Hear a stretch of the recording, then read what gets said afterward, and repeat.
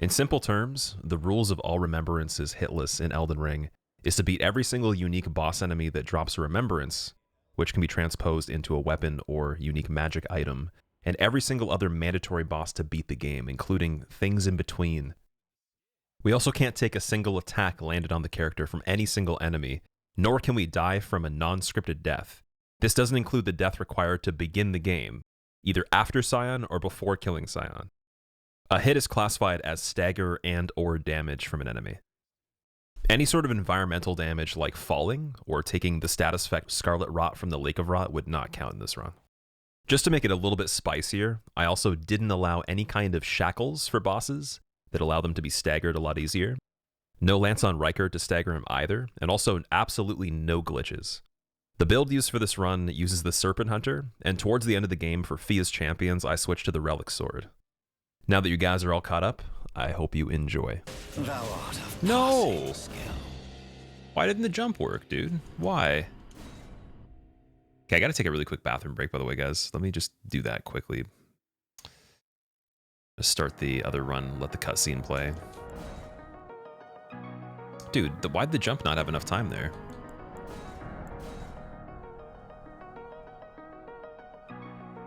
What item did you have in mind when you wrote stat boosting equipment? You're blanking. Stat boosting equipment for like, you were saying Bloodborne, right? Like, I think I wrote that in general. Like for the games that applies to. I don't think it applies to Bloodborne. It's mainly like the ladle, for example. I referenced the ladle. It boosts stats. There is the ring, the Simpleton's ring. Boosts the ADP. There's Kale's helmet that boosts dexterity in Dark Souls 2.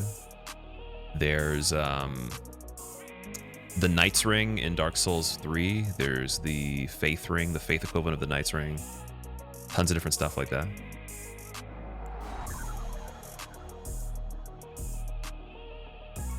Yeah, Dark Souls 2 has a lot of it. It's the ladle, the Simpleton's ring, and Kale's helmet. Those three. All right, I'll be right back, guys. Second.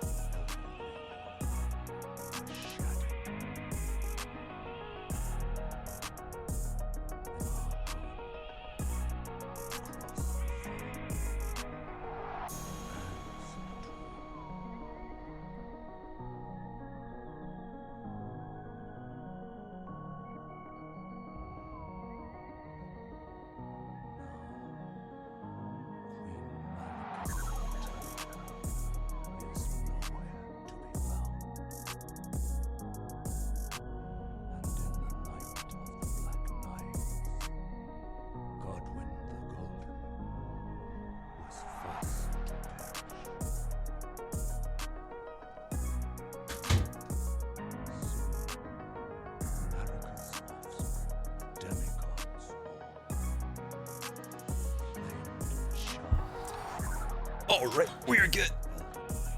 Yeah. Oh, also retro for save files. Are you talking about different game? Which game are we talking about? Here we go. Crying in the shower time. That's hilarious. Oh boy.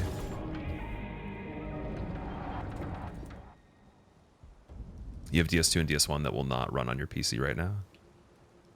Oh, it won't run on your computer, damn. Can't access your save files for either game. I can try to get you some footage for it if you need me to. We can just sit down and I can try to do it. It would have to be at like an odd time though. Like probably sometime tomorrow night, maybe?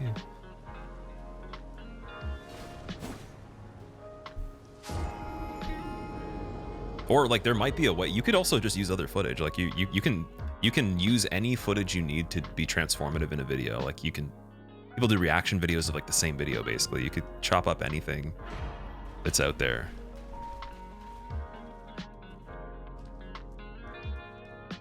just to make it easier for you if there's like a specific shot or part of a playthrough, whatever. PSP, I'm doing good, man. How are you? The frost resistance is high, yeah. It builds, so you can't activate the third frost pod anymore, but you used to be able to throw 3, and then 4 would be the one that wouldn't work.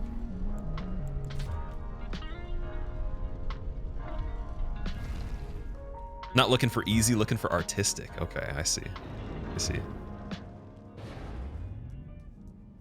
It'd be cool if you could do free cam for every single game, including the console ones. That'd be amazing.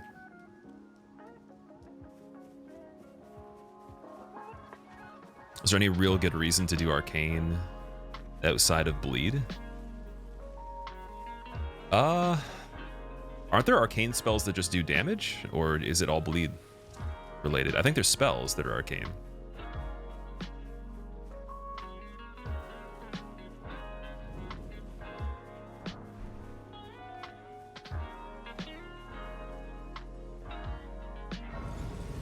Imagine the last video, but with free cam at your disposal. Yeah, that'd be insane, man. I could get some advice if there's something you're having as a problem that's not working with free camera. I can ask my old editor what he did to get it to work, because he's the one that gave me the link for the tool that I think I sent to you.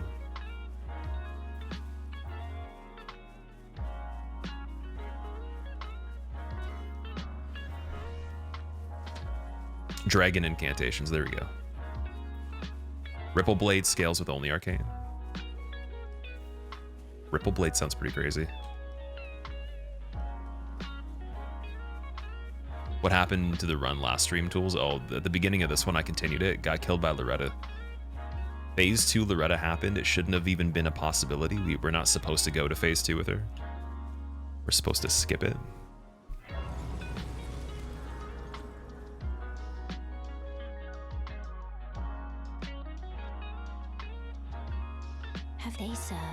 Very sad, man. Very sad. You're saying it was Brun's fault, yep. Summon me. I bequeath you. It will summon torrent. Treat him with.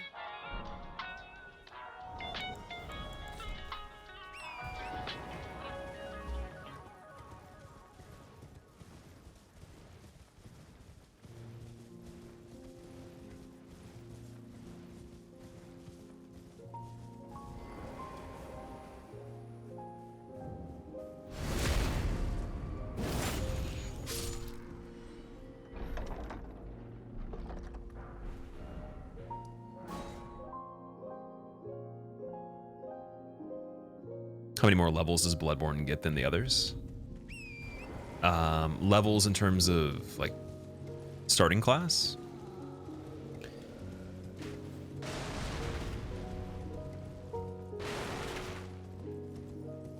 Like for level 1,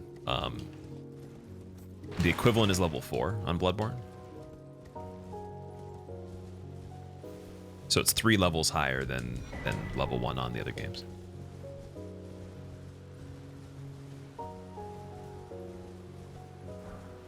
You can even just do like a split view. You could just show the actual page of both of them and then zoom into the total level for that shot or something like that. If that's easier for you. I don't know if that would be easier or harder.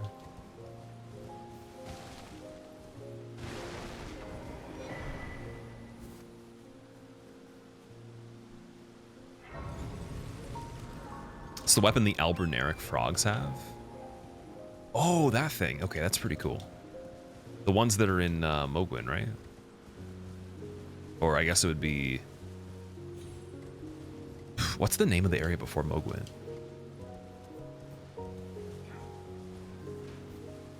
Something crazy, right?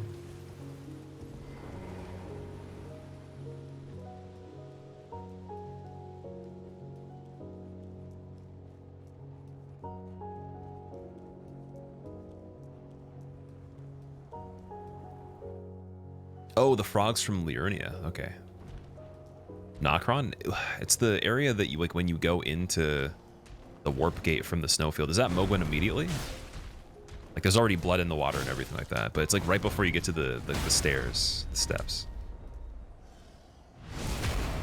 Yeah, it's after the consecrated snowfields. I wasn't sure where Mogwin begins. So maybe I'm just misinterpreting where it starts. By name.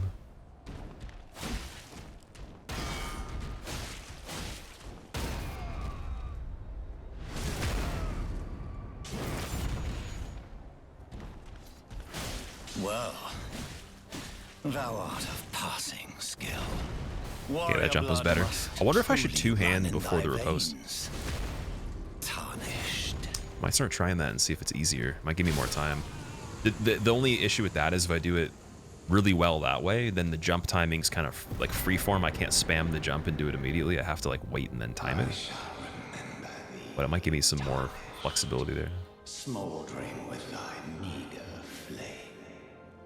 Cower in fear of the Like unless it makes me do a regular two-hand attack, then that would be bad.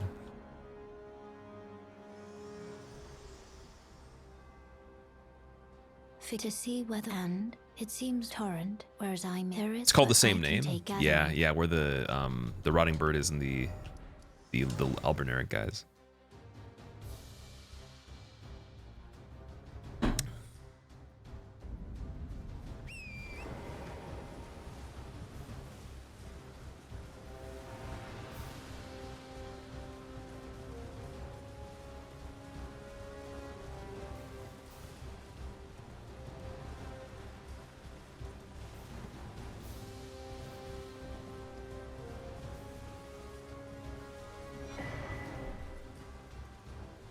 Whee!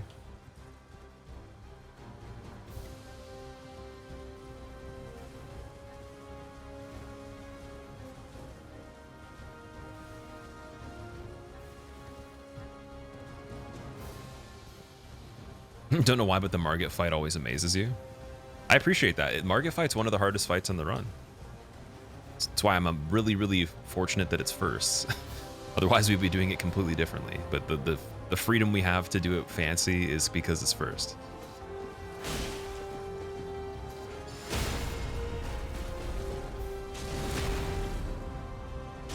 What's going on, Nermus? Believe in the clear. What is the clear?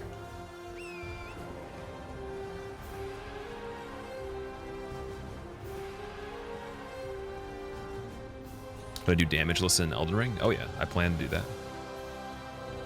Oh, the clear of my run. Oh yeah. The only thing that sucks is, again, like I want to finish the whole thing, but I don't have enough time to finish it today.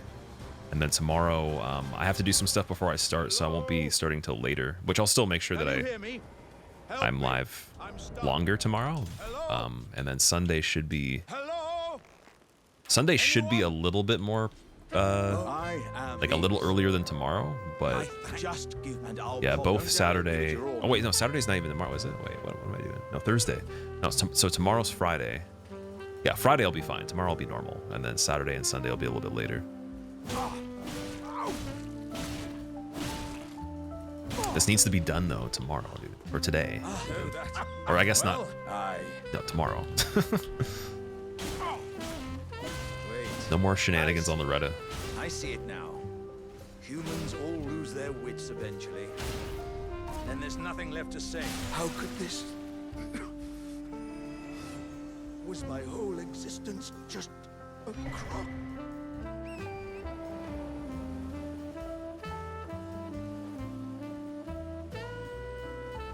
I think if there's ever a problem on Loretta again, I'm just going to use Glint Blake Phalanx on her, even though I don't really want to have to keep recasting that in the fight and then have the equip load be weird, or, you know, well, I guess I can adjust the equip load, but recasting it would be a little weird.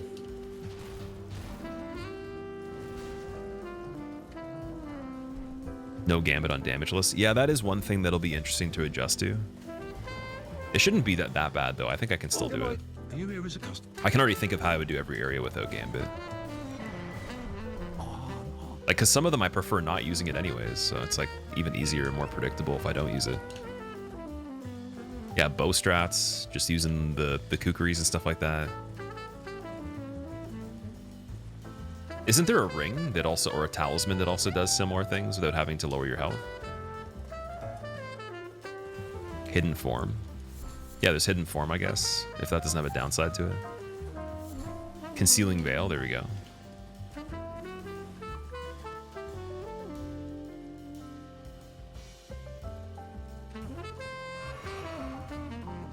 You have to kill the invisible assassin. Oof. Okay, my build's gonna have to be pretty crazy then.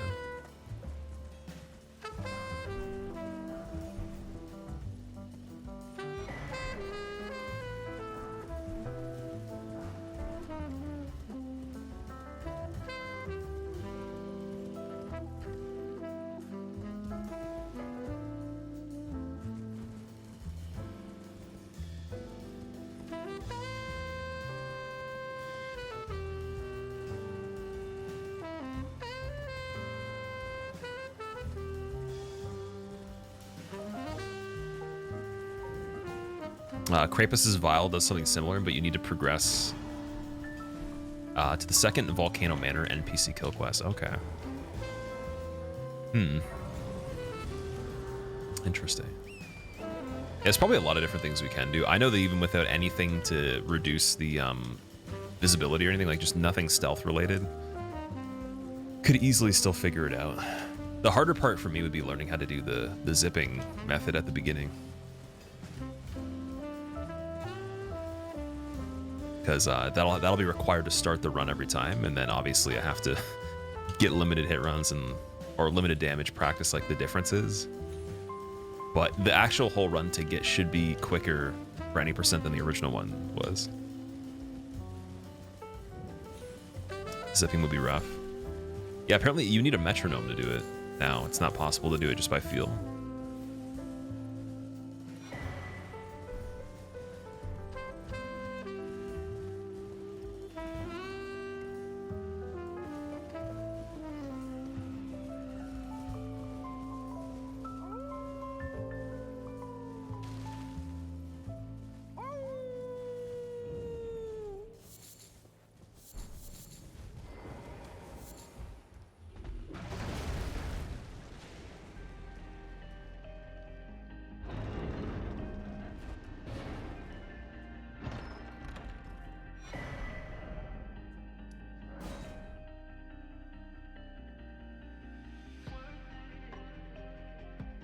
Oh, wait, it's based on game performance. Really? What? So you have to make it like lower frames on purpose or something? Falp, thank you for the good luck, dude. I appreciate it.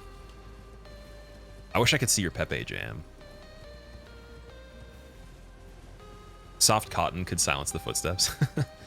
Just wear shoes that are made of teddy bears. To be at 120 frames consistent. Oh no, that's not good. I don't know if my PC could run this game 120. Like even in the lowest settings, that'd be weird.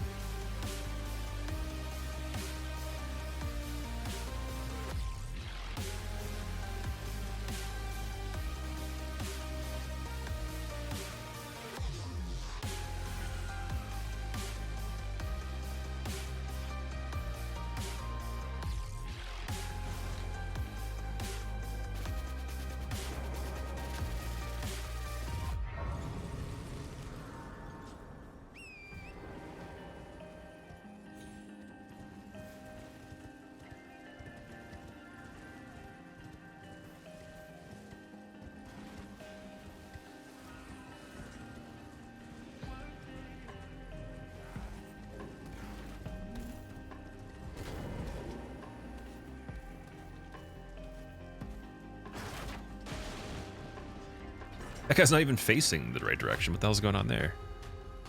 That was weird.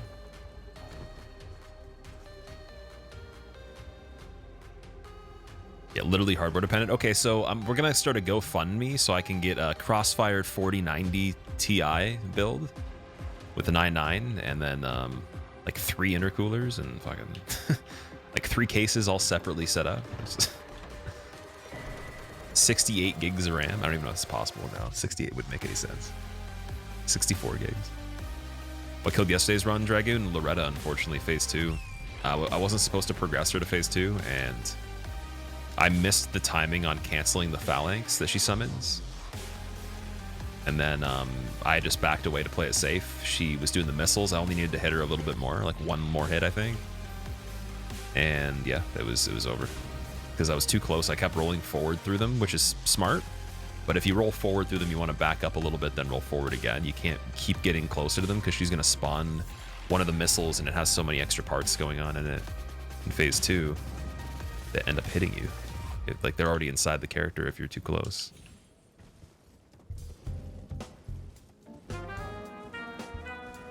Susie Schmoozy, thank you for the good luck. I appreciate it.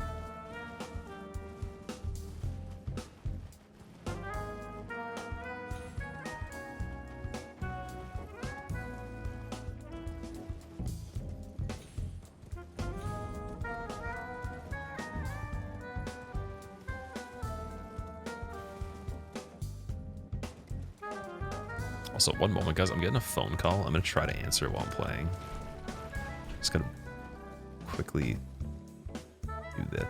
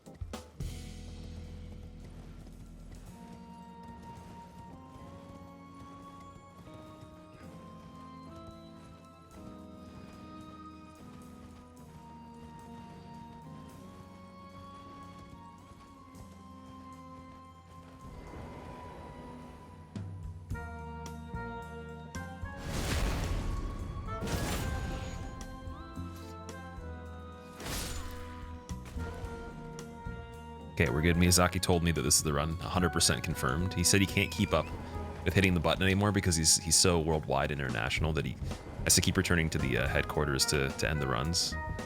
So he's not going to do it this time.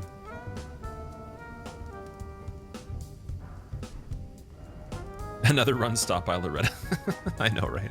Well, no, actually, technically not, because there hasn't been too many runs I've lost on Loretta ever. Like, Loretta's kind of a new thing on the, like, since I've gotten to one hit PB. We haven't had a single fail on that. It's been good.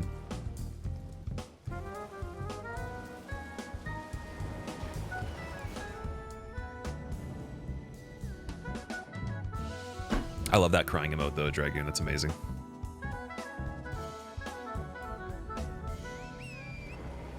Yeah, one thing I can do on Loretta that I don't know if I trust specifically. Like, I could just get Rogier's Rapier and literally just keep casting Phalanx in the fight on this one and try it for the first time, but in the run without practicing it. And I don't know if there's a gigantic downside to that. I'd have to react to her getting staggered very quickly and just see how it happens in the fight. Because the damage it does isn't going to set off phase 2. It's going to be fine, but the stagger might be good randomly. Are burgers overrated, Machaka? They can be. It depends on what's on it, probably. I had one time that had like some sort of crazy jam and like arugula and some other random shit like nuts and stuff like that, and it's pretty good. That's probably one of the coolest ones I've had before. And then there's ones that have like peanut butter and like chocolate and stuff and like other random combinations. Depends on how artisanal it is, right? Otherwise, yeah, it's probably overrated because a lot of people just have the same shit. Kev, thanks for the 2 months, man. Thank you for the Prime as well. How are you doing?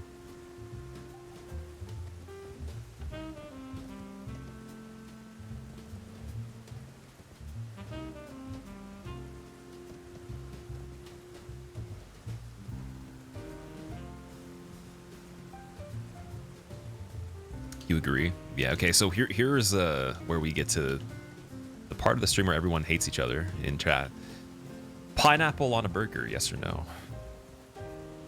Grilled or not grilled? Pineapple ring on a burger. I'm gonna say yes. I'm gonna say a big yes on that. Let personally. strength be granted so the world might be mended. I'm gonna say like yes so much that I'm gonna actually make one like that and eat it on stream. No. You try it? That could be pretty damn good. Okay, what about not grilled though? Wouldn't not grilled still be pretty good though? Like we have pineapple salsa on tacos and stuff like that. Kev, thank you for the... Oh, wait, no, I already said thank you for the 2 months. Smurf, thank you for the 5 months. Thank you for using your Prime sub as well, man. OG Papa Smurf has blessed us with the blue bonus right now. Anyone that's blue gets a 5% damage increase. Not a blue character, so it doesn't matter, but maybe someone's blue in chat. Hopefully not from lack of oxygen, but maybe your planet just that doesn't have as much. I don't know. Would you eat pineapple ring on an Arby's beef sandwich? I bet you the pineapple ring on an Arby's beef sandwich would make it better. But I don't even know what they taste like. I've never had one before. Nito, what's going on? First time chatter, breaking your silence. Fuck no, pineapples don't belong anywhere near a burger or pizza. Nito, next time you're here, I'm gonna wait till you say something randomly, and then I'm gonna actually just start assembling a burger with pineapples on it. I'm gonna always just somehow have burgers made on the side, just in case there's a day where you talk again. I'll be like, oh man, the juicy pineapple citrus flavor. The fruity sweetness melting in my mouth alongside 100% Angus beef. No other toppings other than just a lot of pineapple. That's it. In fact, I'm so into the pineapple that I don't have a bun. It's just pineapple and meat. That's an even better variation. I'm just literally gonna take 2 giant stacks of pineapple rings and then just put a patty in between it. It'd be good, dude. I swear to God, that'd be amazing, man. I'll eat that. That'd be so good. Maybe not other fruits though. Lettuce burgers. I've never tried one of those before. Like lettuce to me is not really like for flavor. It's more for texture. But like if you needed to have a burger that didn't have a bun, I would say there's other things that I'd prefer first before that. Like I said, literally just taking the vegetables that would be on it. Like maybe just take 2 giant tomatoes and put a burger in between it. 2 giant halves of a tomato. Barb, dude, thank you very much for the raid. I appreciate it. How was your stream today? Everyone coming from Barb's stream, welcome. We're doing a All Remembrances hitless run at the moment. So I'm trying to beat the main game plus everything you need to complete it to get the credits, and then also anything that gives you an item that transposes into a weapon or a piece of magic or whatever. So anything major in the story. Lots of optional stuff. And we can't get an attack landed on us. Also, we just had a debate, so like, what do you guys think? Okay, Barb's chat. Pineapple on a burger? Yes or no? Grilled, not grilled, in any way, shape, and form. Pineapple on a burger. Sounds delicious. Exactly, dude. I said it. I was saying it sounds so delicious that why would you even have like lettuce as the bun? You could just have pineapples as the bun. Grilled only? Okay, that's fair. That's if you're in Hawaii. Not all the time, but it's good. Okay, so Barb's chat's definitely more cultured because like look how many people are saying they like it. Pineapples as the bun sounds so good, dude. Like if you're trying to eat like low carb or something, I don't know. Eggs on a burger? I would try egg on a burger. I used to not be into that idea, but like I eat like ground beef and eggs for breakfast and shit like that, so that's definitely something that I would do now. I probably wouldn't do sunny side egg though. That would be a little scary. Unless it was like cooked almost to the point where it's not sunny side. Pineapple has a lot of carbs. It does, but at the same time though, it's not made of wheat, so it's like people that are like gluten sensitive. The gluten burger is gonna be made of pineapple.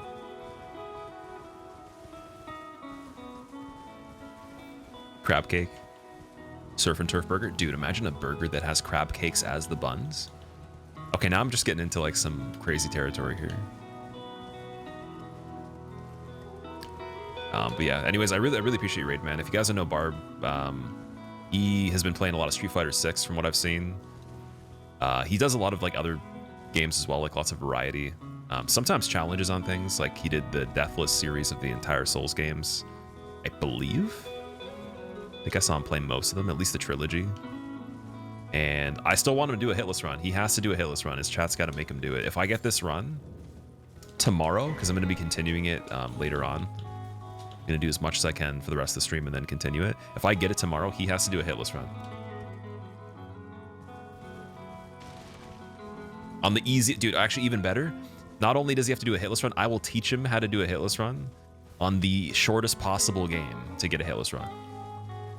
Bloodborne, any percent under an hour of playtime, takes like 45 minutes to 50 minutes to do. And I'll teach you how to do it.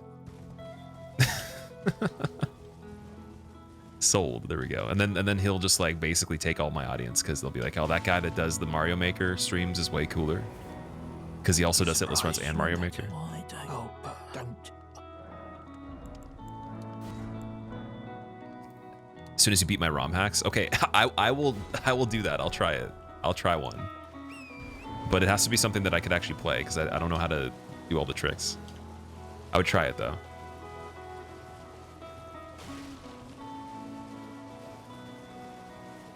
Can't be worse than Getting Over It. Oh, Getting Over It's terrible. Like, it's amazing. It's one of my favorite games of all time, but it's also terrible too.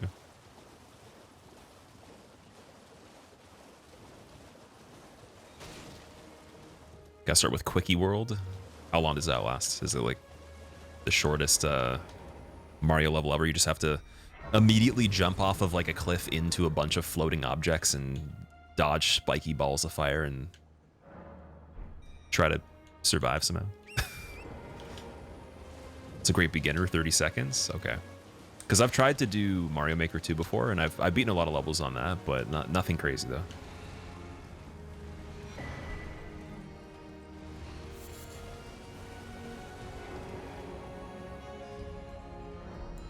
Also, keep in mind too, I didn't even say Barb played Mario Maker until the very end, and I only threw it in as an extra. It wasn't like how I started the shoutout off, because he's not really identifying with Mario Maker anymore. So now he's a professional Street Fighter player. He's a professional ranked player.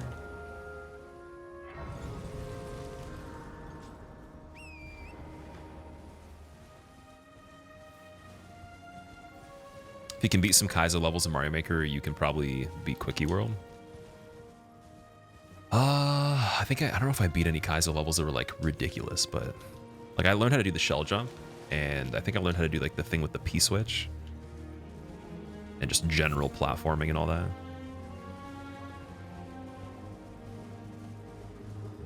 Professional Eduardo Honda. Dude, Honda's like the one character in Street Fighter I've never tried before, or I never like seriously played. I played, I think, almost all the other characters on Street Fighter 5 and 4 as well. Okay, so the deal is then I beat Quickie World on Mario Maker or on Kaizo, whatever it is, and then Barb does Bloodborne any percent hitless, and if he doesn't get it within like a few weeks, then me and him have to battle in Street Fighter 6, and then I get to take his channel for good. Like I get to actually run his channel if I beat him, and I don't get any practice. He gets to practice and play ranked. I literally have to buy the game, download it, and then beat him first try with no practice. Then I own his channel. He can keep his YouTube though. That's a pretty good deal. Like, I'm not gonna win. It's not that good. What's going on, RJ? How are you doing, man? How have you been? We're trying to settle a score here. I want Barb to fight me in Street Fighter 6 after a trial and tribulation of challenges between both of us on each other's best games. And then winner wins the channel of the other person. That'd be a pretty crazy stake to put up, like, or you know, like a bet or a wager. It's like, hey, you get my channel if you win. Good luck. Yeah, if he wins, he can have my channel, but I'm not sure if that's as valuable when it comes to the fact that they'll have to do these runs. So it's he still basically gets screwed because he has to do the run to face me off in Street Fighter to win to do more runs if he wants the channel. That's kind of a bad deal, actually. Apple, thank you for the good luck. Play JP and spam. Was JP in Street Fighter 5? I can't remember. I'm gonna think of. Was that the character that was really, really good? Like he had really good normal attacks? Oh, he wasn't? Okay. No, who's the guy that has like really good normal attacks? He was like a newer character. He had like a vest on or something like that. And it wasn't the dude that kind of looks like Guile. It was someone else. Well, I presume. Oh, I am an old so here, perhaps you.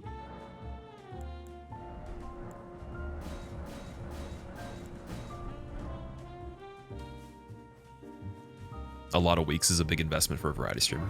That's very true. We'll say like 3 weeks maximum. I think, oh, dude, honestly, if I gave him some advice or he used the guide that I made for Bloodborne, 100% he could get Bloodborne hitless in 3 weeks. Or less, maybe 2. I think it took me 2 weeks.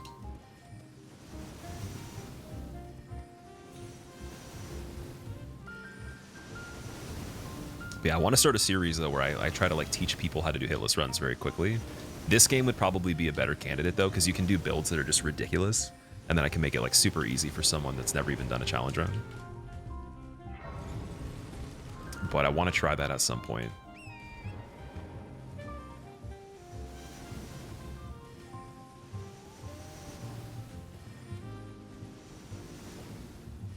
Playing Dark Souls was something amazing that came from a similar challenge. What build is the easiest to go hitless on? For this game, I'm not sure, actually. It'd probably be something with crazy magic. And like every single major tool you can use for a specific boss is like the shackles. So getting Moog Shackle, the Morgott Shackle to stagger them in the middle of the fight randomly. You'd get... What else? I think you'd get the parry tool for Malekith if the fight even progressed that far, even though you could probably beat him before that.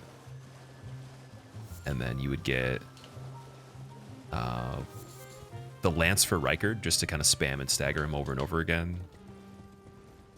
Then for the main weapon, you could choose like Star Fists, Iron Fists. The weapon that I use is the Serpent Hunter, but it's not as good. Old Redmane Flame, yeah, like an old update with Redmane Flame would be pretty crazy. You can get Glintblade Phalanx from Rogier's Rapier. He gives you that for free. I think it's after you kill Godric.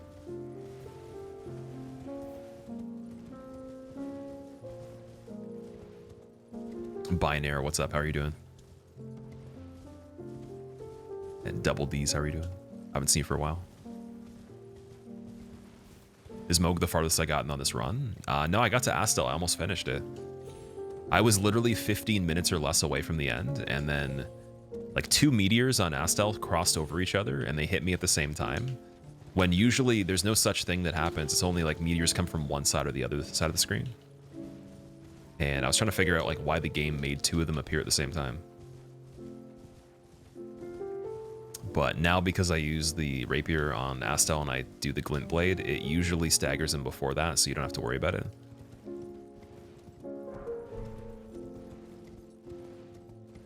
Fuse champions. Plagiarism. Unfortunately on this run, the way I kill them is not something you can do on level 1. But if you want to see how I did them on level 1, there is a video on my YouTube. Just type in !YT and then go to the Elden Ring playlist. The level 1 run's on there. It's got like a green guy on the thumbnail. And then on this run, I use the Relic Sword. Wait, why is the bot? Oh, the bot's shut off. Wait. Don't do that. Don't type any commands. Dude, the bot actually shut down. Why?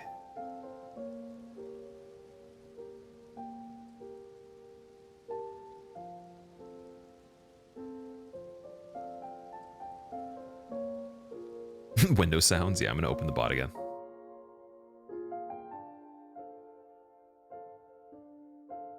So on my level 1 run for Fuse Champions, I just poke them over and over again with the Serpent Hunter. And on this run, Relic Sword with Golden Wave just basically obliterates them. Like, you literally just send a giant wave at them, and they die really quickly. Okay, it should be connected now. Yeah, there we go. We're good.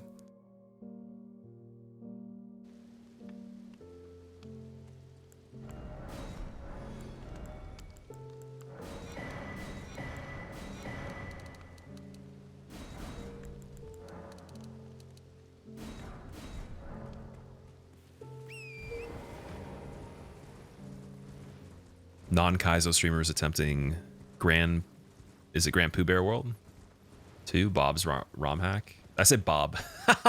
Bob, dude. Barb's new name is Bob, dude. You watched Lack Attack's entire playthrough when he did it. It was entertaining. That's good.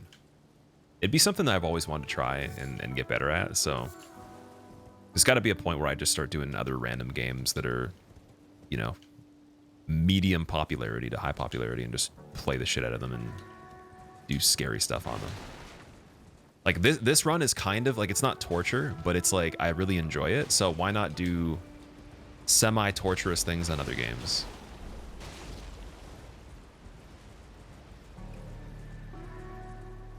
Osidious, what's up? How's it going? Yeah, the question would be, would there be a YouTube audience for Kaizo if I completed it and then put it on my YouTube channel, which is predominantly this stuff? Because a lot of the things I do with streaming, they are mainly geared towards like trying to also make YouTube content at the same time. So, dude, Zombar within 92 months. That's crazy. I think that literally is the longest sub I've ever seen in chat before. 91 was the previous best. 92 is ridiculous. That's forever. That 92 months could be like, I don't even know, man. It's longer than the world's been around. Like, you somehow were sub before the planet was created.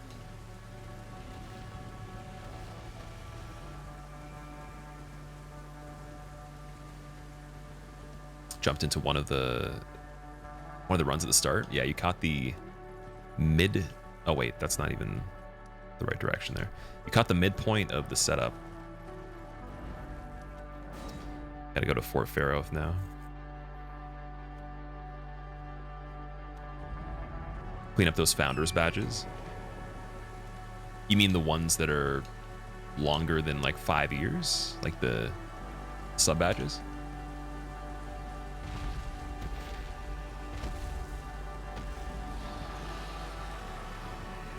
Bob a Groose King. Bob King sounds like a pretty cool name. Bob King sounds like someone that'd be on an infomercial and he'd be wearing like neon clothing and like a bandana, and he'd be like,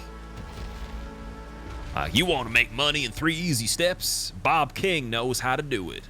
Call here right now and sign up for my program, 995 Bob King.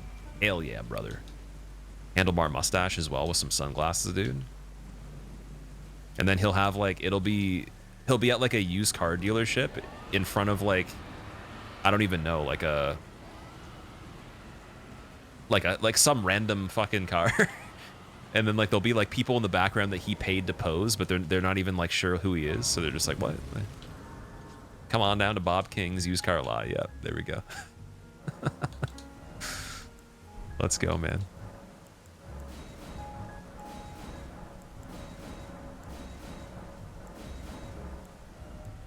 I'm thinking of like a combination between discount Hulk Hogan and like 80s hair metal with a little bit of like, I don't even know, some other stuff going on, some like a little bit of Greaser maybe, some motorcycle vibes.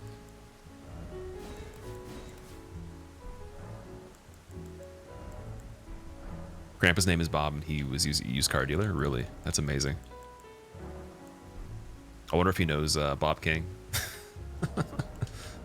They have like a secret society.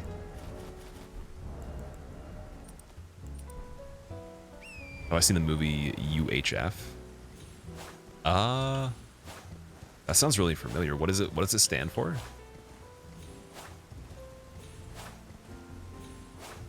Sounds like the Keith Stone of get rich quick schemes. Yeah. Dude, literally. That's funny. Zombra, I've helped you through some tough night shifts. It's been a ride. Well, you know what? Honestly, that's really cool that you're still here right now. I'm very appreciative for you to resub for that long, man. Like, that is just super cool. Also, it's interesting to think too, a lot of stuff has changed overall, even just like year by year, but imagine if you think in the time frame of 8 years. That's a long time.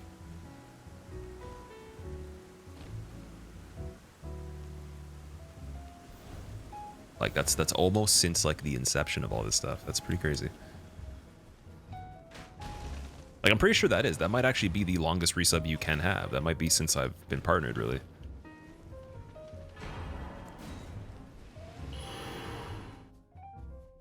Fake car ad for the local TV station, and that's what comes to mind when you mention Bob King's used cars. Yeah, it's got to be even better if it's like a front for something else. Ultra high frequency. Okay. A Weird Al movie from the 80s. I don't think I've seen that before.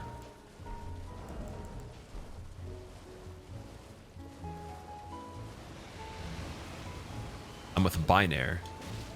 Let's go with Bob King for the next attempt name. Why are we assuming that there's even gonna be a next attempt? That's the kind of attitude. I feel like that's why we don't get the run sometimes, is because people in chat assume that there even is another attempt. Like we're shifting into the reality where I've lost the run already.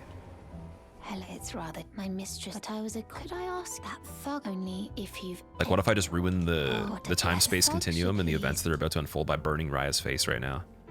Ah, she's on fire, dude. That's scary, actually. What the fuck? Like, she's not okay with me jumping beside her, but she's okay with this. Please stop, brave Thomas. See, isn't that weird? You will only tire by. Gonna win this one? I have to win this one. Bomb Quizzer's right. I have no choice. Had a few drinks and you feel violent. Who's trying to take the band hammer? What kind of drinks did you have, Davey? Also, do you progressively sound more Irish the more you drink, or is it just the same thing the whole time? Because I know somebody, I have a friend that like actually gains an Irish accent that's not even from there when they are drunk. But if it has to be a certain level though.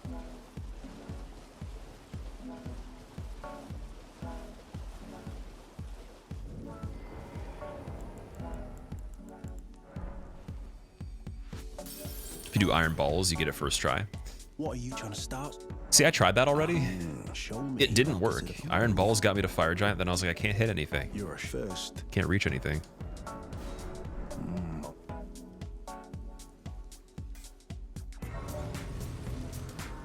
Only had 3 pints after work. It was nothing really. Get in Discord and call next time so you can hear for yourself. That'd be hilarious, man.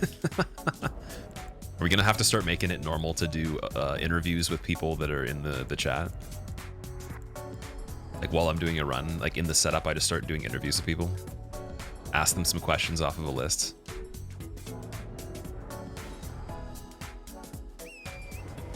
Interview with a chatter, yeah, that'd be a pretty cool program there. That'd be good for like short content too, just like asking some funny questions. Oh, actually, I need to set this to nighttime. Baldy's Basics haircut. Anybody remember where like when I used to use the number 0 on the clippers, and I actually like people were asking if I was bald. They were like, why is your head bald? It was as if like they were like, you can't. I'm not allowed to be bald. They're like, you can't be bald. Like, why are you bald? I was like, well, the run was really hard, and I got really pissed off at it. So the molding just beat me. Yeah, it was like a really weird way of asking the question. It's like instead of being like, are you? It would be like, why are you? It's like why are you asking a question? Wait, why is the Nightbird not here? Did I not set the time properly again? Oh my god. Just shave your hair off too. It's a sign of getting older. Just can't be dealing with hair. Yeah, exactly. But I've kind of been like that for a while. I've liked my hair short for a long time now. Like since I was probably like a teenager or so. For me, it's like it's a lot easier to just try to maintain and everything.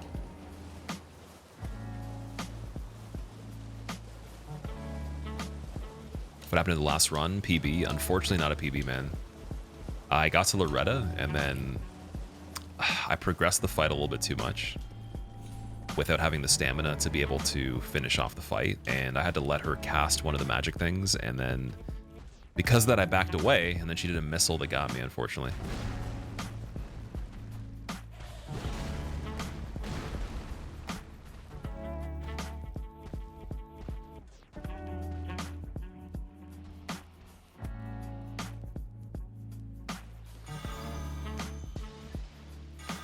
So yeah, if anything ever happens on Loretta again, which I don't think it will, but if anything ever does, then I'm gonna have to use Phalanx on it and just see how that goes. I was even kind of tempted to use Phalanx on it this run without even practicing it, because it's not like... It doesn't change anything other than every time she casts magic, I cast magic, then I switch my weapon back and get ready to avoid hers. But I don't want to get confused, because me having it above my head might make me think that the projectiles she's shooting at me are my own. And then, like, as they're both releasing at each other, I might just not be able to see something happening. Thank you, kind. Did I forget? So I would not want to risk a run on that kind of thing, like a visual abstraction or something like that. Brave tarnished.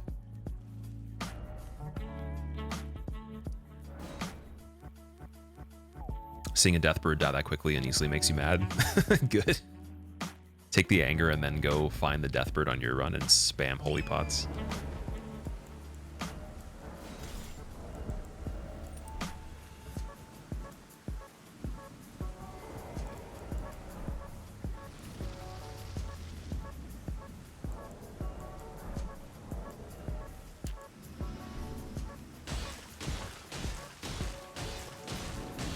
PB equals peanut butter? It can. It very well can. But on this run, it's personal best. How and where do you get the sleep pots for Noble on Volcano Manor? I make them. So you get Trina's lilies and mushrooms, and then you have to get cracked pots to form the sleeping pots. One good way to do it is start off with the cracked pot gift on the character, and then you already have an extra. Then I buy some from Kale. I pick up some other ones here and there. Actually, wait, do I only get the ones from... I think no, sorry, I get the ones from Kale, and then I also... I do start with the ones, so I think I only have like 4 then.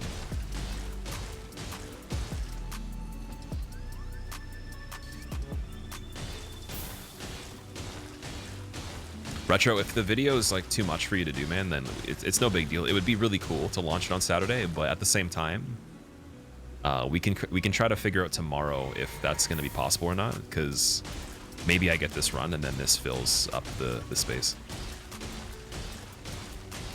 Because I do know that like releasing it on the weekend is going to be a lot more effective than Wednesday, 100%. Unless maybe I follow what you were saying and do it like in the evening. Actually, I guess it would be a good question for chat. If you guys are going to watch a YouTube video from me, would you want to see it at 6 p.m. Eastern Standard Time?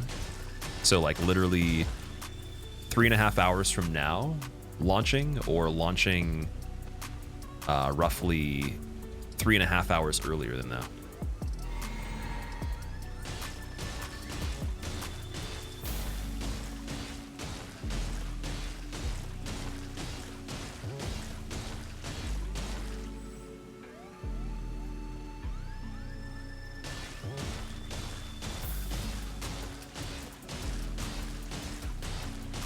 Oh yeah, you get 3 in the starting gift. Sorry, you get 6. My bad.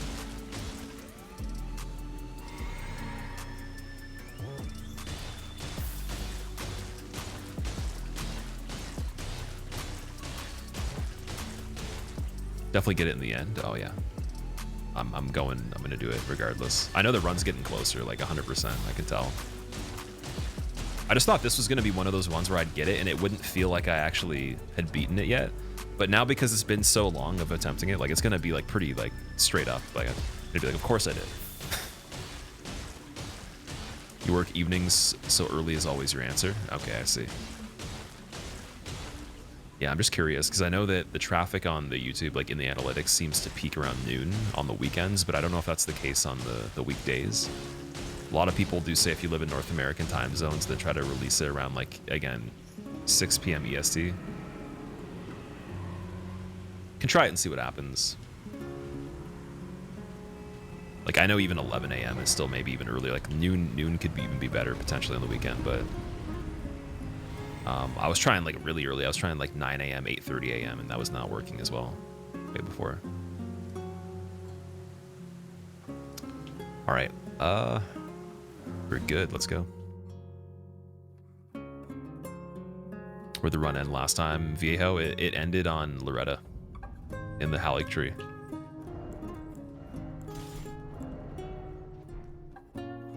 But the good thing is, though, like, I guess because the order is changed around now, I actually get to that part of the game sooner. Like, it's pretty quick. Usually it would be like 30 or 40 minutes later, which is a huge difference. So doing Millennia earlier is definitely way better. And then it makes it kind of feel like the run's going to be completed because you get the harder stuff over with.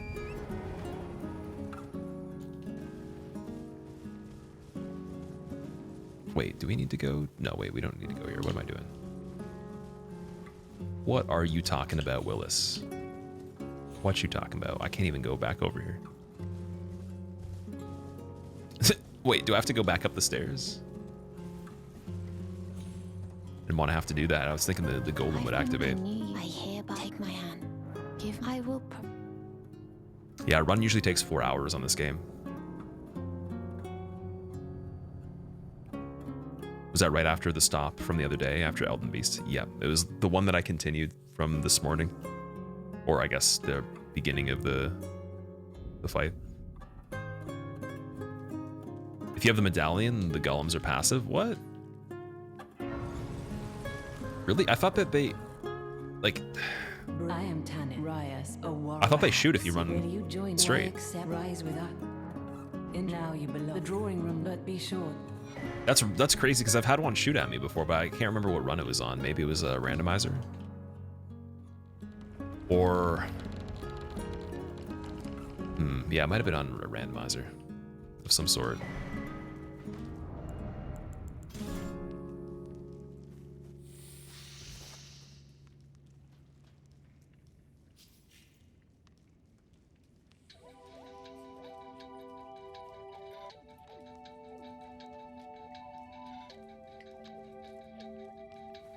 Poor it was on Loretta, unfortunately. So welcome back, dude. Never again. Never again, Loretta. She's probably chuckling right now. She's probably like watching on like mobile, being like, ha ha ha ha. Good pony. And she's like feeding her horse apples. I'm just like, fuck that horse. No, it's not even the horse's fault. I think I hit it in the face though a couple times, so it probably doesn't like me either.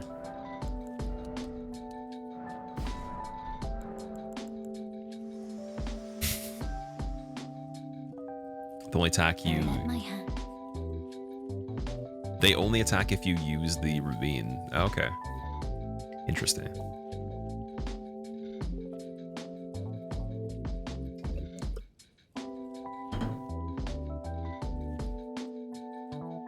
Summon Torrent to beef with her horse. Imagine you could do that. That'd be a chaotic fight, dude. Loretta's almost like the Knight's Cavalry. So fighting cavalry on a horse while you're on a horse, it's fun. It's like jousting. But on hitless, that's scary though.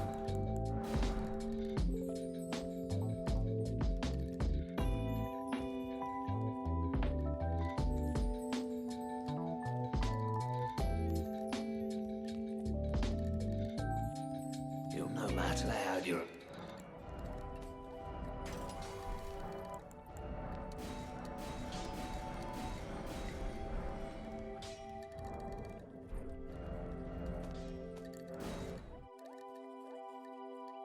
Brazen, what's going on? How to stop making mistakes on this run? Is that what you're asking me, or just in general? Okay, I'm gonna give you the best advice of all time right here. Yesterday you said tomorrow, so just do it. You gotta wanna succeed as bad as you wanna breathe.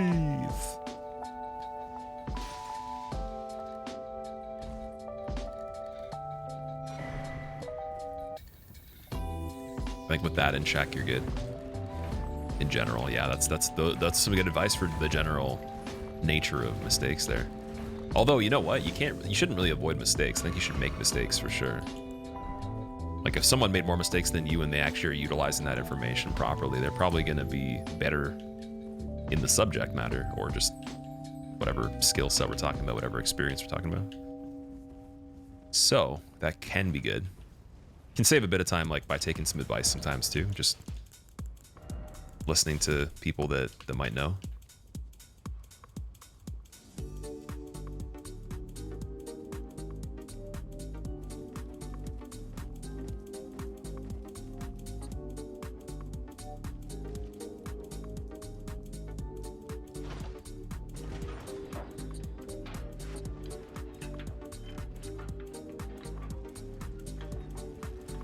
Wish I could crouch quicker to dance. So how many people here are going to be playing the Super Mario RPG remake? Because my chat was talking about Nintendo Direct before Barb's chat got here. We were talking about Nintendo Direct a little bit. I didn't actually watch it, but apparently Super Mario RPG remake and Golden... Wait, was it Golden? No, Dragon Quest? Sorry, Dragon Quest.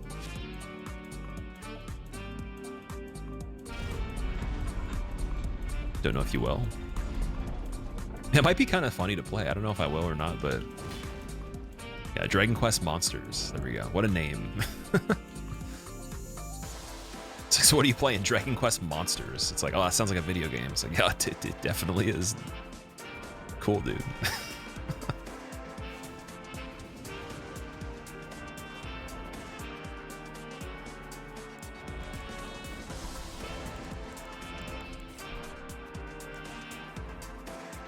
Finished the playthrough last 12 months. Don't think so. Looks gorgeous and curious to see how well it performs.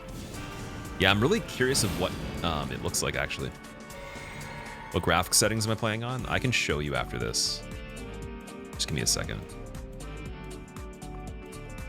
He's kind of getting weird there for a second. Weird Noble.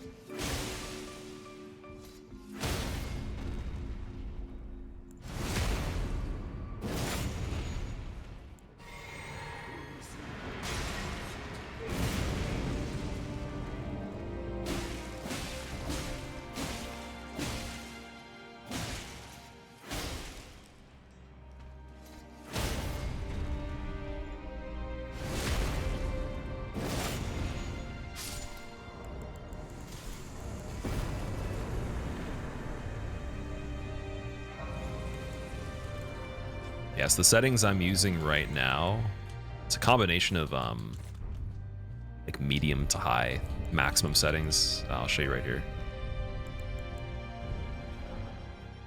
So advanced, we got maximum textures, anti-aliasing high, SSAO maximum, depth of field low, motion blur off. These are all maximum right here. Reflections, effects, shadows, lighting, water surface high, shader high, global illumination high, and then grass quality is medium.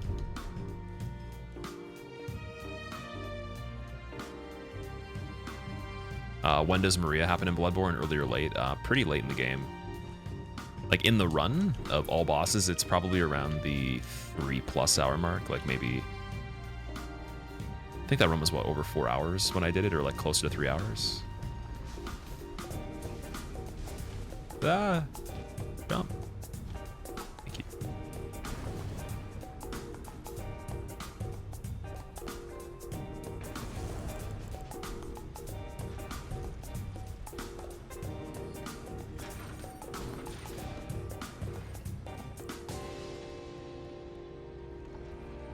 Yeah, Magician, no worries. Game seems to run super smooth. You got problems from time to time on your PC. What are your components that you're running right now? I'm curious. Because my game, it's not actually smooth all the time. It does run pretty shitty sometimes. To the point where I didn't use Chrome anymore. I started using Opera browser and I turned it into performance mode. I don't think I have it set to performance mode right now, actually, which I could. It's been okay, though. It's been running okay. But yeah, I've even done little things like that to help save some CPU and RAM, because those are a little bit more lacking on my computer. My graphics card is okay. It's a 2080.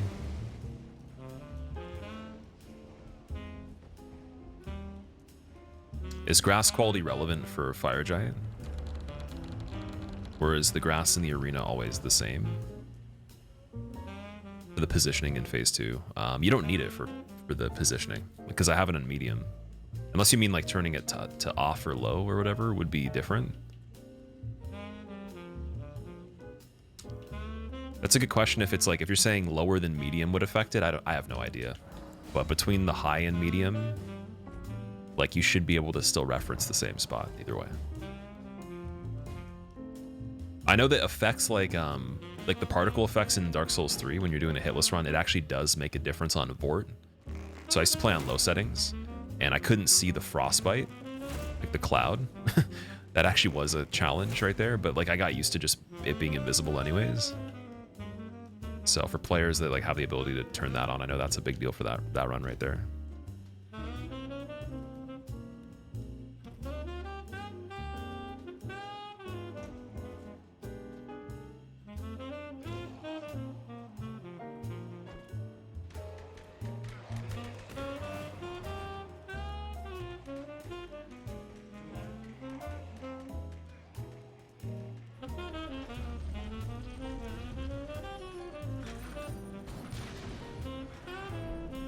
Same or better than your components, as you mentioned. That's why you're confused. Oh, also, one thing you got to try too, Magician, is turn off ray tracing. You can. Ray tracing will like eat your frames quite a bit. So if that's not already off, I'm sure you probably already know that, but if you don't, go in the settings. It's separate than the actual settings I just showed you. It's in the menu in a different location.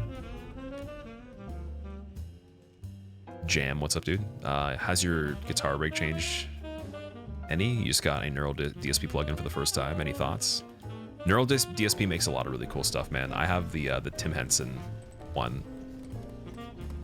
Highly recommended if you want a lot of like really unique sounds. You want to make the guitar also not even sound like a guitar, but just sound like a bunch of other cool stuff on top of some traditional styles of tones, then get the Tim Henson one. But yeah, typically like the rig for my guitar stuff is pretty similar. It's always going to be like digitized to some degree. The only case would change when I have something that's a big enough reason to invest in hardware that's digitized. So like maybe I'd get like a Kemper or Helix, maybe like a fractal system that's external from the computer.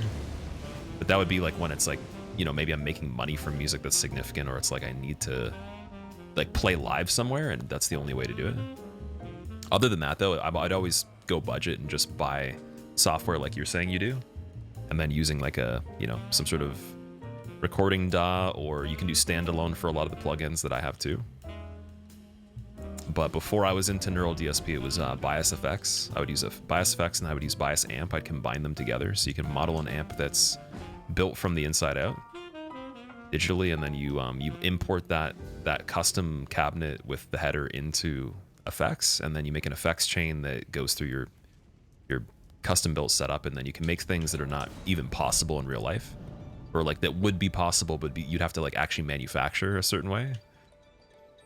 So if I want the qualities of a certain, you know, type of you know, construction, but then maybe I want to change like transistors and things, and I want to, you know, make it sound brighter, or like, you know, make something bigger, you know, maybe you don't want to have a matching cabinet and header stack or whatever. You want to do like stacks from different things. Lots of different cool things you can do. So yeah, those are also highly recommended too. Bias FX is really, really decent for the price. I think a lot of bands still use that too, even just to play like in videos and stuff when they make like little instructional videos or do things outside the studio that's not recording a record, they'll use that. For guitar clinics as well sometimes, to travel lighter.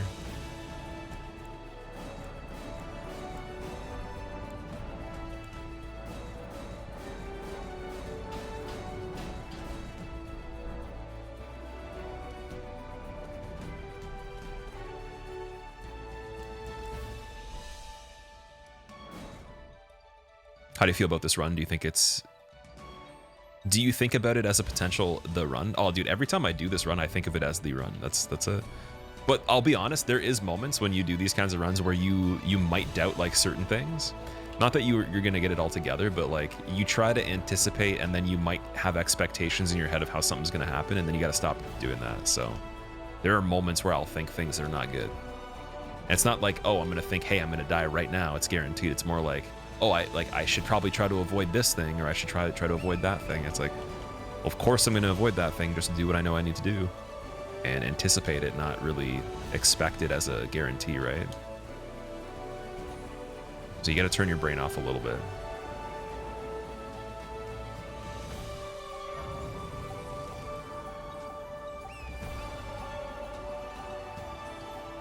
Turn everything on high and play a harder version of the game. There you go. Checked out the Tim Henson plugin trial. Definitely want to buy it at some point. A lot of cool stuff in there. Yeah, when I got it, dude, that day, I was sitting there for probably like an hour and a half, just like a kid, like just being like, dude, this is just amazing. And I recorded a cover of Dire Dire Docks from Super Mario 64 on acoustic with a, it was a mic'd setup. So I mic'd the guitar, and then I just applied the effects chain after. And you can just hear even from that, like I made that tone with Tim Henson plugin. It's so cool, and it's not even like direct input. It's just a mic'd guitar that has the raw audio, like, you know, just changed with the tone later. So I thought that was super cool.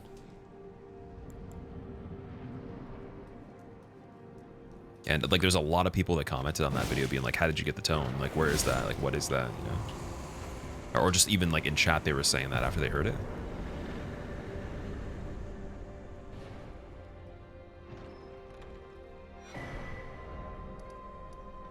All right.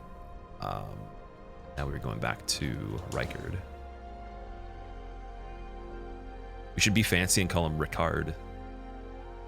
Great setup. You're not familiar with bias effects, but it sounds like you have all the freedom if you know what you're doing. Yeah, well, it's not actually that complicated to use. Like, bias amp's a different program. I used to use that instead of effects. Upgraded to effects, but you can use them together.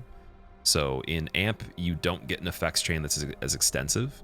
You just get the amp that you can model. And then FX, you get amps that are pre-made in the software, but you don't get the freedom to customize the actual cabinets and the headers and stuff like that you plug in. So having both gives you like freedom to do every single last detail. Then there's bias pedal as well. There's a pedal one where you can make your own pedals custom like you can in amp, and then import those pedals and make chains of those with the custom amps, and it goes nuts. But it's very cheap though. It's like 10 times less money than buying like a Axe Effects or a Helix system that's like digitally used for like live shows from artists or recording in the studio for a lot of these like modern bands. And it's not a piece of anything that exists. You can bring a laptop with you and plug it into a guitar. So if you're recording in a studio or you're just trying to practice, like that's so much better for like a budget than having a bunch of hardware. And it's going to save you more money than buying analog like amps and cabinets in real life, right? Like so much more money, because the rabbit hole with like analog equipment is ridiculous.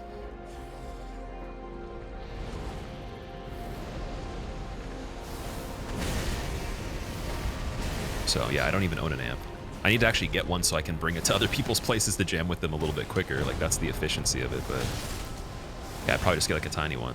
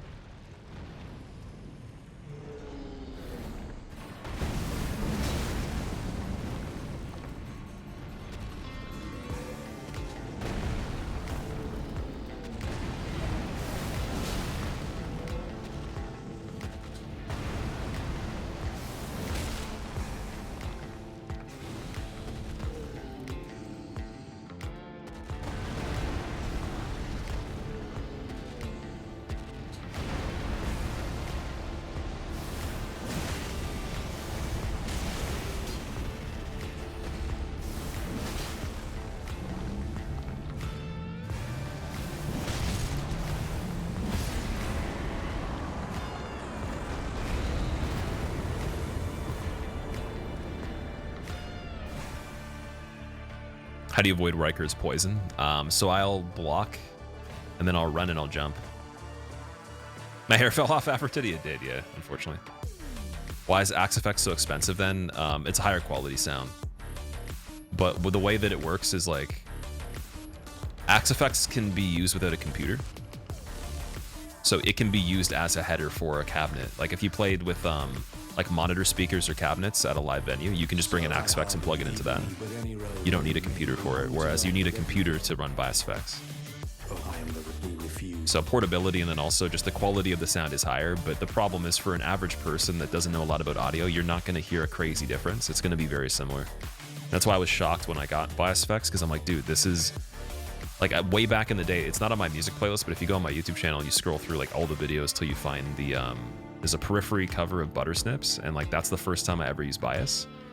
And I was freaking out because I'm like, it sounds exactly like the record almost. Like it's almost the same as their tone, without having to do too much to make it their tone. And ironically, bias actually has artist signature configurations where you go on their store, and they're all free, and you just download like a profile that sets up everything like the artist that you want to play like. And so I found a Misha Mansour preset from Periphery, and then I just like dialed some other things to make it sound even better, and then used that, and it was like perfect for all the covers of Periphery stuff, until I made my own chain for it that was in the FX component, not the amp one. Yeah, it's really good. It's insanely valuable software in my opinion. And there's like John Petrucci presets. There's ones for Steve Vai and stuff like that. There's like ones for a bunch of people. Also, the game crashed. Gotta reopen it.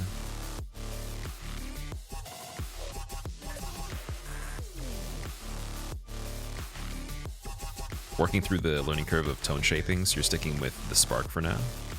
I've heard that's pretty good too.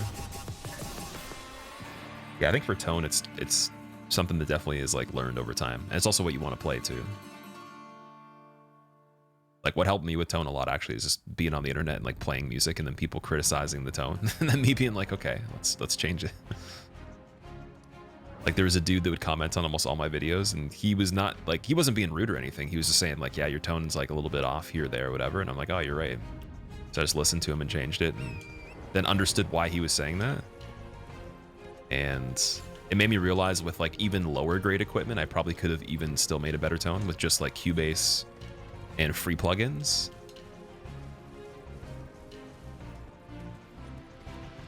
What's your next challenge? Have I decided? Oh yeah, I'm gonna be doing level 1 hitless, level 1 all remembrances, damageless. I want to do a speed run of all remembrances as well. And then there's 3 runs I want to do on, like one on Sekiro, one on Bloodborne, one on Dark Souls 2. That are pretty big, that have also never been done before as far as I know. I think the biggest one being Bloodborne would probably be like, it'd probably take like 5 hours to do that run at least, like longer than this one.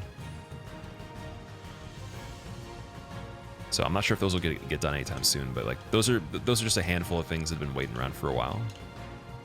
And there's even more stuff than that too, like lots of mods. DLC is going to be out before I even complete all that stuff, so probably playing this run with the DLC again, maybe doing an all content run after the DLC.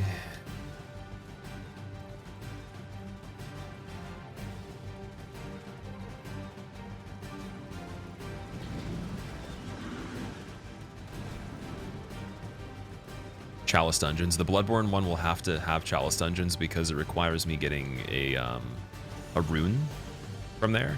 Not that it's going to be like the complete Chalice dungeons, but I'll have to do a lot of it for it to be possible to not take fall damage in it.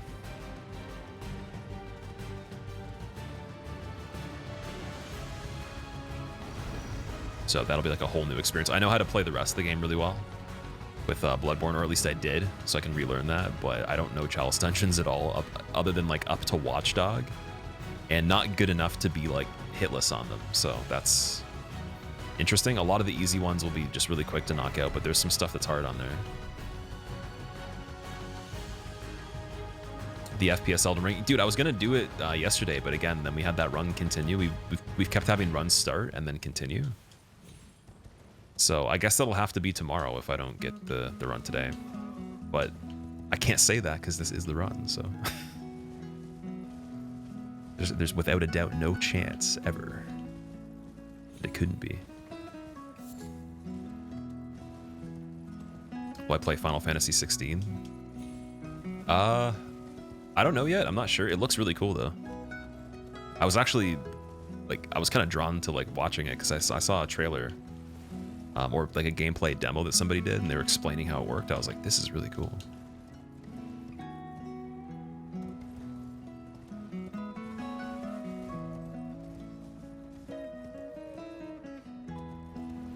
Light, thank you very much. I appreciate it. I had to go aerodynamics so we could save some time today.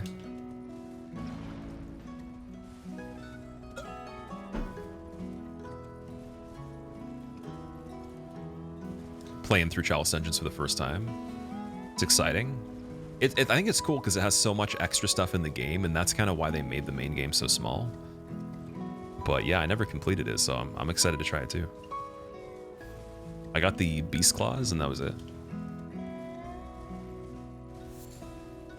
And I think Beast Claws is roughly halfway through, or like it's maybe the 60% mark. You can still do a lot more. So I never saw Chalice Rom, never saw Chalice Amygdala, Yarnum Queen, Bloodletting Beast, any of that stuff.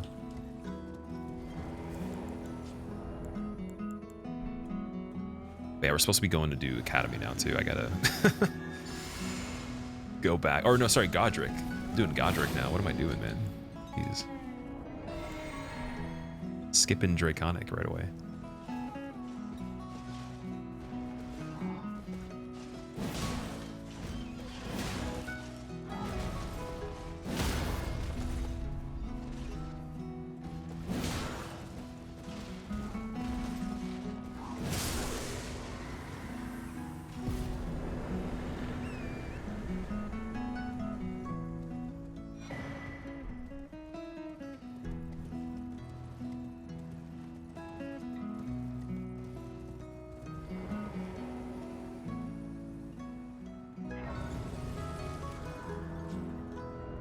Second run of Tears of the Kingdom hitless is going to be below 25 total. That's really cool, man. Are the ones you took something you think you can fix pretty quickly? Okay, let me just double check. I got the Death's Gambit, or sorry, Assassin's Gambit. Apparently not. Make this game look simple. That fight actually is simple. Anybody in chat right now could do that fight. If you wanted to learn how to do this run, that's most likely one of the easiest things. This and then the Red Wolf kill are pretty easy. Those are a challenge, find them well. That might be a good way to get into it too. Like make files for everything. You know, beat whatever you need to the way you need to do it just to get to the next part to make files, and then do all the easy files first. And try to have the same stats and equipment. You could always practice in that order too.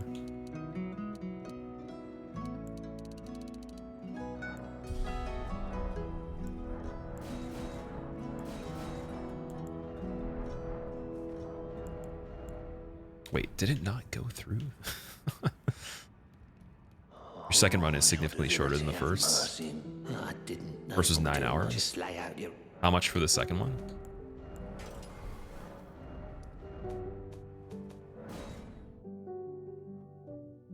Could do it with your setup, but not casually. Oh, casually, yeah, that'd be a hard fight. I'm okay at doing that fight casually. The lightning ripple effects and all that are pretty hard. And then when he just tries to do the lightning strike, like the on the spot one, it's a little bit yikes. Definitely don't want that at all.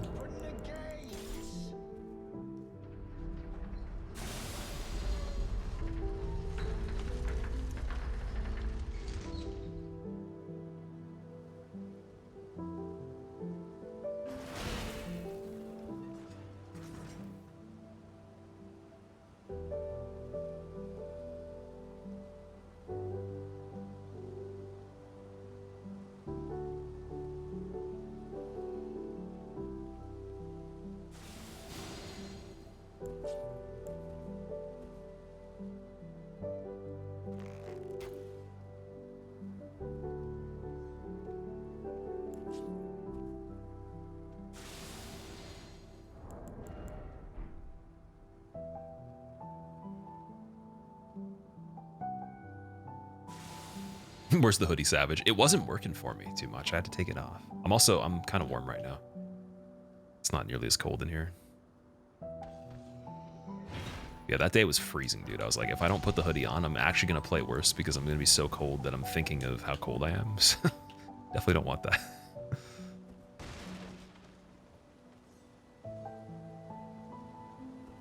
It's like a two-step process. If I need socks, then it's kind of cold. And if I need the hoodie, then it's freezing. Because I'm pretty good in warm and cold temperatures with weird clothes, for sure.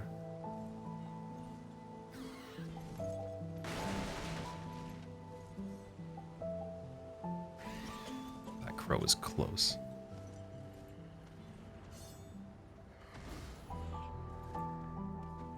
Master Ed, I appreciate it, man. Thanks. I was trying to go for something a little bit more fancy, but unfortunately... Oh? Yes, yes, yes, yes, we're good. My frames, thank God. Scary as hell. That guy's never made before. What the fuck? Anyways. He's never made... Dude, I was like, oh, no, he did make it once. He did make it once, and I killed him pretty easily. The Serpent Hunter actually can kill him pretty easily. I forgot. So yeah, we have an option to just use the Serpent Hunter on him. I forgot about that.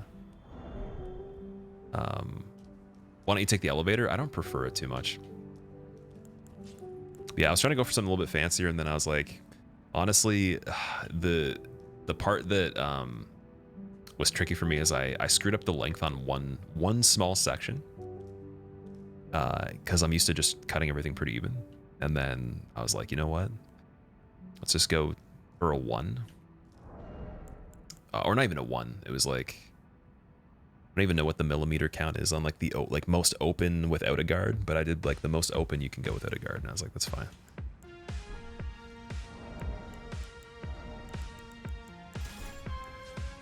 To me, the 0 is fine though. It doesn't even matter.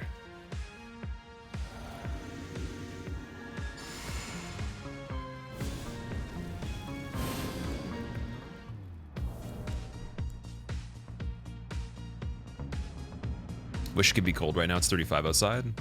It's not cold outside. It's just like I'm in a part of like my place. It's cold though. It's like colder under the ground, right? It's like partially underground. So it's just cold right here. Not as cold in this room though, because my computer, but like in the other room, it's pretty cold too. And then it's less cold if you go upstairs. But yeah. Deliver me unto greater heights. Yeah, no, the actual temperature outside right now, it's probably 23 or something like that. Like anywhere from 20 to 23. That's my guess. Let me check and see. A lowly tarnished. 22. Plain as a lord. 22 feels like 27, so it's not that bad.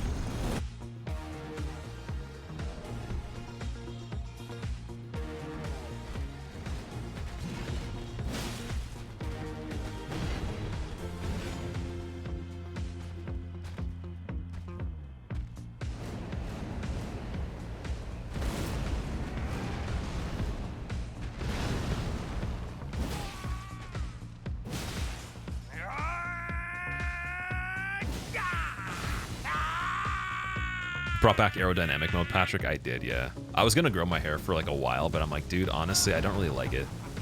I am the Lord. Like, it's just kind of getting annoying. All that is golden. It annoys me pretty quickly. And one day, we'll return together to our home, bathed in rays of gold.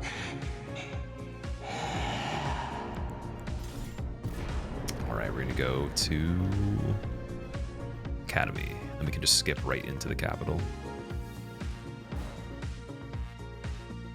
Hopefully we can redeem the 4-hour run. The redemption, that's hilarious. Lived in an underground single room apartment. It actually was great other than the humidity. Ah, fair enough. That's awesome, dude.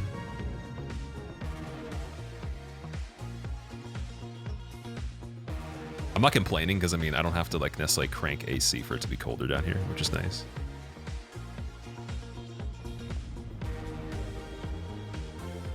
Fire Giant rips off leg, loses HP. Godric cuts arm, loses no HP.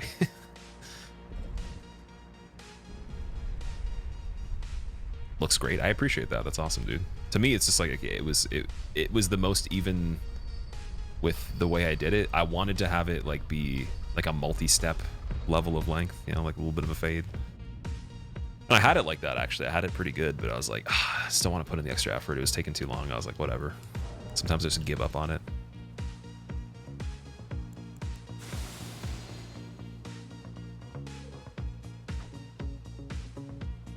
Just need to invent the thing that keeps your hair the same length perpetually. And no haircuts are needed. Good.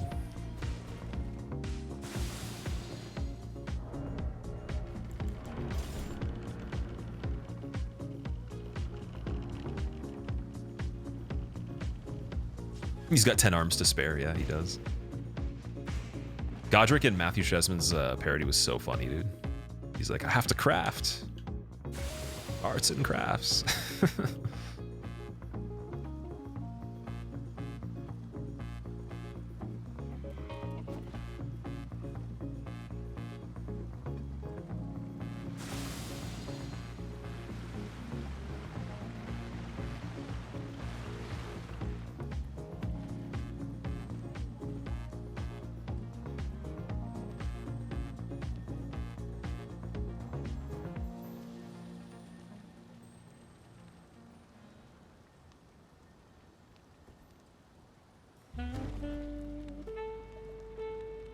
His hobby is ripping off of his arm. He's just used to it.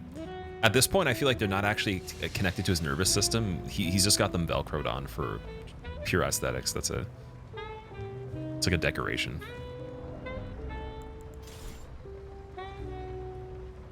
Like imagine you had a backpack and then you unclipped the strap on it and it started screaming. Like that's probably not going to happen. The scream is definitely just for show. 100%. Like he's definitely just a dude in a suit that has arms on the suit. It's not even him.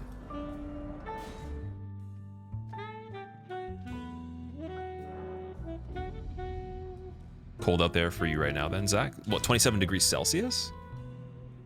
That's pretty warm, man. Compared to 35, I guess, well, 8 degrees difference, you'd feel it for sure. But do you actually consider it feeling like 27 being cold? To me, that's amazing. I'd rather it actually be like 20 on the dot constantly. Like 15 to 20 on the dot constantly would be perfect. It would be just enough. Zephyr, how have you been, dude? Been gone for a while. You say that every time, but you've only been gone for like a day or two, max. Not even. All right, we need Red Wolf, right? Emily, yep. I did it. I did the thing. Became aerodynamic. What happened to it? It died. I killed it. It said something I didn't like, and I was like, I'm just gonna kill you. Imagine in 2023 you got like banned for saying you killed hair follicles or something like that. Like allegedly in GTA.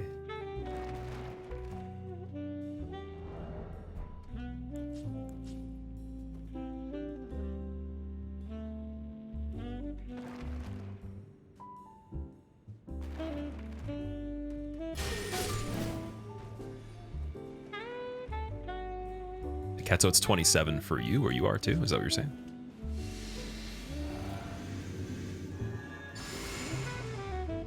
Beginning Reichard on any percent, taking an hour and a half for you. Gotta get good. Asteroid? That's not too bad. It's kind of how it works. You get quicker as you go. Reichard used to take me a long time to get to as well. I wouldn't even say that's a long time either. That's actually not too bad.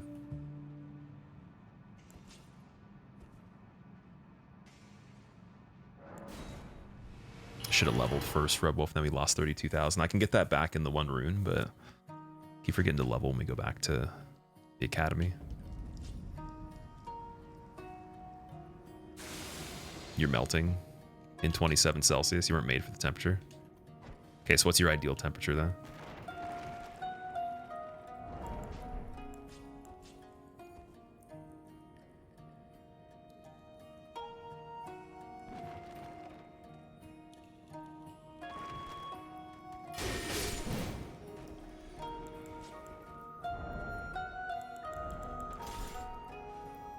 17. Okay.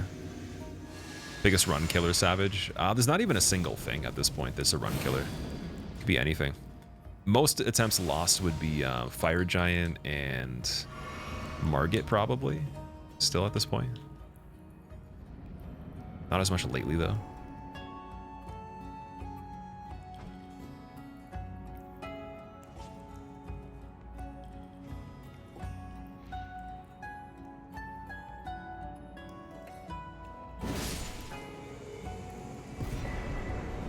But yeah, in terms of like the most required practice, that's always going to be Millennia for this run.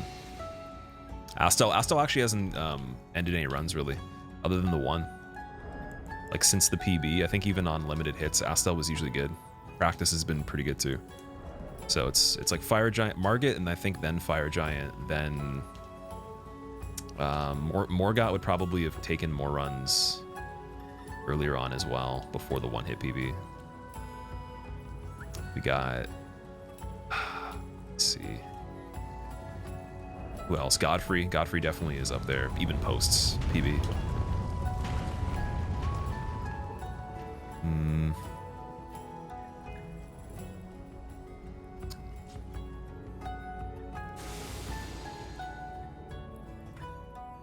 Malekith used to be up there too, but that was like before the PB. So it kind of just depends. Loretta, real Loretta wasn't too bad. She didn't kill the run too much, or even rack up too many hits. There was one where I racked up 6 in a row on her, but that was like a long time ago though. That was when we were starting to get into the territory of like what, sub 10 or something like that.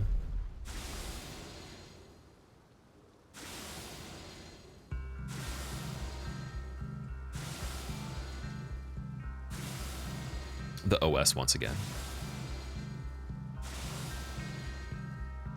Wait, this happened the other day. So I thought you were talking about operating system. What was OS again? What did that mean?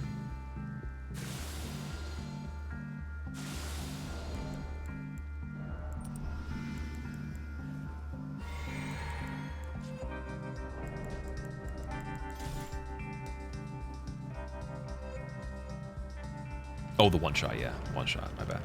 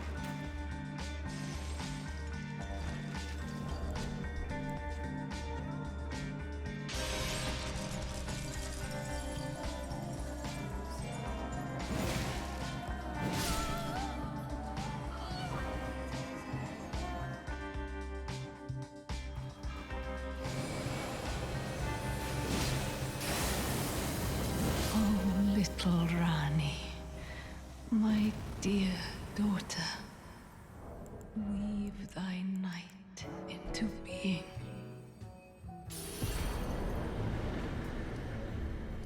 Okay, we can skip past Draconic. Would you say Diablo 4 has the potential to be a run killer? Diablo 4. Dude, with how often it gets mentioned, maybe. just based on people talking about it. Today's been pretty sparse with the Diablo 4. I don't think that's the first time someone brought it up, actually.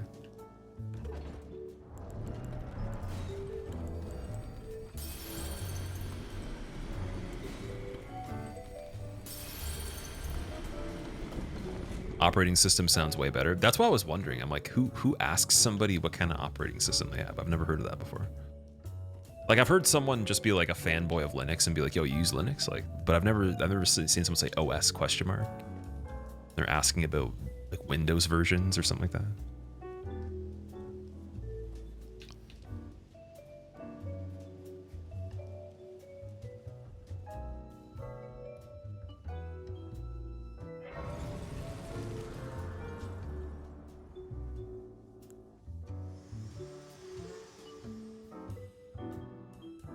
I for bringing me here, and thus I shall depart. Farewell. I shall leave. I wish you luck. You have. I have no.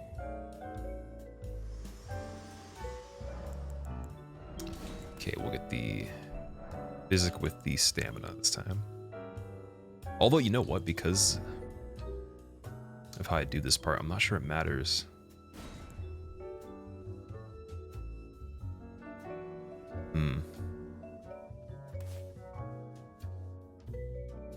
Whatever. I'll use it just in case.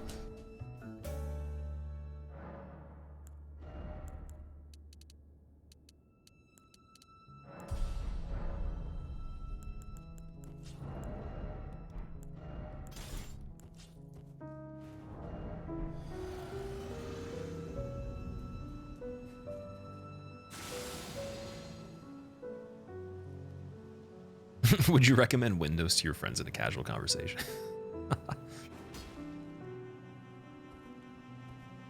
Definitely not. Yes, survey. I talk OS all the time. It's like, Johnny boy, can you pass the potatoes, please? It's like, but Dad, what OS do you use? I need to know. Like, shut up, boy. We have a family computer. Okay, that was good. See, because if it does spawn there, and still go off the edge, like we have a little bit of a contingency there. That's nice. I was saying that is the worst imaginable scenario that I could imagine. I think that would also be possible because like where else would you have a bubble that would track that well? So that's nice. I can drop sooner than that though, so just if it were to happen, I can wait to see if it does, and then it doesn't land on me when I'm at the bottom. Because it might change direction and go to the very bottom ahead of time, and then I land in it. So pacing wise, it almost makes sense to see if it does happen first, and if it doesn't within a few seconds, then I go. Then I don't get like a hard landing or something. What happened from yesterday's run? Unfortunately, I got to real Loretta, and I pushed the pace of the fight into phase 2 a little bit too quick. Didn't have the stamina to beat her on the timing I usually would, so she cast the phalanx, and then you have to wait. And then when I waited, she was still alive. She wasn't dead because I couldn't kill her quick enough. And she got me with one of the 4-part missiles. And I dealt with a lot of them pretty well, but unfortunately, like the way it pops up is parts of it are already kind of in front of her. It's not just like a single projectile, right? So if you move forward through it, which is the safest, if you get too close as you keep doing that and she keeps spamming it, they'll appear inside you or like on you as it happens, so you can't like anticipate it. And I got so close that like it was already touching me before I even could see it.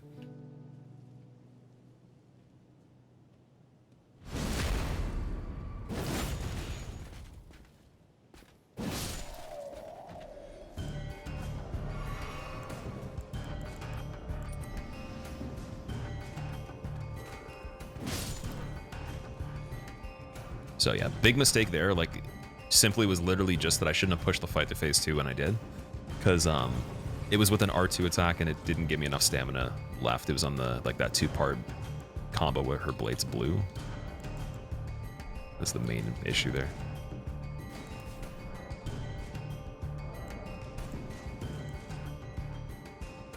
It's fine because this is the real run. Yeah, this is fine. It's all good. The Kratos, stop talking about OS recommendations, boy. Go hunt some deer. It's like, but granddad. What's that meme where it's like, it's too damn bad? That thing where he like interrupts the kid and he says like, it's too damn bad. That's like a really funny one. That's like one of the funniest things I've ever heard of.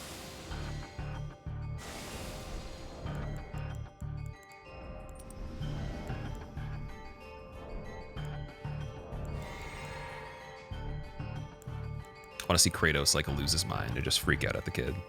Or like if what's his name, like Atreus or whatever his name is, if he has like a baby in the next game, and then or he's like an adult and it's like super old Kratos and he's like just kind of like geriatric, he just like does the it's too damn bad and cuts off the grandkid. You have to go through the whole process of him teaching the grandkid the same things again. He's like, it's too damn bad. Tired of digging holes, Grandpa, yeah. It's so funny.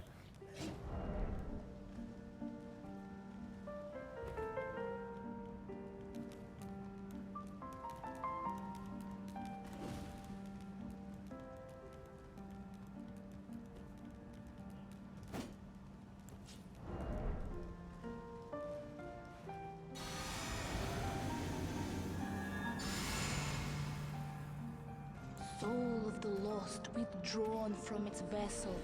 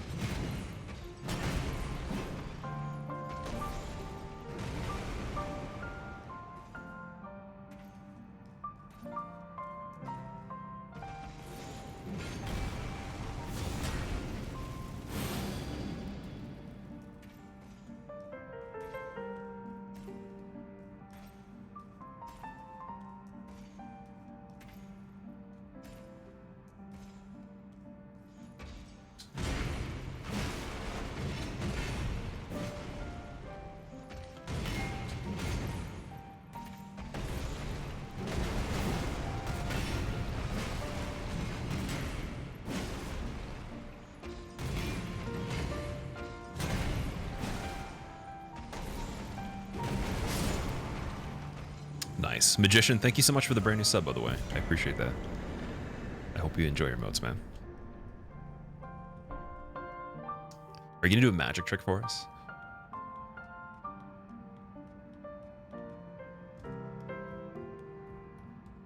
Ivan, have a good rest of your day. Thank you for hanging out, dude. And the good luck as well.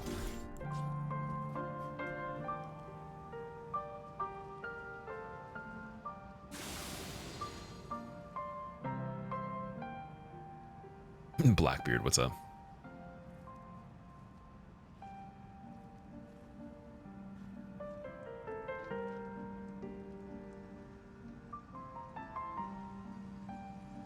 How important is the jump mechanic to complete the run? Oh, it's pretty damn important, dude. You don't have to use it, but I would say it makes things much easier. Like if there's a scenario where you can do either thing, the jumping is usually going to be the easier thing to do, because you have to think of it this way. You have hang time in the air. The hang time in the air, in a lot of scenarios, is more lenient than frames that you get for a roll, right? So just that alone is a nice benefit. You don't have to necessarily time things as specific. And especially with travel too, if you do like a longer jump, you have more hang time. Or you have the bonus of being able to attack as you're also airborne into like the target. As you're landing, you can't do that in a roll. You have to wait till it finishes, then attack. So for punishes that come out of jumping, you are just much quicker overall. And jump attacks have a thing that happens where like when you're above a certain height of the enemy's hitbox, it can hit for 2 different points of contact. So you get a bonus amount of damage just because it kind of bugs out a little bit. And you'll see that. I do that on Godric. I do it on Moog sometimes. Or not Moog, sorry. On Godric, I do it on Golden Godfrey, regular Godfrey, Radagon, and maybe a few other things like Loretta sometimes. Astel definitely, etc.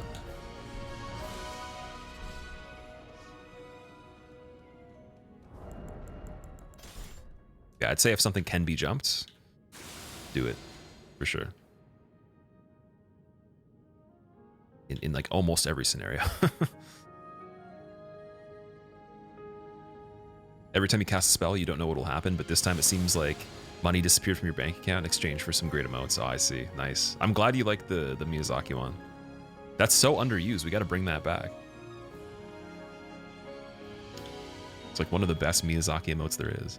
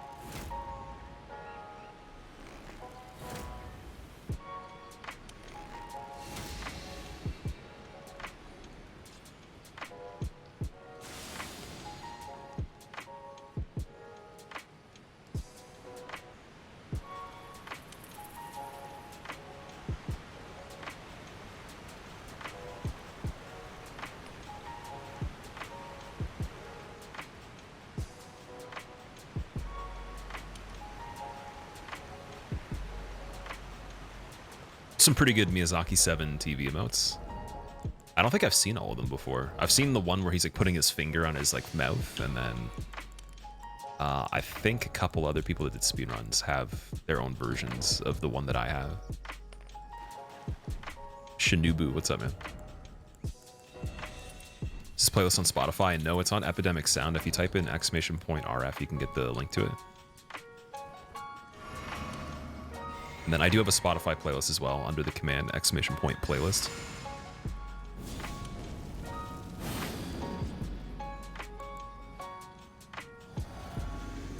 Yepazaki.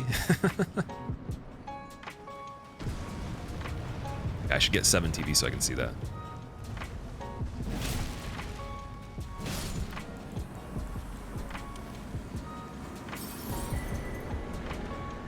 We need a Miyazaki skin for the actual playthrough for the character. Imagine.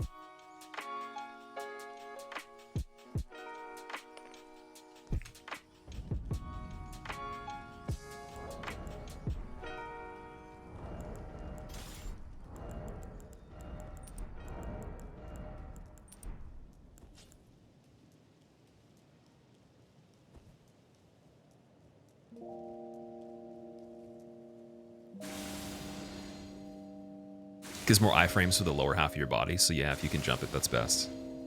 Oh, you actually get iframes in jump, really? It's not just like the spacing. That's pretty cool. You need a hoodie to complete the run. I tried that and it didn't work, unfortunately.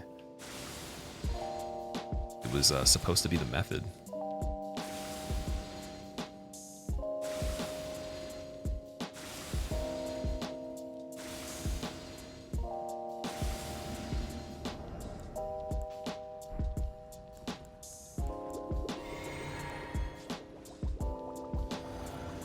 That's some random mob. It almost worked. Almost worked isn't good enough.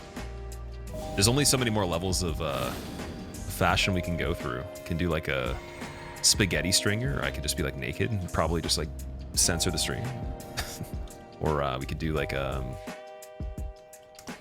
alternate fashion from high fashion. I could start wearing like lampshades on my head upside down and wrap myself in a beach towel that's decorated in jewels. Something like that. Get some Mikolash fashion going on.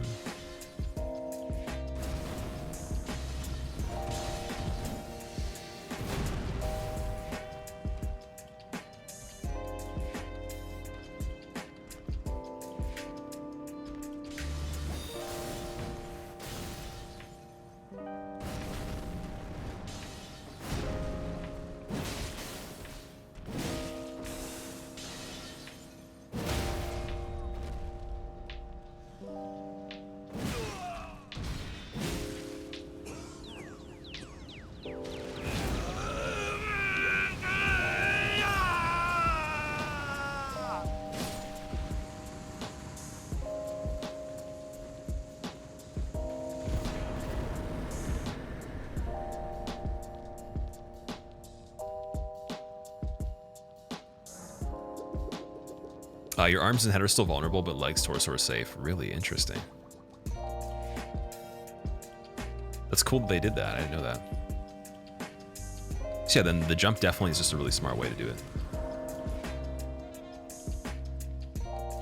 Thanks for sharing, Trills. No worries, no worries. Yeah, this website has a lot of good music on it. Unfortunately, it doesn't have a lot of music, so I periodically try to find everything that I can that's new. And I've been adding stuff here and there. But Spotify, I have like a ton of stuff on there. There's actually like full on other playlists I have too that I could link. I just don't have updated commands for them. Like I have like a chill playlist. I have one that's like specifically Jeremy Soule, like Elder Scrolls, like Bethesda types of compositions and like his own stuff that isn't featured in any of those. And then I think I have like I have a playlist that's like chill music with vocals as well. Favorite genre? I actually don't have a favorite genre, but if I had to go with like what I've listened to the most of my entire life, definitely classical music, just because that was like my thing when I was younger. And then obviously as like a baby, like parents make their kids listen to that kind of stuff. So I heard a lot of that. And then I was inspired by that music to write music.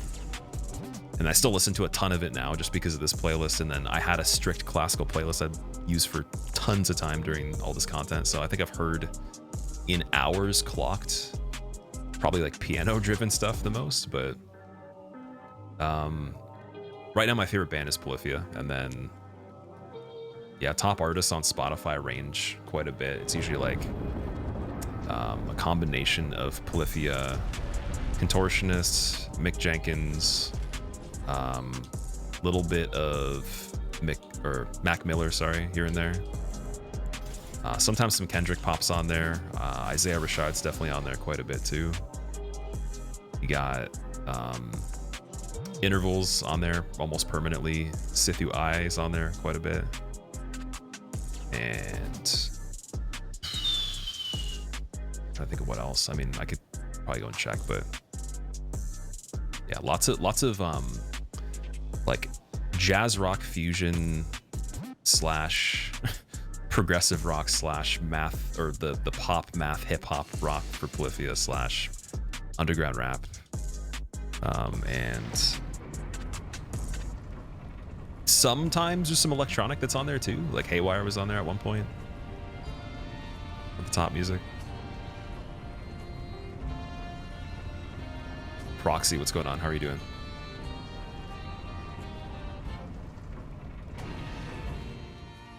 What era of classical? Oh, like the older stuff. Well, actually, I guess it would range, but that's a lot, man. Like Franz Liszt, Beethoven, Bach, stuff like that. Mozart, Chopin.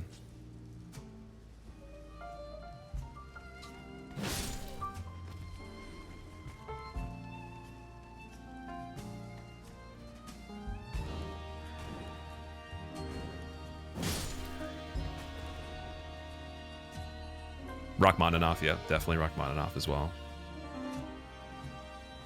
I like Yo-Yo Ma quite a bit too for just classical music in general. Them strings. Paganini's great, yeah. For classical guitar, there's also quite a lot of other artists as well.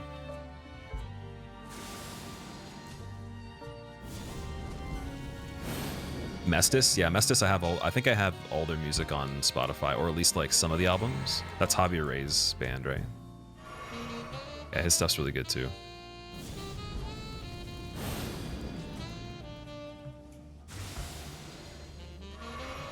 Kapustin.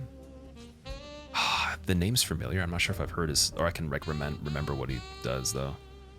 Thundercat's insane, dude. Thundercat and Mac Miller collab was like the coolest thing. I wish that like he had written a full album with him where like he really just flexed the whole time. That'd be sick, dude. You know what I'd actually really like to see? That'd be amazing. Imagine Polyphia, Thundercat, Mac Miller collab, dude. So the world and then might like be another mended. featured rapper with Mac Miller singing. That'd be So nuts, the man. world might be mended. Hope your day has been good, Squill. Might be too much. Might be too much talent at once.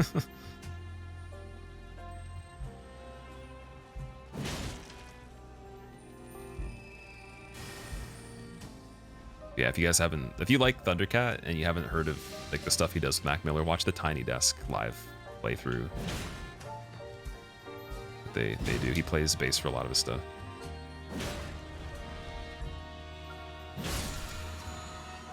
But he also like doesn't he doesn't always demonstrate how good he is at the bass though. When in the actual studio recordings, in the live one, he does do a little bit of extra stuff. He does improv here and there, but if he really just played hard the whole time, I think they could make some crazy stuff.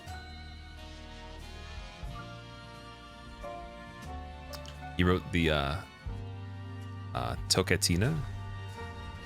Recommend listening to Catine's interpretation of it. Okay. Doppio, they're my favorite. It's my favorite band. And I don't have favorite bands typically. Like I have a top 5, top 10, 20, 30, whatever, but I never usually have one at any given time since I was like a kid. So they're the only artist right now for a long time that's been innovating quite a bit. Why the Scarab? For the Relic Sword. because you get the materials for that already set up. So like in the background of having the Serpent Hunter ascended to +10, we're getting another set of 1 to 9 stones to get +9 on the Relic Sword.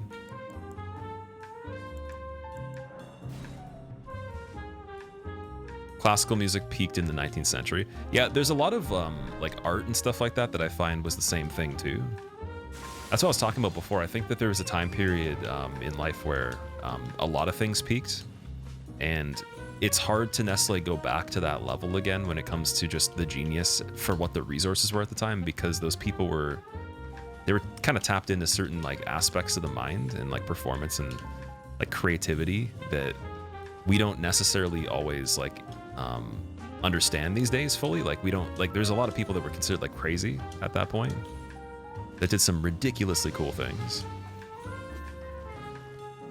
Like even just Da Vinci, dude, the stuff that he was like uncovering and doing, the what, like his practices, like reading the notes he's had, his journal, whatever, or the books he's read, or the, not even like, it wasn't even a book, like the collection of stuff he wrote.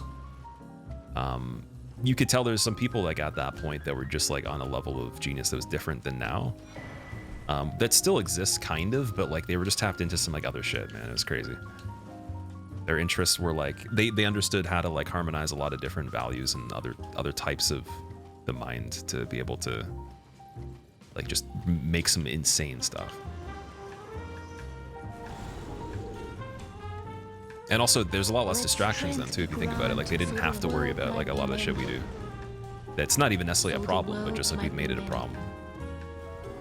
They had other concerns and problems that were like hard to deal with, obviously, but just there wasn't like as many options for things to do or like things to distract you. Did I play an instrument? I can play guitar, bass, drums, and then I played baritone for a little bit, so like a little bit of brass.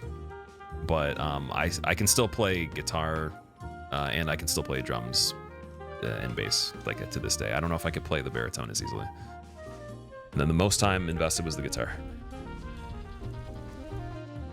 But yeah, I'm gonna return to drums when I can get a e-kit that's reliable. I'm gonna probably take the advice of some people that I was asking and like invest in an actual good e-kit, because the shitty ones, like you can't use them for as many different things. And I'd love an acoustic one, but again, if I'm gonna spend that money, like it's like the portability and the fact that I don't have to get something soundproof to be able to not disturb everybody is kind of nice. So that'll be like my return to drumming again. And then if I do advance back to the acoustic kit, I'll have to just compensate a bit because it's a little bit easier to play an e-kit in my opinion. Like the feedback's much more forgiving.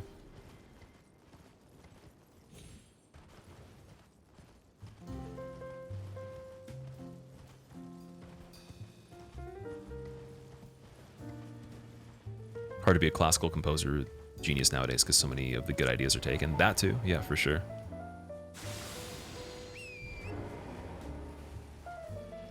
But yeah, the way I would put like some of those artists were just, it would just be like mad genius would be the idea, like almost like a mad scientist, but like actually smart, not just the experimentation part.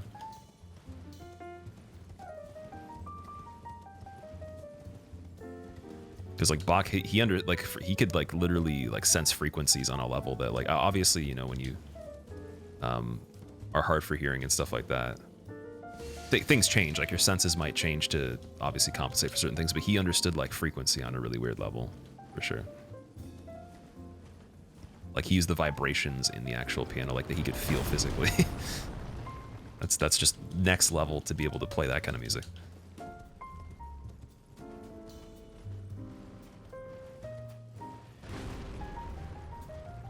Or wait, was that Beethoven? Was that Beethoven? That was Beethoven. I'm pretty sure Beethoven. Sorry, my bad. Have you seen the guy who plays drums on Avenged Sevenfold and other crazy bands with one hand? Yep. Yeah, I watched him play Slipknot with one hand. I was showing my friend that actually, and he's not into that music really, but he was like smiling a little bit. He thought it was pretty funny actually, because it's obvious that what he's doing is just like really fast, right? So you'd think to cover like for fills specifically, or just the span of like a ride to like a snare, like in where you're placing it. Usually you'd have like, you know, your crash probably like on the left of the ride would be on the far side. Like if you have a splash or something funny, like he's moving his arm so far across the kit, like and hitting it so accurately. And usually, like the way you actually, like the angle you strike on and stuff like that's really important. So he's somehow being able to move on crazy angles and get really good articulation and everything, good velocity. So it's just nuts. But yeah, I watched him play. I think it was might have been Sulfur or something else. And their fills aren't even that insane, so I could just imagine him doing Avenged Sevenfold and other bands. There's definitely some bands though, 100%, like that he couldn't do with one hand, just because, like the tempo and like the level of involvement in some of the fills would just be too much to like actually physically move that quickly. But you could probably compensate. You could probably do like some interesting stuff to make it sound similar.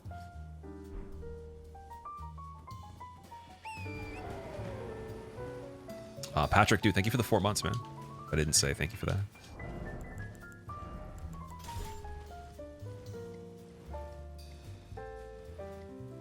Frank, I appreciate that. Thank you very much, man.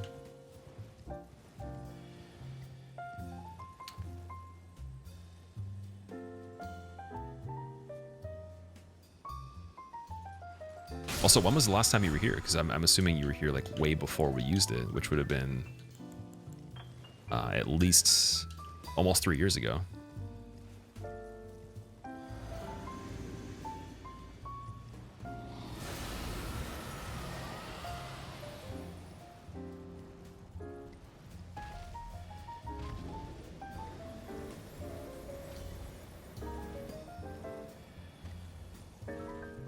Beethoven was alive today, he'd be doing jazz or electronic music or something that was just totally impossible. Oh, probably.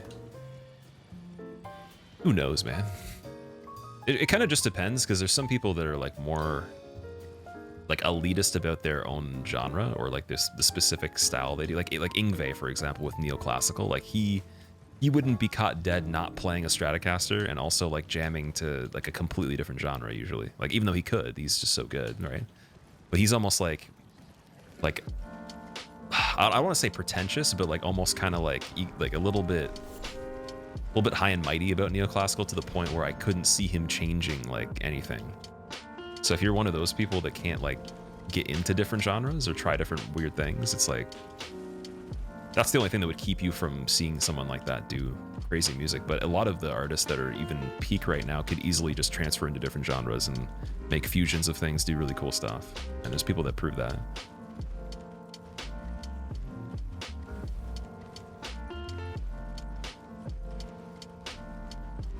But if it's like your identity and stuff like that, and you're just like very attached to it, it's gonna be hard to obviously try playing something a little bit different.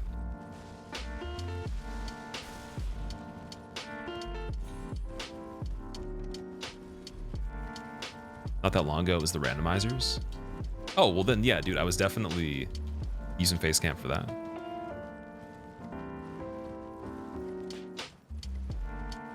Jason Becker. Oh yeah, he's crazy. La Campanella is a piece that's just bragging rights to play. There's a lot of stuff like that.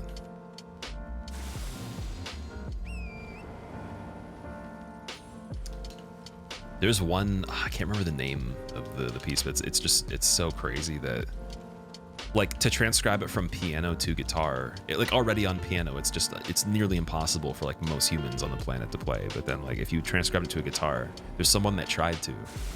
And it sounded ridiculous. It was almost like too much. I don't even know how to put it other than that. Like they did it though. It was just like, it was a lot. It reminded me of when someone programmed Playing God on piano from Polyphia, and then like it had a simulated human playing it, but then an actual person did learn it like a few months after. And it wasn't quite like at tempo, it was close, but if someone learned it at like 130 or something like that BPM, like that would just be like, and it was perfect, it would almost look like they were like a robot or something. It wouldn't even seem feasible, because they have to play the melody and the rhythm simultaneously. And like some of the solos even are just like they rip, man. It's so fast, right? What song on piano? I was saying Playing God by Polyphia. There was a channel that made an AI or like a program play it, and then they had an animation of a 3D person playing it. And some dude actually learned it on piano almost at the same speed and with almost no mistakes, and it almost kind of looked fake at times. Like it almost seemed kind of weird because it's not the type of song that would be easy on a piano. It's very different, right? You're playing multiple guitars. So I thought that was hilarious because I actually, like, when I first saw that, I was like, I wonder if anyone's actually ever gonna do this on a real piano, like in real life. And then it happened. But like, there's a song, I can't remember the name, it was a classical piece of music, but it was the same kind of thing but in reverse, where the piano version was so nuts that someone actually played it on guitar, and it just looked ridiculous because they were actually covering a lot of the sound, the range, like all together at the same time.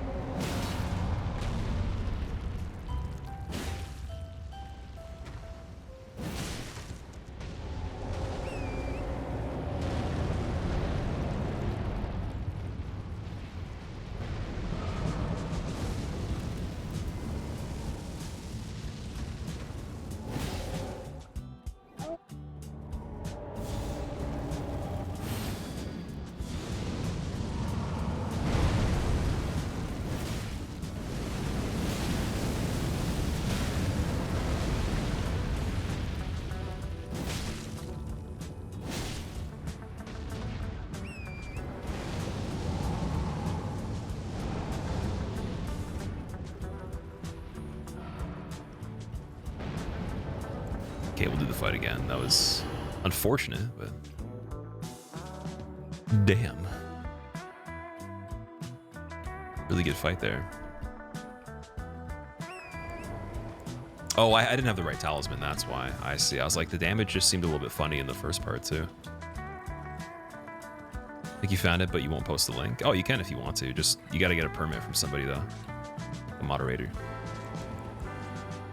I think it's in black and white, and then the guy's like filming it sort of over the shoulder, or like just his hand. It's like the hand view, but not top down.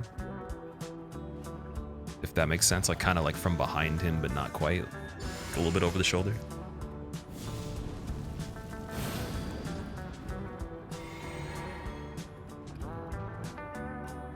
But yeah, you could easily play that song, then just choose to play certain parts, but he played almost all of it, as far as I know, or maybe the whole thing.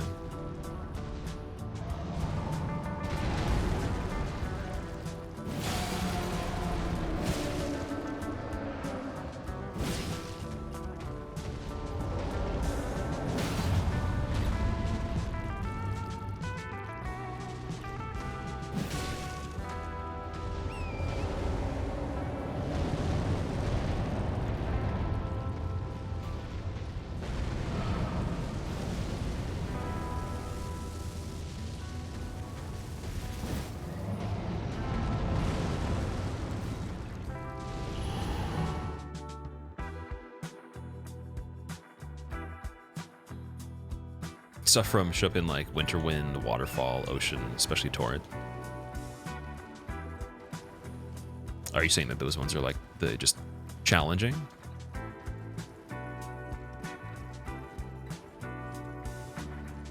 Yeah, Ad, if you want to post it, someone's gonna have to give you a permit. I'm not sure if there's a moderator here right now. Davey was here. Oh, Retro's here too, I think.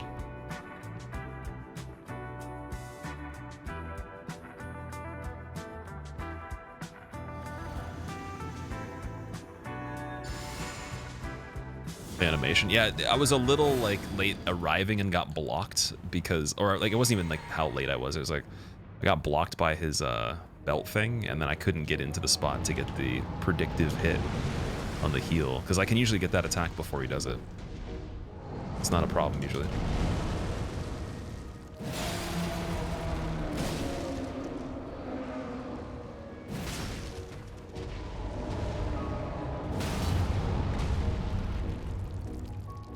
Fire Giant just wants to challenge me today.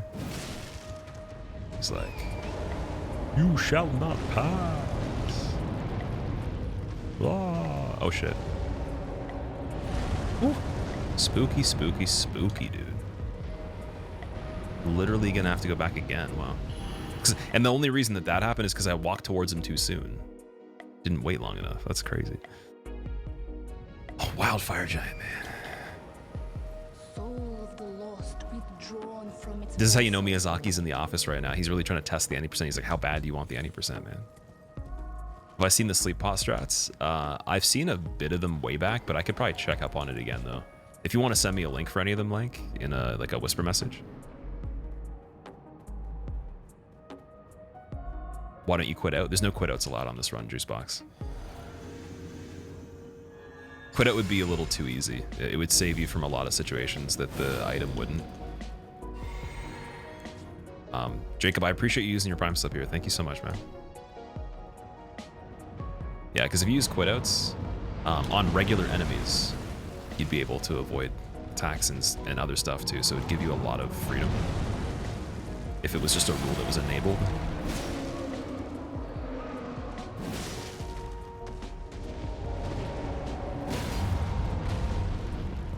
But I'll do them in casual playthroughs or like just funny ones, right? It's even more fun to do them in those because then I can make a joke being like, no one saw anything. It was fake. You're imagining it. Okay, so here it should be fine because I can just start the attack and then boom, no matter what he does.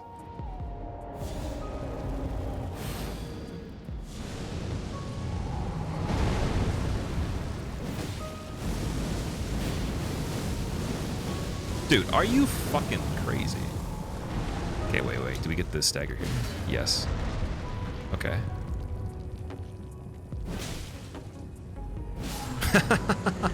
At least he gave me people's elbow.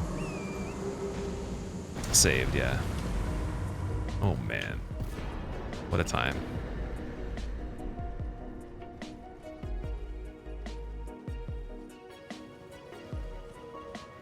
How's it possible I'm always doing Fire Giant when you tune in, Phineas? That's really good luck, actually, because a lot of other people tune in and I'm doing setup for this.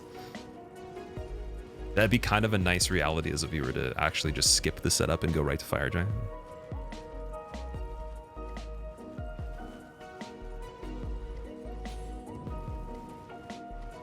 Saying the F word? Oh, I swear, man. Is Memory of Grace okay, but not as quit outs? Yeah, Memory of Grace is fine. You can use that. The only reason I don't do quit outs is because you could be in a situation where an enemy's about to hit you and you could quit out and then save yourself, or you can reset the positions of enemies and manipulate like where they actually are with like leaving the game. How do you quit out so fast? Just think of it as like a combo. So like if you're playing a fighting game and you have to do a fireball on Street Fighter, you do like the crouch forward light punch, right? Or like down forward X, down forward square, whatever it is.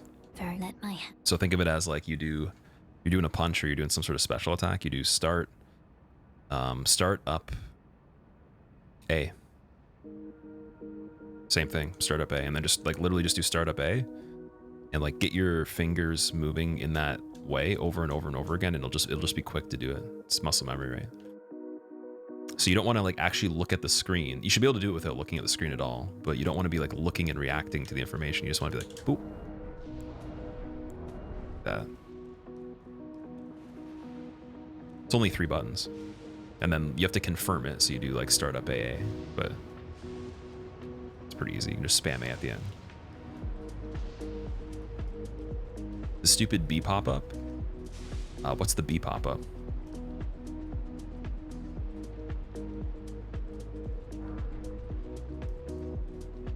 Yeah, if you practice quitting out, if you just successfully quit out like 100 times, like you already know how to do it as quick as I am right now, like easily. And also, this game's the easiest to quit out out of all of them, in my opinion, because there's one less button.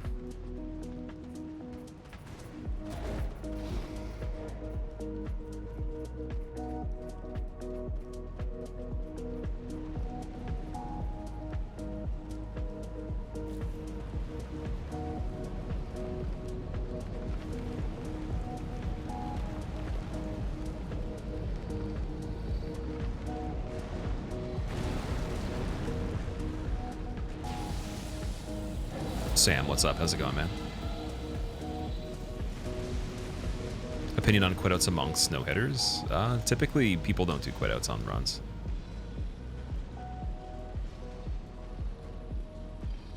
I mean, actually, no, I shouldn't say that. People do quitouts on runs, but they do them to spawn items in quicker. So if you're dropping things to like the crow in DS1, quitting out is something that people will do. But doing them to save yourself is not usually a thing. The way I look at it is if I'm going to do it to drop an item quicker, then it's not consistent. It's not a consistent rule. It has like weird kind of catches to it. So why not just not do it at all, right?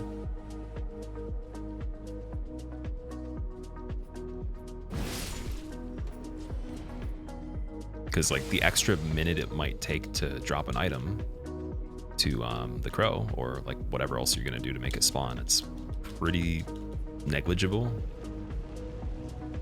And then you get to say that you didn't allow quitouts, which implies that the run actually is significantly harder if you were to use the quitouts to the maximum potential.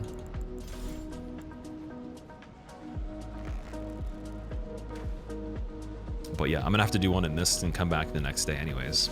So if you were playing and then you were done, let's say you couldn't play anymore that day, did a quit out when you're safe, came back, I guess maybe that has to count as a quit out, I don't know.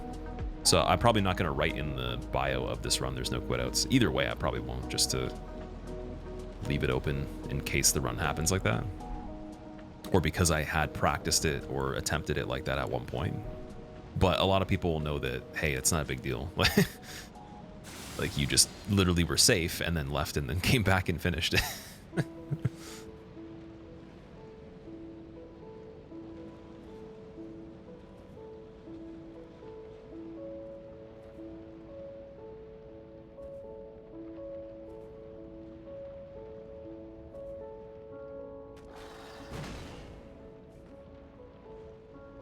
Isn't it generally allowed to in a safe area? I'm sure like on the rules of the website, like if you checked hitless.com or something like that, I'm sure they would say you could, yeah. I'm personally just somebody that I don't really follow the rules of like that at all, and I don't submit runs to it, so I just do the run the way I want to.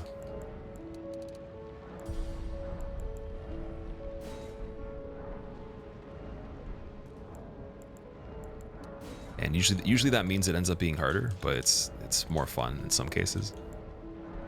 I rarely will not use rules that they use that make it easier. It's mostly I take away more rules or more benefits.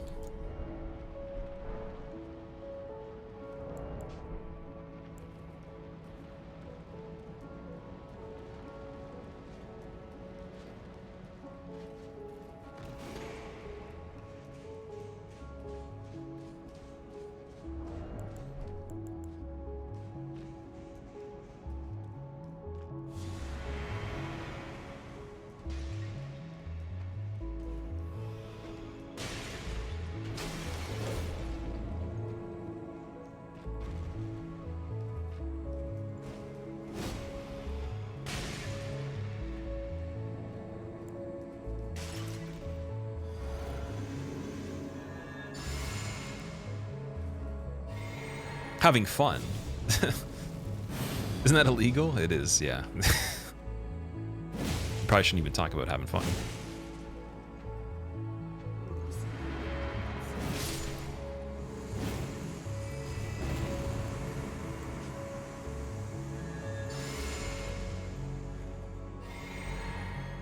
Coming back here later for Placidus Axe, just so you can have more damage? Yes, because the damage is very important on that fight.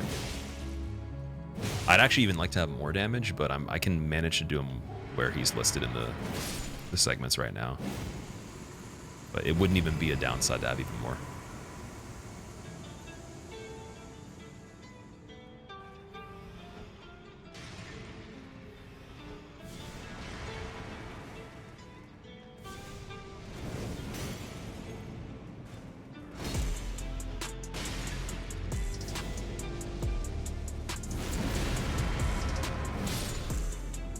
Nice backstep there. That was a little spooky. I don't know how spooky that was. I couldn't tell you on a scale of 1 to 10. It looked like it could have actually been completely safe, but I could have also just killed him and not even done the throw, but it was already in the air though.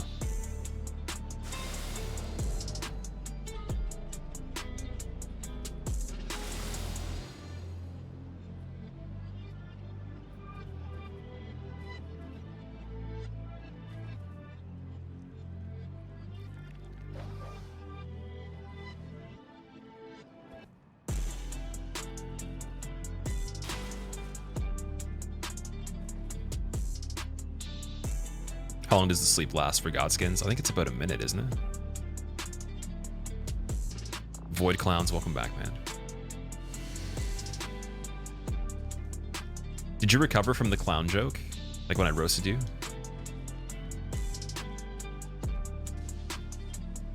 It says quit-outs are not allowed except when in Firelink Shrine or after resting at bonfires. Oh, there we go.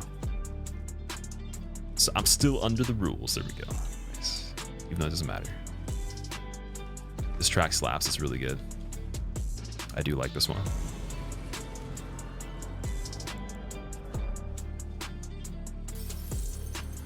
They have the ability to wake each other up. Yeah, apparently in randomizers they do that. I haven't seen it, but I heard about that.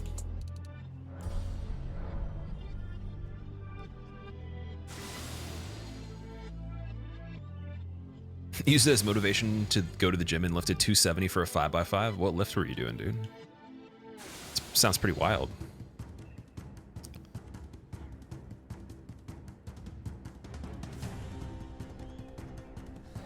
Oh, so this bird did get aggravated, but you know what though? It still didn't. It still doesn't even chase me. It does what it used to do, but probably more consistently. This actually is nice.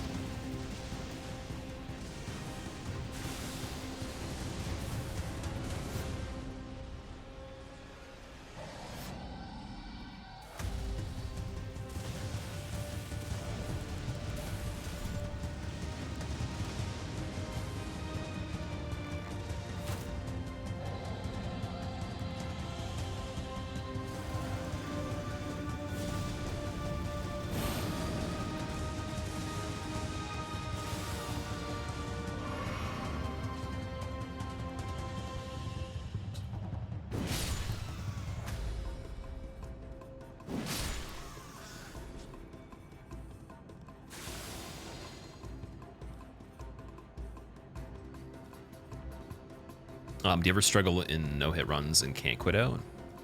Don't worry anymore. With the new Supra, you can escape with ease. Yeah, exactly. I thought you were actually asking me a question for a second.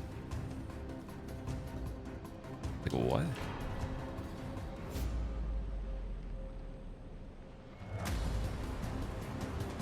Got your cold ravioli. You ready to see greatness today? Rolling? Amazing. Bonus points if you have cold ravioli and then you dip an Arby's sandwich into the cold ravioli and then also decide that it's a good day to I don't even know what else is what's as bad as Arby's. I'm trying to think. Oh, and it's also a good day to go to Taco Bell as well. You've already eaten Taco Bell before that. There we go. Then you're just really on the level of degeneracy I can't really comprehend, man. That's just a whole nother thing. But I'd say cold ravioli and Arby's is enough. Heroin? Okay, now we're getting a little far. Jack in the Box. I've never had Jack in the Box before. I don't know if I could say anything bad about it, but can definitely say some things about the other places.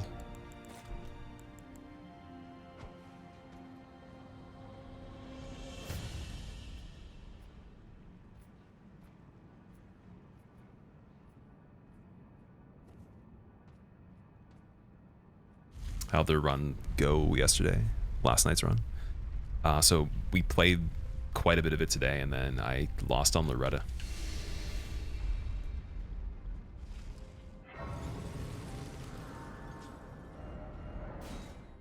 How's your day going, Spibas? British food combo. Blood pudding.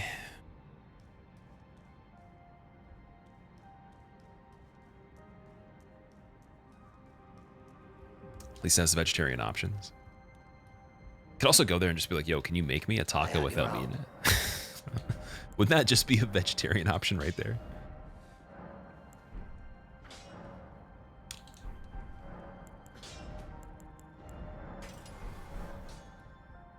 Doesn't abide by FDA laws.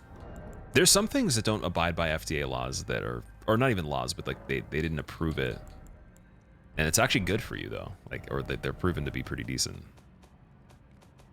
FDA does approve a lot of things that are not good for you. I'll be honest. So that's a gray area, but yeah, the meat standard is very close to failing overall. As far as I know, it's like very, very close to the level where you can't actually serve it.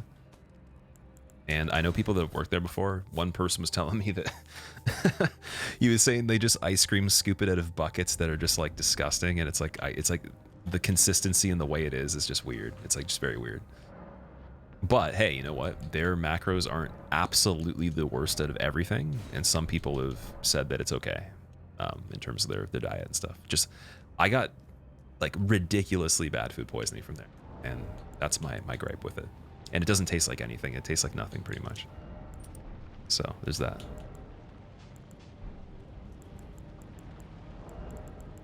Arby's on the other hand, that's just like a crime. Like you cannot do that. Let me use the rune arc.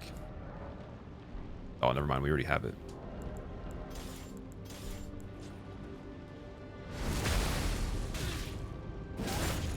Adtos, take care, man. Thank you for hanging out. Also, that link you were trying to post, you can totally give me that in a direct message. Dip fries and ice cream. I've tried that, and I didn't understand why people liked it. Wasn't that good, man? It was actually, it ruined like each thing. It was worse than just having each individual thing.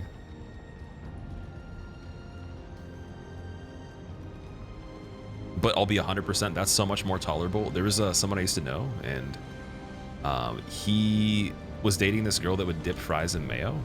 And I know that's like kind of normal now because you have like Chipotle mayo, you got like these other dipping sauces. But honestly, when I was younger, like I swear to fucking God, that is one of the most tormenting things that haunts me still. Just pure regular mayo. And even, dude, I remember even the place was looking kind of weird. They were like, why do you want mayo with just fries? Like, what? I will not have it stolen. And that was back when like I didn't really eat that well. So I was like, I was a ketchup fiend, and I was like, you just actually you disgrace my religion at this point.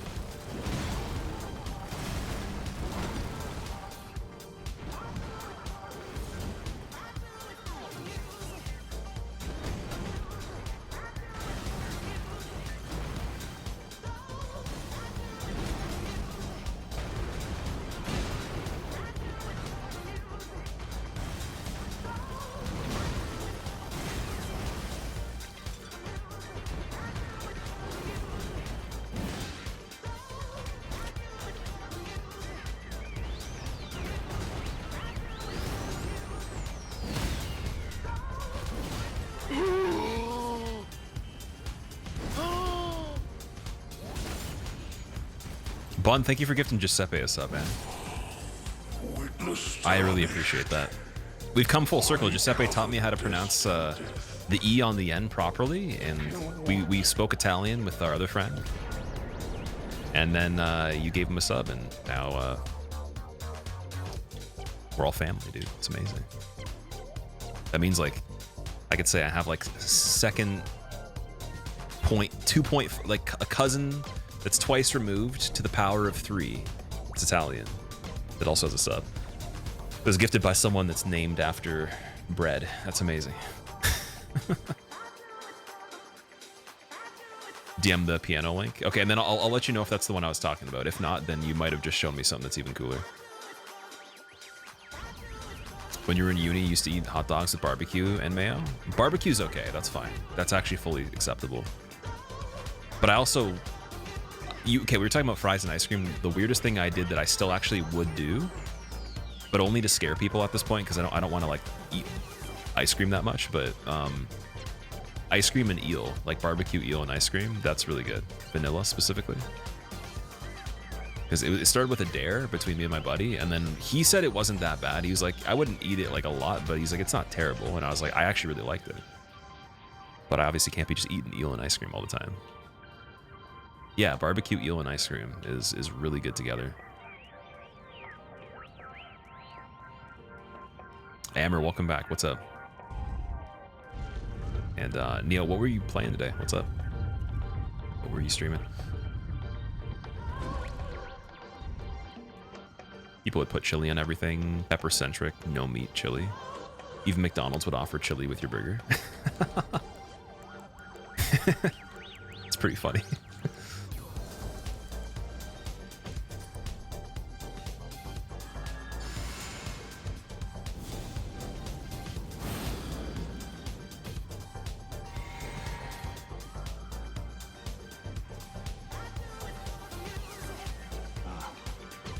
And here you'd come to stand before the Elden Ring, to become Elden Lord. What a sad state of affairs. I commend your spirit, but alas, none shall take the throne. Queen Marquez, I know. Oh, I just realized something really funny about this run. We didn't put +10 on the weapon, which we totally can now. Become a lord. It's gonna change quite a few things, though. Not even you. A man. I was like, wait, the damage on Malekith is a little bit different. Kill a god. Blank has literally caught me not doing the +10 at least 3 times now.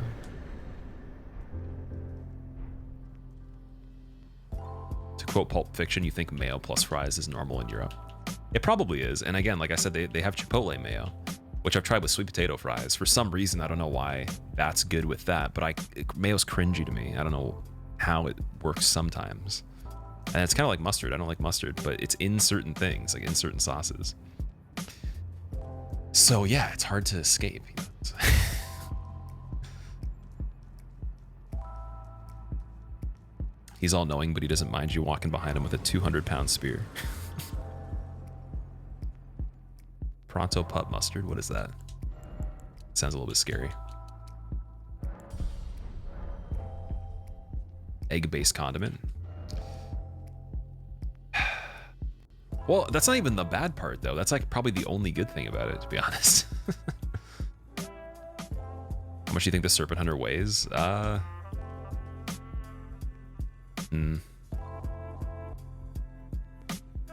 The handle's made of metal too, dude. It's like pretty much just solid iron or steel, I'd assume.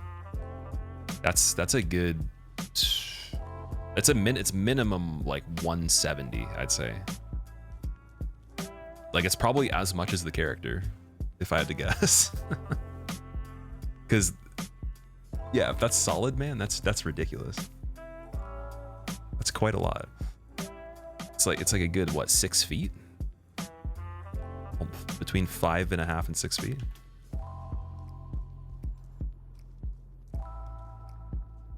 I'll say anywhere from 150 to 170. That's my guess.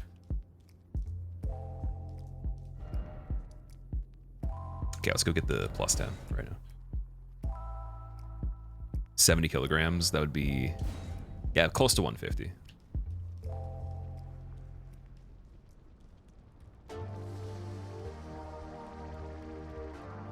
Oh, now.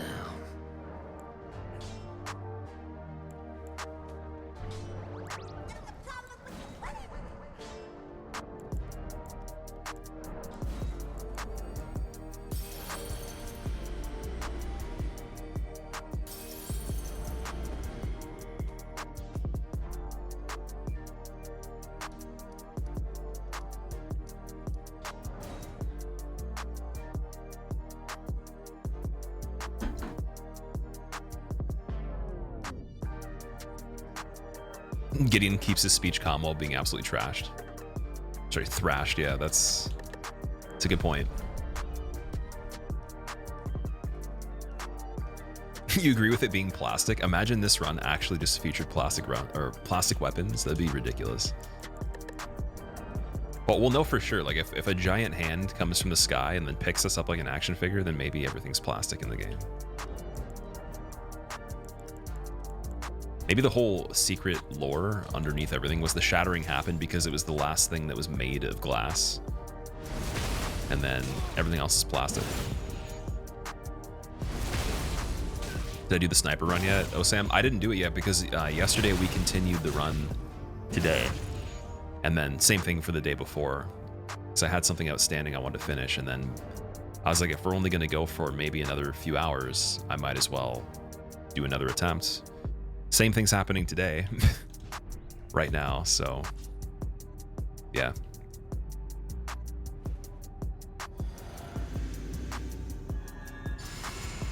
But I do want to do the sniper run still regardless, so if this doesn't work out today, which it's going to, there's no chance it doesn't, then I guess tomorrow. But tomorrow, if this is continuing, then I might have enough time tomorrow to actually just install the things after we do the attempts and then get right into it.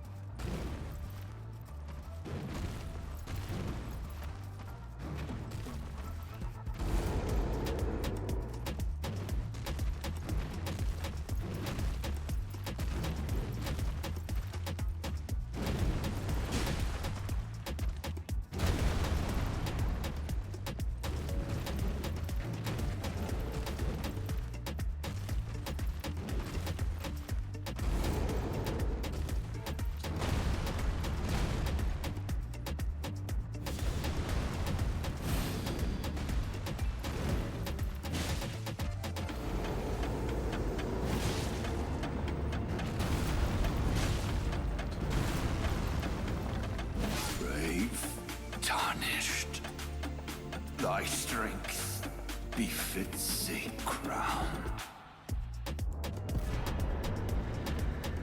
That song was pretty funny for this fight. Confirming that this is the run, it has to be, dude.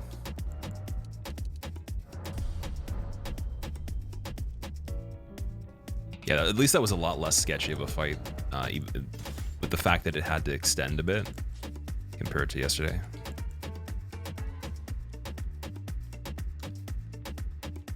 Psycho, it's going good. How are you, man? Ice D's nuts. How are you doing? Or I see these nuts. Is that how you say it?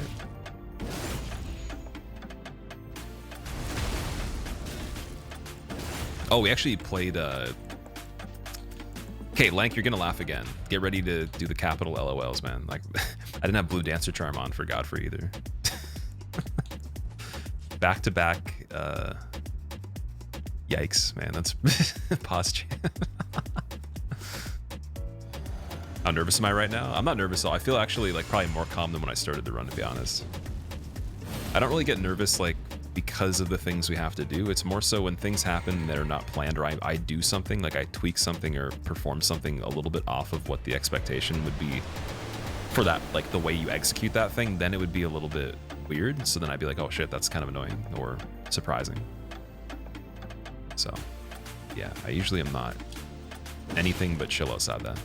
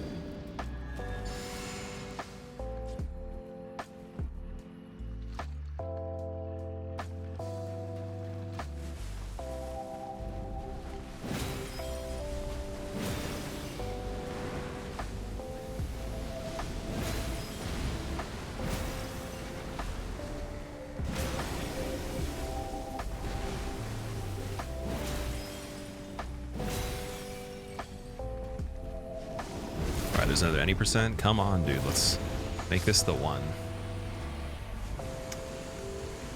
Make it count.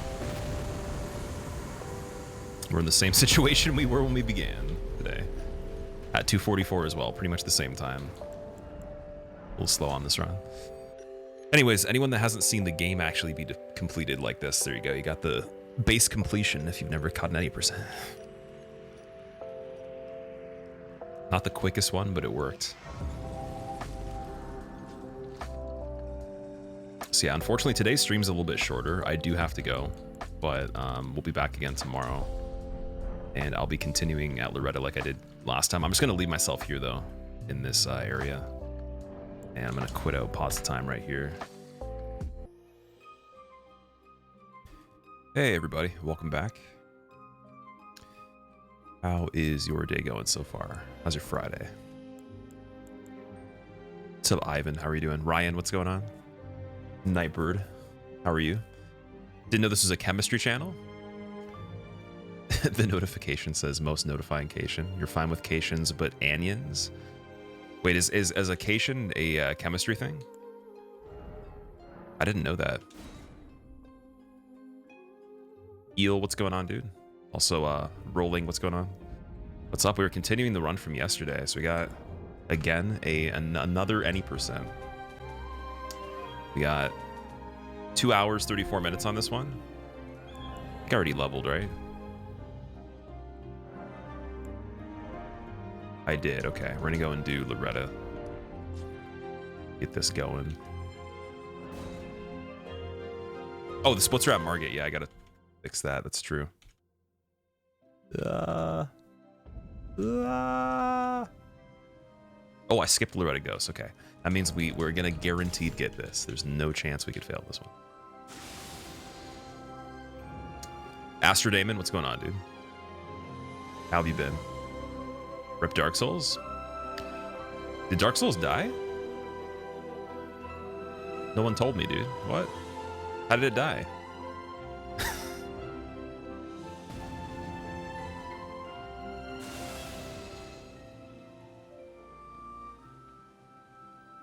You made a nerd joke? Okay, so what is an anion then? What does that mean? Is that like some sort of play on words with chemistry included, or is that an actual thing in chemistry? Never see you play it, so it died. Oh, I'm going to be doing a marathon with every single game back to back. I'm going to do Demon Souls Trilogy, Bloodborne, Sekiro, and this 7-game gauntlet. Just for speed specifically, trying to get the quickest playthrough I can of all of them in one sitting. And beat my original time of the 6 of them before this came out. That'd be the goal. So that'll be happening. I want to do it before the end of the year, but I also have to practice for it though, so I'm going to be playing all the other games to practice that. And there's like 3 other bigger runs I want to do as well. So yeah, I'll probably start de-rusting them in the next like month or 2 at least, just to get ready for that. I might even do it more than once, I don't know. I think it'd be a cool idea to do a speed run of everything. It's an idea I've never tried before. I never did a speedrun marathon, so I don't really speedrun that often. I've actually never even speedran Dark Souls 1 in general, or 2, so that would be like a new thing. And it wouldn't be like a competitive time for each game, but it'd be a cool thing to do everything really quick, right? Maidenless, how are you doing, man? I'm good, thank you for asking. How are you? A negatively charged ion is an anion. Ion being molecule with an electric charge due to electron changes. Okay, I see, I see.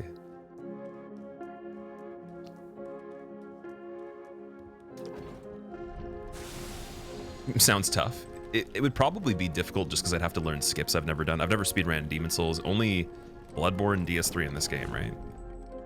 And then Sekiro I tried a little bit. I think I did like 1 run that was okay on it.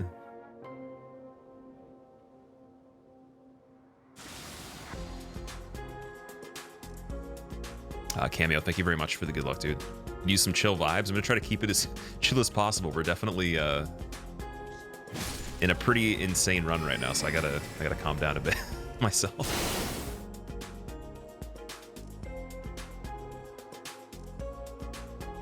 Also, Bronze, how have you been, dude? I haven't seen you for a while. It's like you You malfunctioned, man. You didn't appear inside the cyberspace of the internet as your code was supposed to appear. You know, you glitched out.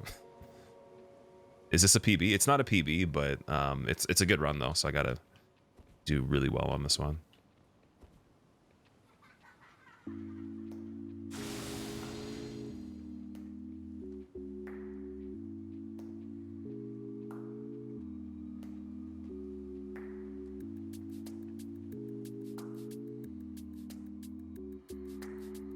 You don't play Elden Ring. You don't want to spoil yourself.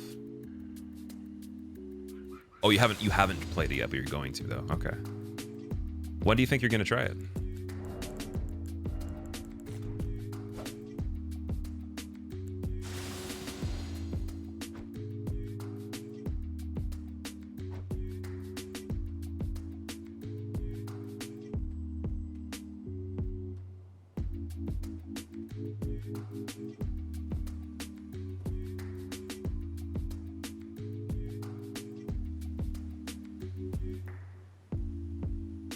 When you get a good PC. Good, fair enough, man. There was somebody in chat saying they had a PC that was better than mine and they were having trouble running it, so the struggle is real on trying to run this game.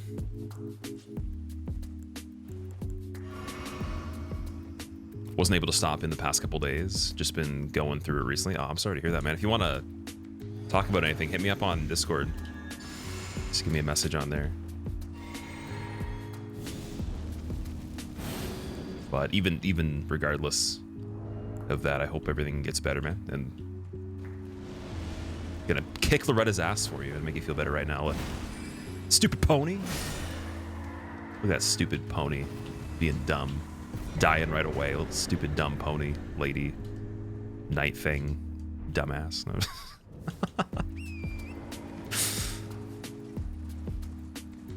Imagine you got hit there. That would probably be one of the best clips of all time. If you think about it.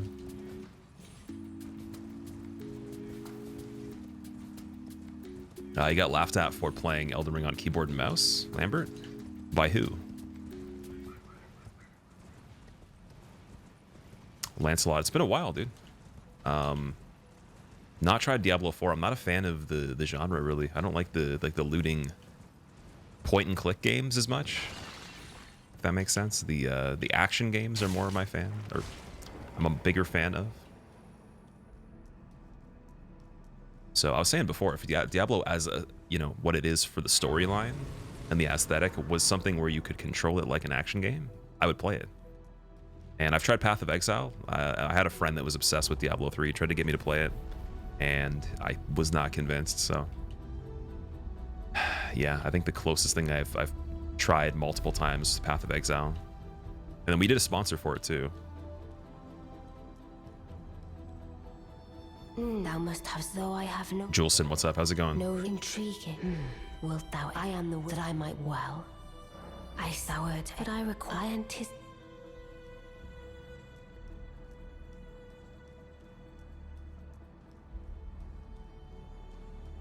Mr. Freeze, I'm doing good. How are you? How's your Friday going?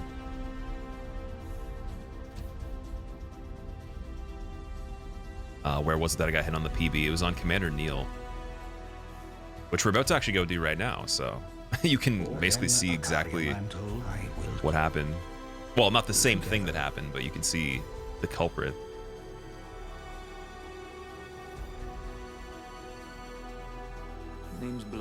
Took you 3 years to grasp Path of Exile. Oh my god. Yeah, it's a very extensive game with the perk tree. Like just all the skills, the way you make character builds. I was looking at it on the sponsor stream even, and it was even bigger than I remember it being when I played it by myself before. And that was mainly just to benchmark my computer because it was a free game. And it ran too, so I'm like, okay, if this runs, then I could probably run some other things. But yeah, it was a little bit extensive. Just a tiny bit.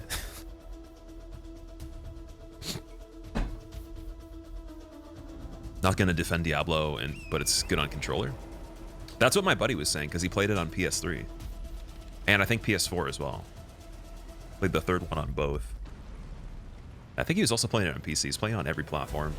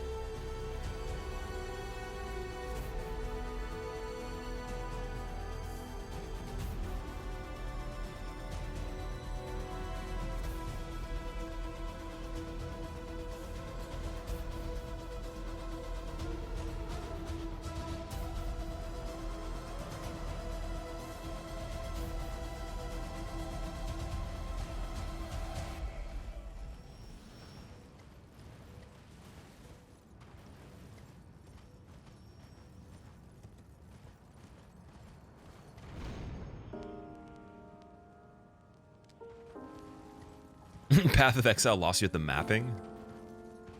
Was the map really big? Remember there was like a common area, and then there was a bunch of areas outside of it that I checked out, but I didn't see the full map. 4,500 hours. It's a great game, but the league mechanic makes or breaks it. What's the league mechanic? Oh, the end game stuff. Okay, I see.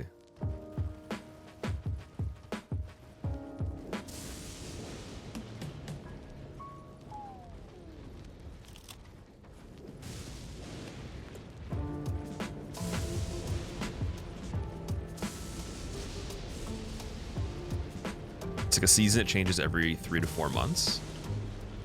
It's pretty cool. Like, I heard that people that play the Path of Exile, they don't like Diablo or vice versa. Like, there's not a lot of people that play both, from what I've seen. So whenever I mention that I think it's similar, there's so much controversy. It's like, whoa, whoa, whoa, whoa, whoa, whoa, calm down there. It's like, what are you saying?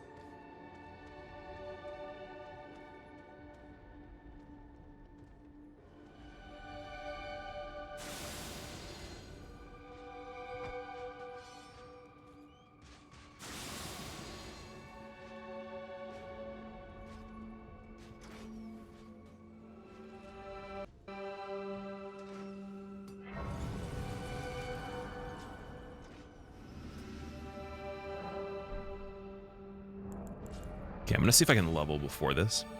I think I have 1 less level in strength than normal. It should be fine though, because I found a way to get an extra attack on Neil. Oh, there we go. Wait, we got 92. It's all good. Nice.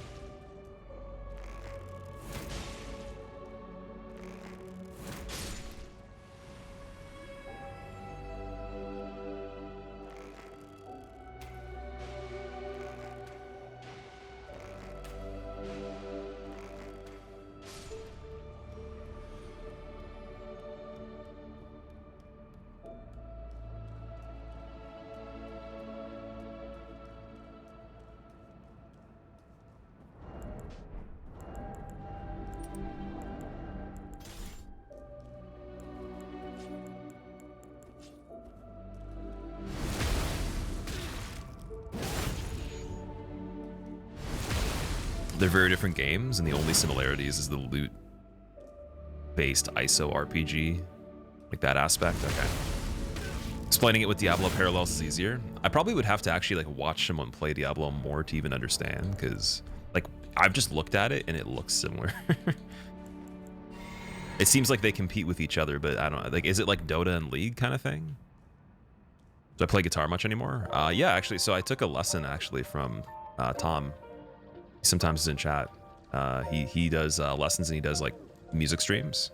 So he was teaching me some stuff. We were just jamming, and then he sent me some material to like go over. So I'm gonna be taking lessons from him probably for the rest of the year. And then I jam a little bit with my one buddy right now.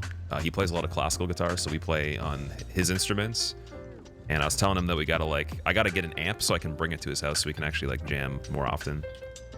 But I've been doing a little bit of that lately.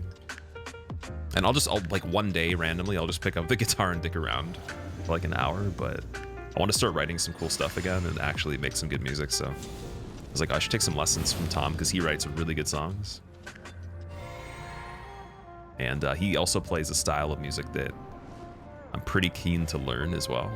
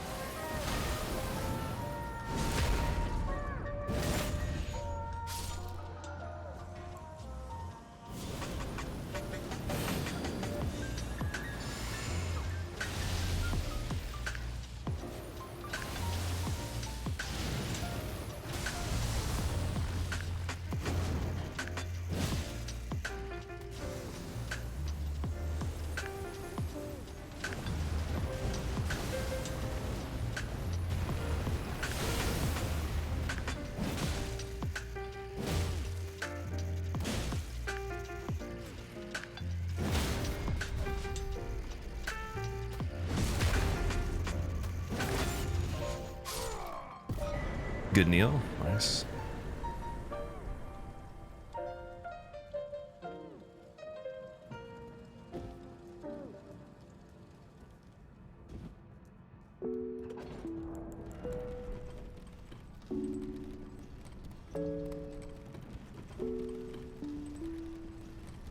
You'll sell me your guitar, Apollo? No, I'm not looking for a new guitar at the moment. I have one on the way that's been on delivery for about 8 months now, or 9 months, I believe. So, not looking for a new guitar. I'm actually looking, well, I sold one of mine to replace it to get the new one in, and I'm looking to fix up my 7-string and then replace that as well. So I'm gonna be selling another one.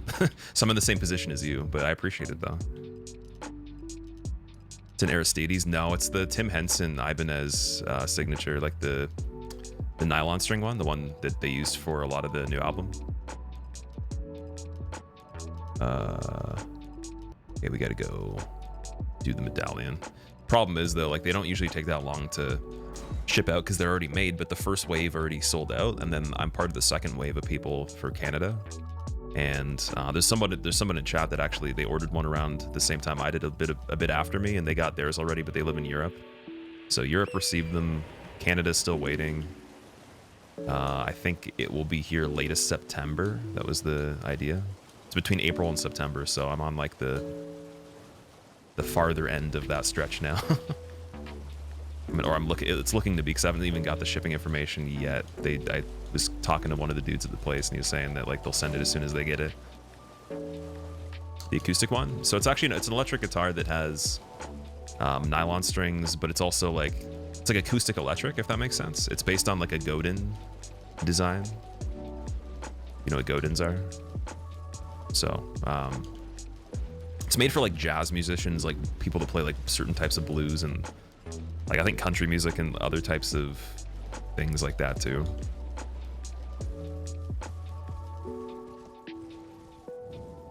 Jim Henson. Who's Jim Henson? It's Jim Benson. Yeah, heard really good things. The price point on them is really fucking crazy. To the point where like, I mean, I could literally just get that guitar and then sell it for like a profit if I wanted to. I could flip it because like you can't buy them in stores. And as soon as they hit stores, they're going to sell out for like the next, probably like a year or two again. So it's a good investment, but like at the same time, I'm just going to keep it anyways because I really want it. And yeah, they look really good. They did a really cool thing. I know a lot of people aren't into like inlays, but the rose bush on or the rose vine on the fret inlay is crazy. It's one of the coolest things I've ever seen. I know they have another signature that's just like a regular super strat cut, just electric. They have same inlay. But yeah, that was a really cool detail. Please no, dear me. I haven't a clue. No secrets lie with me, not a one. Oh, please leave But yeah, Apollo, what are you trying to sell though? Wait, well. Oh, we're finished. Curse my back. Boss Katana amps are pretty decent. Are they small ones? And if you should, then please give. I don't really know. I know about amps, but I don't really know about like what the best portable setup would be for like the quality at this point, just to bring places. It's been a while. I'll probably get one secondhand anyways. I usually try to like save some money on that kind of stuff.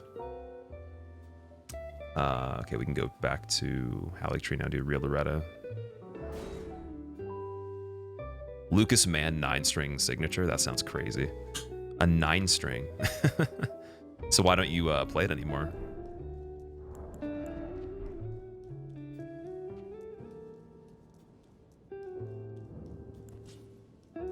Wonder how like weird the adjustment would be on that, because I played an 8 before, and like when you played a 7, 8's not that big of a difference, so it's not like it hurts your forearms or your tendons that much, but like jumping from 6 to 7 does a bit, and I bet 6 to 8 does too, so I wonder what 9 would be like.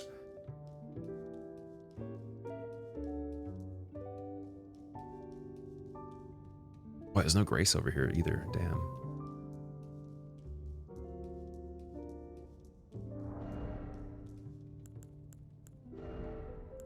Okay, so I have to be ready to just go on this part, which is completely fine, but I didn't do that last time. I kind of waited at the Grace. I stopped at the Grace and I sat there for a second. It's kind of hard to know if it's a good idea or not, because that guy was like really close before.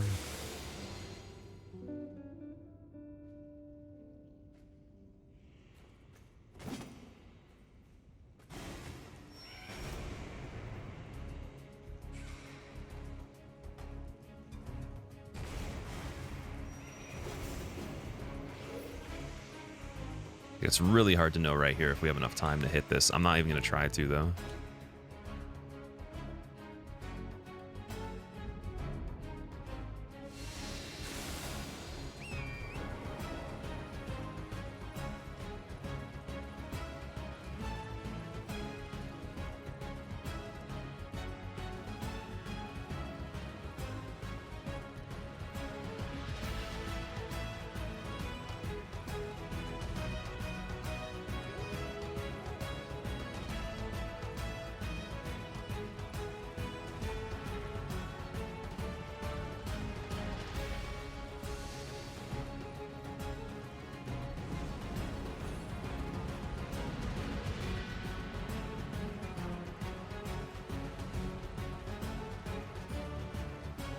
And then there is a Grace around this point, I believe. That is... I want to say it's over here.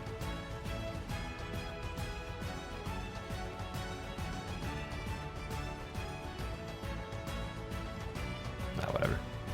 Can't find it. Oh wait, it's right there.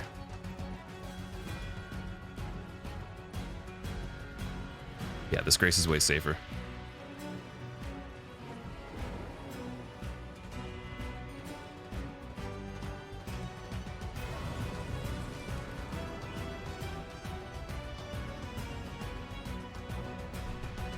Jack Sparrow up in here? Oh yeah.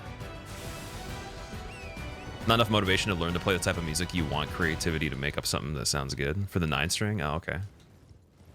Are you going to be sticking to doing like a 6-string, or are you going to just not be playing that much?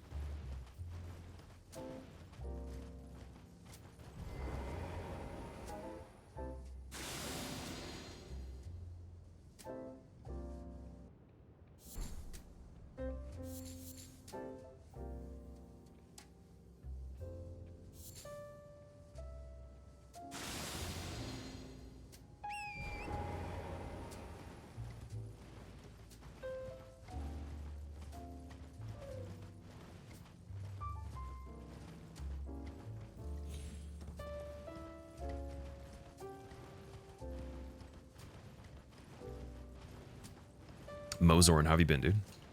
Welcome back.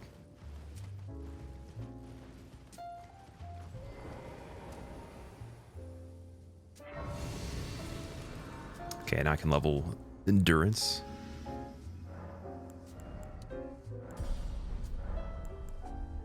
Now I'm gonna make the Physic Flask endurance based as well, and then I guess we make these.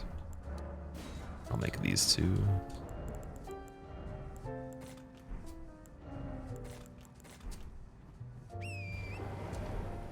Moving out next week. Ooh, that's exciting. Is it going to be a big move? Are you moving far away or somewhere pretty close?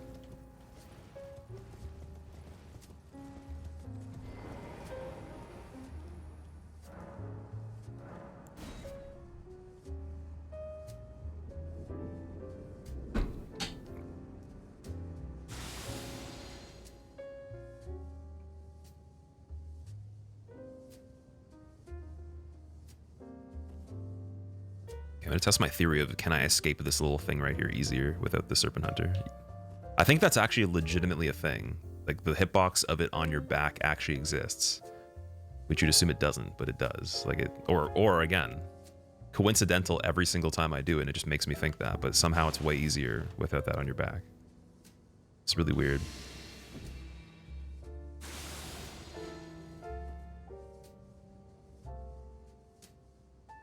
Oh, not a fan, not a fan, not a fan, not a fan. Don't like that. Whoa. Don't like being on the bottom of that area just because the assassin's there.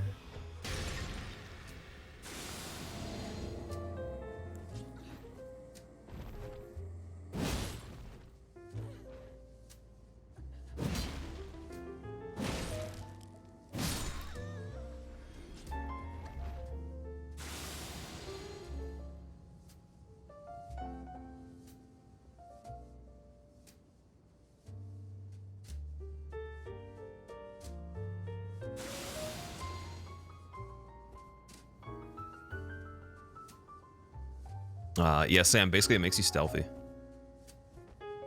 So I'm kind of doing it just to reset the timer, so every time I get into a situation where I'm going to be running on a stretch for a while, the timer's fresh, because it's only 30 seconds. So I'll do it, you know, like one after the other within like a 5-second time span if I'm doing multiple things. Like, for example, I need to kill that dude, but if something went wrong, then I need to account for 30 seconds of screwing up there. And then if it goes right, then I still have to redo it again on this stretch to make it 30 seconds across that thing. So I'm just extending it every single time, or resetting it.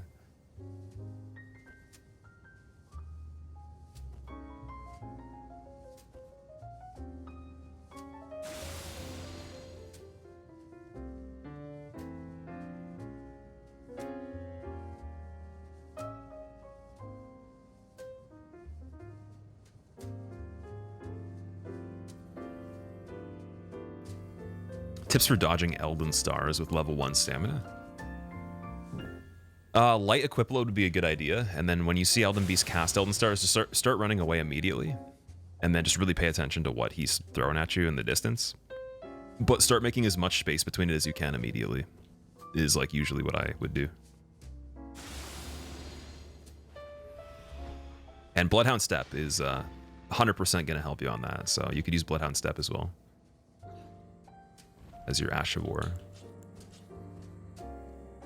What do you think fake Loretta would say about real Loretta? Probably the same as Ronnie Coleman, just really ain't nothing but a peanut, and she'd probably just throw her at the wall or something like that.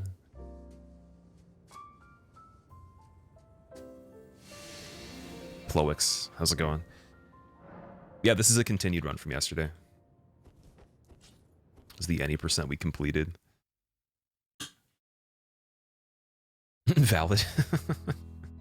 Ain't nothing but a peanut. Tosses her.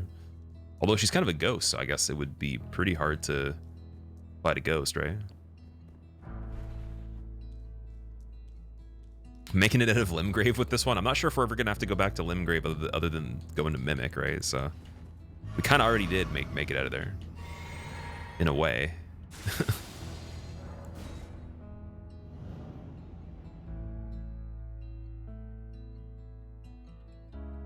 What's going on, Tim? How are you doing? Thank you, dude.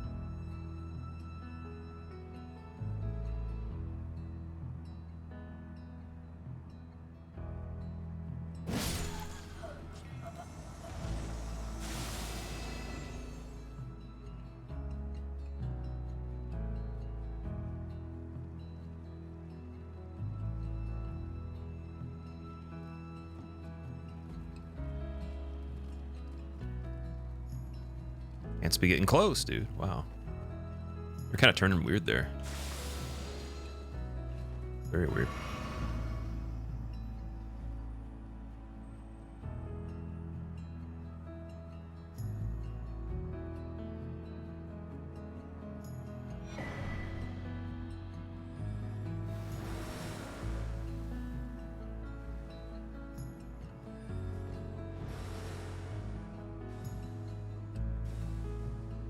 Ants don't see, no, they can only see if you're right in front of them and you're really close. So like they can't see sideways. Their line of sight is like a straight line with Gambit activated. But it was kind of weird because he turned to face me a little bit, but I wasn't quite close enough yet, which was good. They fixed themselves. If I touched them, it probably would have been a bad idea there. So that was kind of close. Just very weird pathing on their behalf.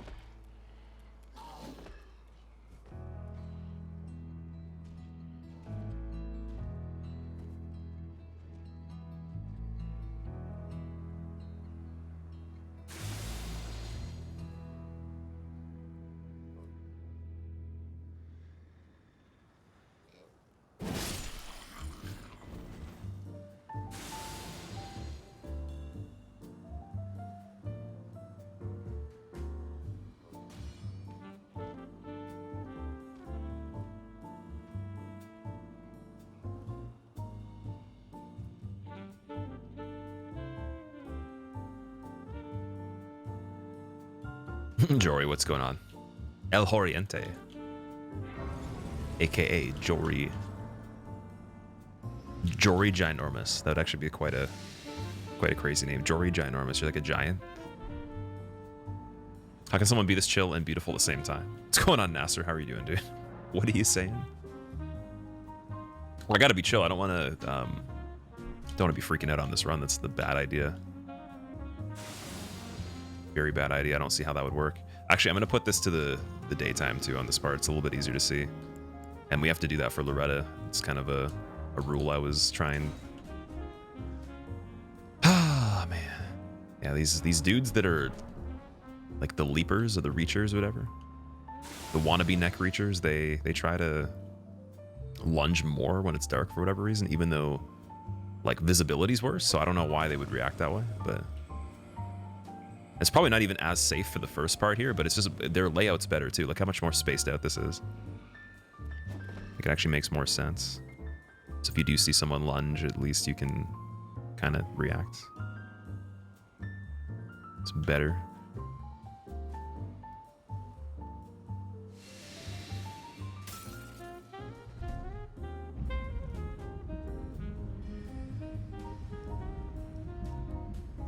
Jerry's the hardest to traverse. This one seems pretty scary. Farum Azula and Stormveil Castle, I would say, are the hardest. For me, at least. Like, you can make Stormveil Castle easier, but the beginning of Stormveil Castle is pretty tricky. This one's not, like, crazy.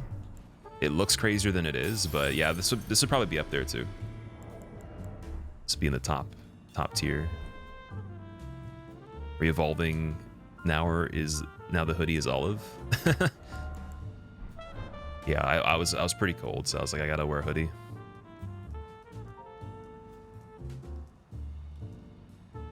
Who lined you up? Was it my boy Var?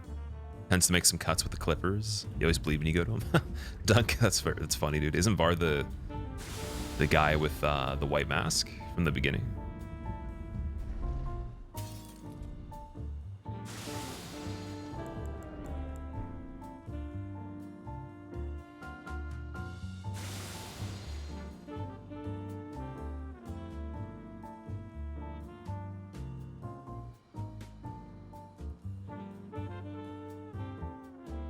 Mathix, thank you for the good luck, dude.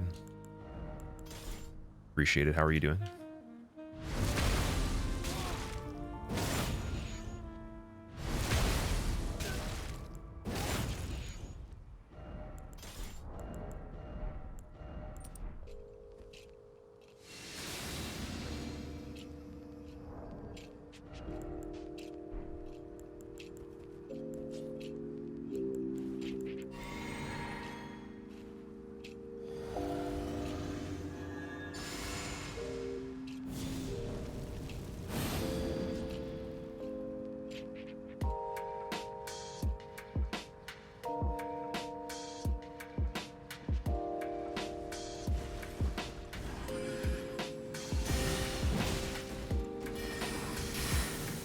Ooh.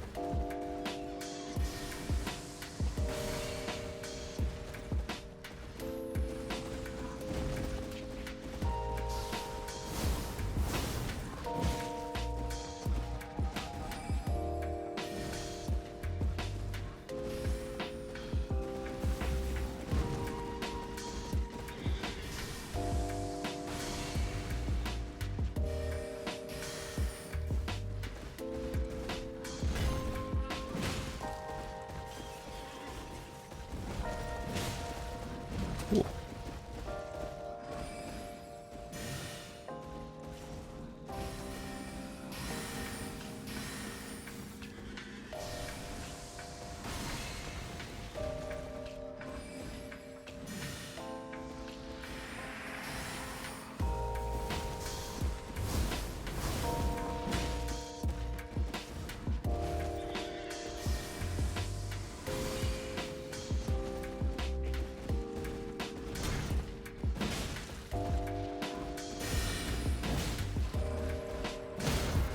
Here we go. Stupid Loretta.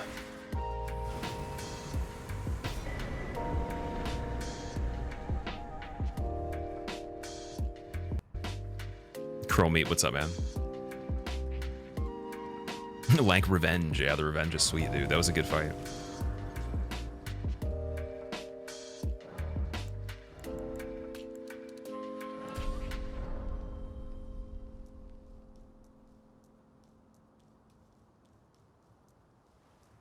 Biatch. Yo, Jory, watch your language. What the fuck? Can't be saying biatch in chat. Jeez.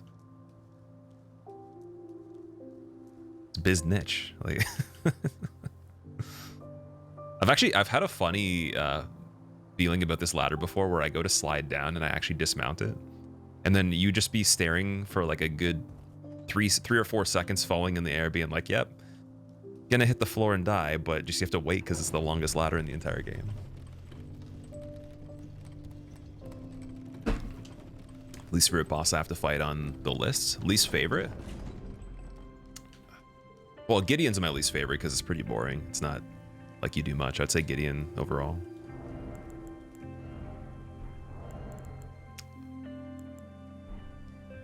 He pretty much doesn't attack you, so there's quite a few like that. Red Wolf's like that too, but Red Wolf has some precision in the beginning. Like you have to actually be very calculated, so there is skill that's involved to set it up. Meaning that like even though it's a one-shot, like it's actually still harder than bosses like Draconic even, I would say. Because there is a lot of technique in just trying to get that result.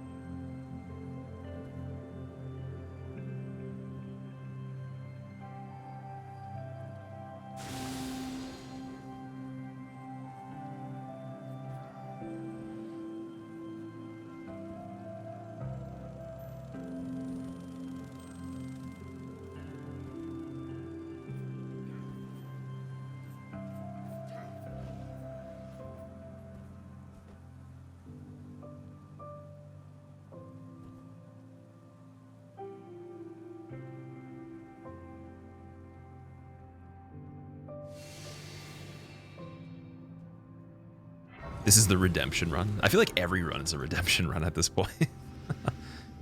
Didn't I lose to Moog last time? No, it was on Loretta actually for the last run. Unfortunately, so we got our revenge already in the short term. Retro, what's up, dude?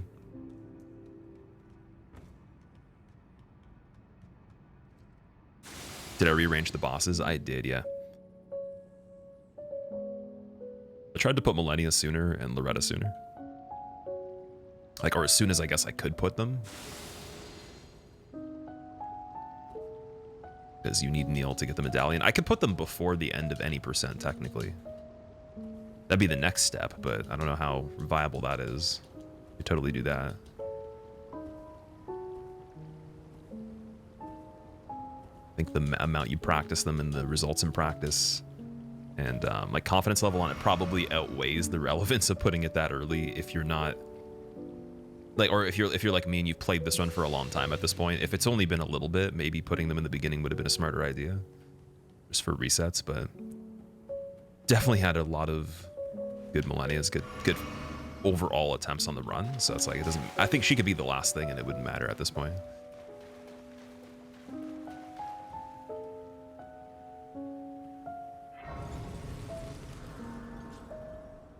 But yeah, the order's been the same for a bit. So a lot of the previous runs you guys have seen that are good have been in this order.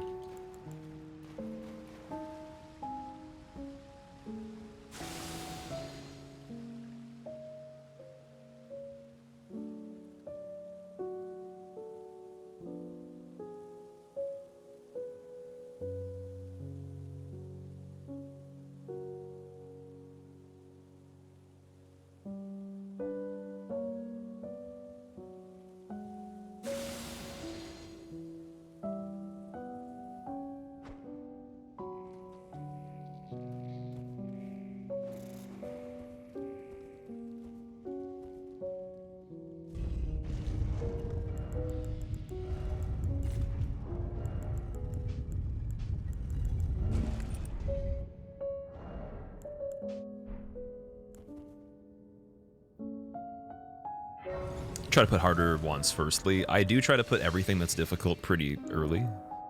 But the excuse me, the only difference is that if you're gonna look at other orders, some people will put the stuff we're doing now before you actually beat the main game. And that puts you at a pretty big disadvantage with certain stats, I'd say. It's pretty crazy actually. But then the methods also are different too. Like if you have a different build, then maybe you can get away with it.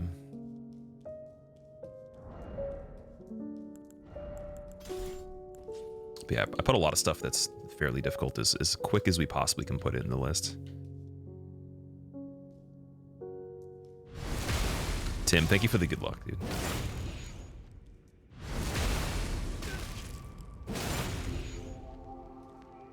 Jory, do you eat like just a fancy sandwich every day? Like you're always talking about a sandwich or something like that. What's going on here? Is that just like a regular thing?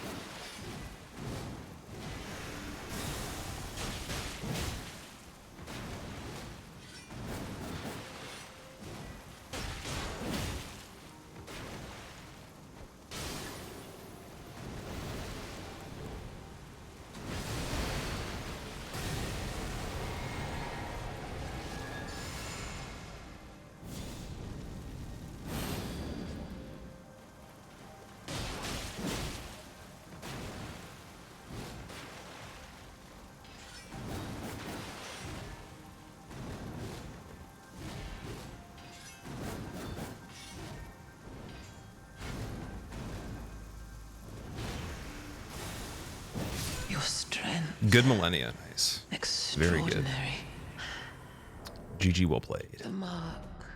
319. True Lord. Good time on the run too.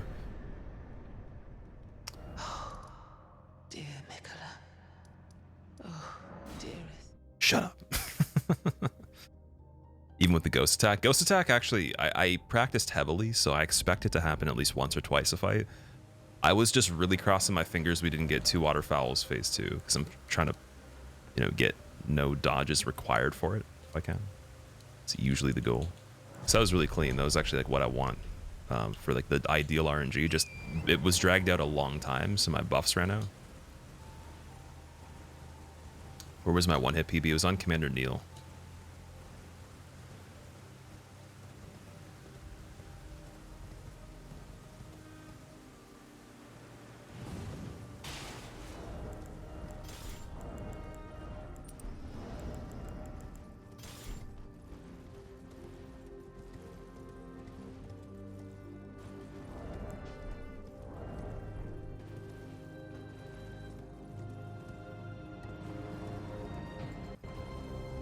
There's another clone dodge, a different one. Oh, do you like dodge forward or something?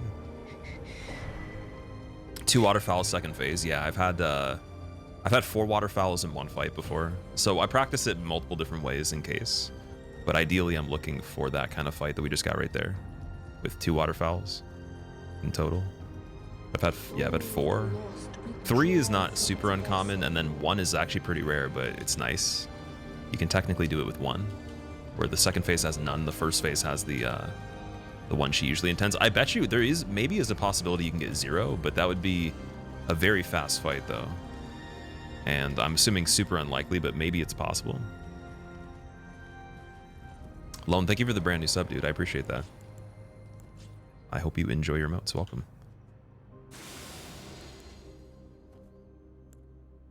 Where's the knives?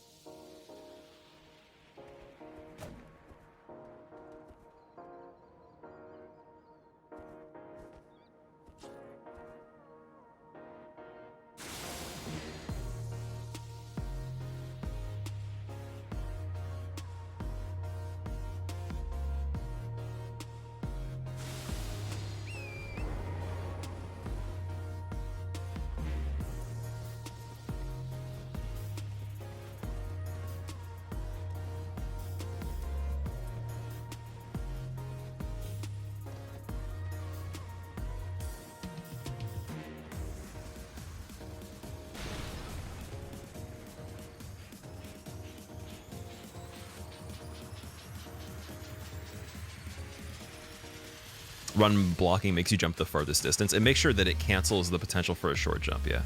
So it guarantees the long distance.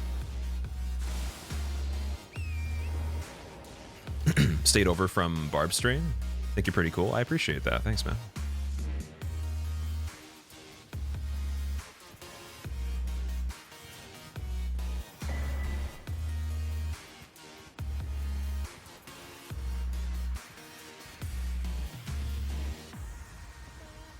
Ever taken a horse across an entire desert? Maybe you're in Caelid, in the lands between. Ever considered instead of Torrent using a Toyota Supra? Well, the GR Edition's got you covered at the greatest crank horsepower we've ever had, with a manual transmission available 2023 to bank some gears through the lands between quicker than you've ever seen in your entire life.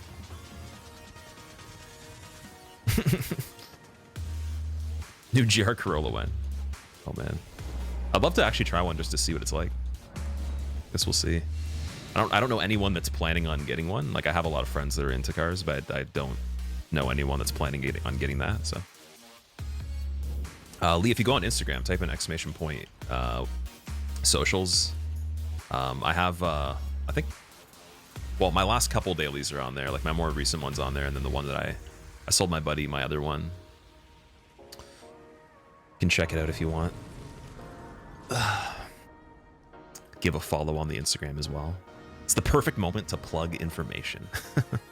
Hey, what's this? Well, I have this actually listed on here. You can go check out the video or the picture.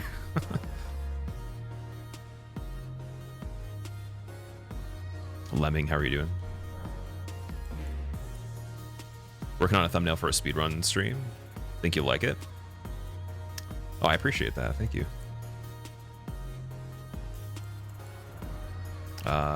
Speedrun stream meaning like the YouTube stream we were talking about?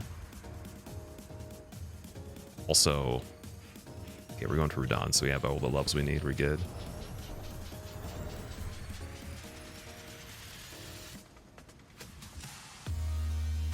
Champions, welcome.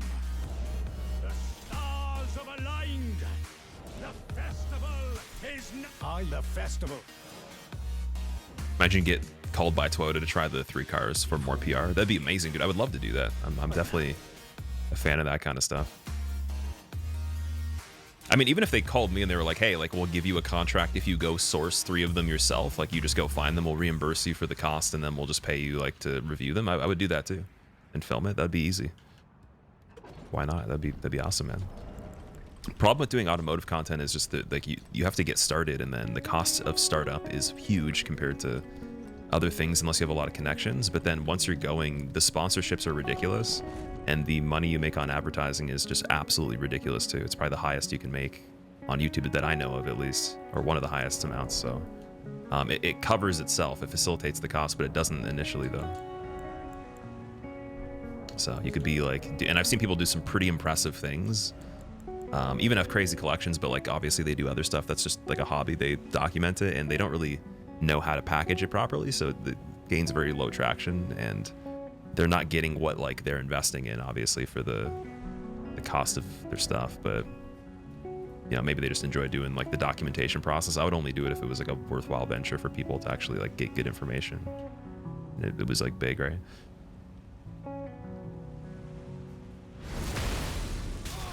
Nice, Denver. What's up? How's it going, dude? Also, Panzor, thank you very much. I appreciate that. Looking fresh, Leechu. Thanks, dude. Yeah, my hair was getting too long. I had to cut it.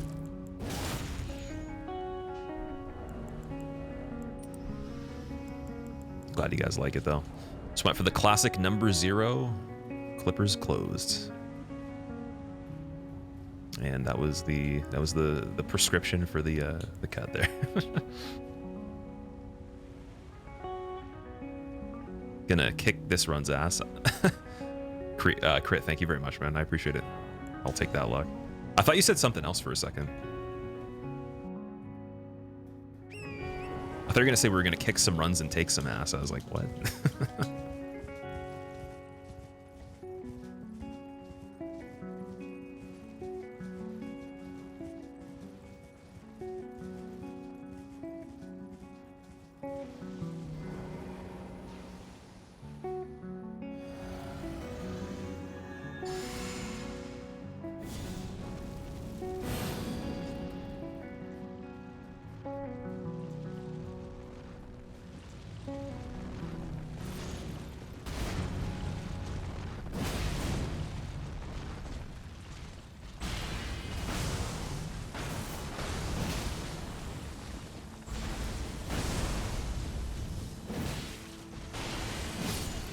So that was the easiest possible Radon you can get, because he did the really good attack in the beginning. So super rare for him to do that. Very rare. Like even on practice, he always does the spam, so that is ideal. Saving a lot of mental power there. First 2 times you did this fight, you didn't know you could use the horse. You know, I think I forgot too. I was on foot and people were like, you can use Tauren. I was like, oh, that makes sense. But yeah, it doesn't really give you an indication. Like there's no signs. They should have signs that just show a horse on them. That'd be a lot more beneficial.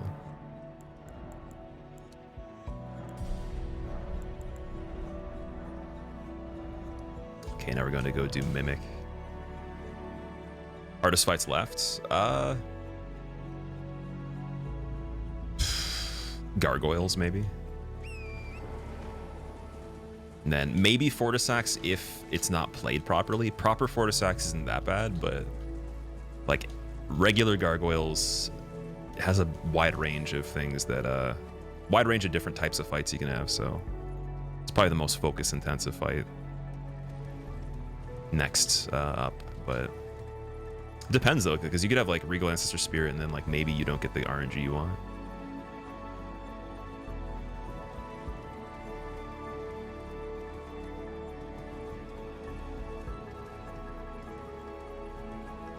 Yeah, I practiced the absolute living hell out of that fight, so I don't want any shenanigans ever again on that one. That was annoying to have to like just even winning but redoing the fight 3 times is just not good. Takes up a lot of time.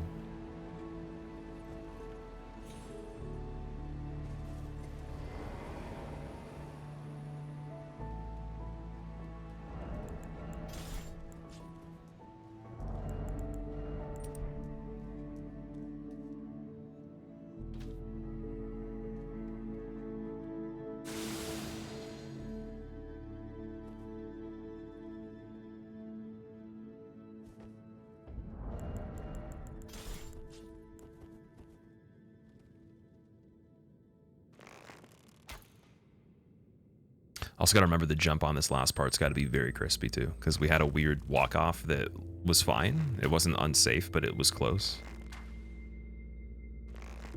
So no point of that. That was really weird.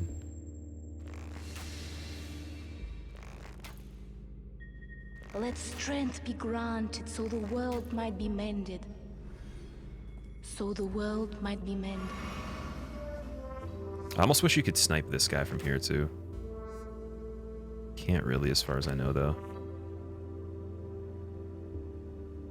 You might be able to from a distance, like here, or I could still dodge the things. Maybe that's possible too.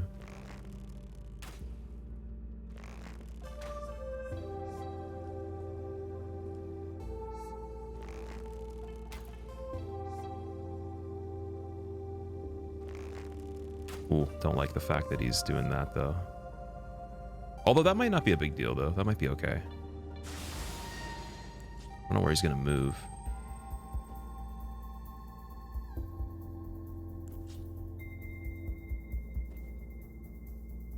Okay, we're kind of going with something a little bit different here.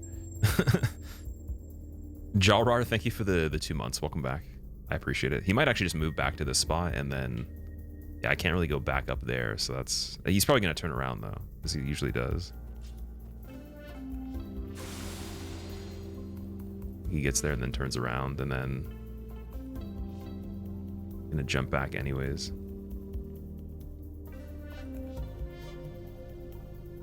Jump on this platform to get a better view. Because like if they can snipe me, then that's a problem. I've never actually tried to even get this guy this way, so I'm just gonna play it safe.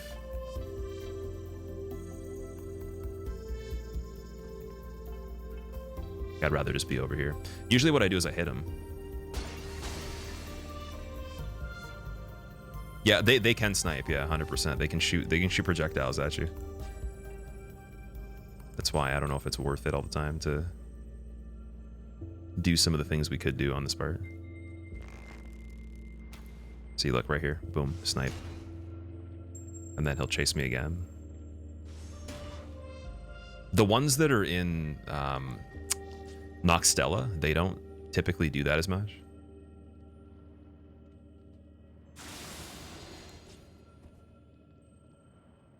But the easier way that I found to kill this guy, you just jump across it originally. He'll move anyways when you land, and then you get him to turn around and you can poke him as he's not facing you, but it's really hard to know that if you're not experienced on this thing.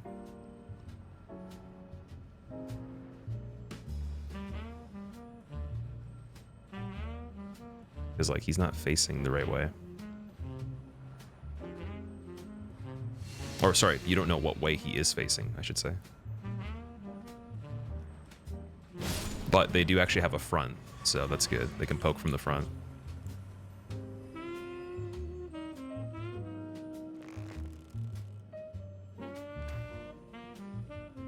And then oddly enough, like this one right here, he will not snipe at all, but the other one will, that's below me. So I think there's a max distance, and what I was doing before might be safe. So I think I If I ever go through this area again with like this for whatever reason, I'm just gonna try that in the future.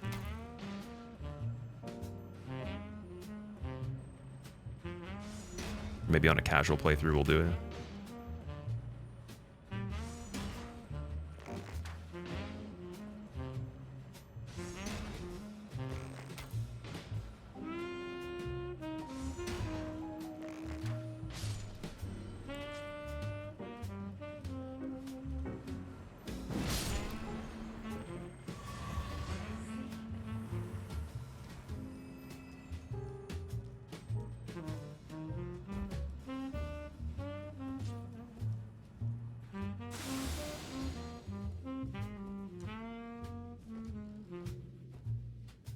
Chad Blob Narwhal? You mean Narwhal?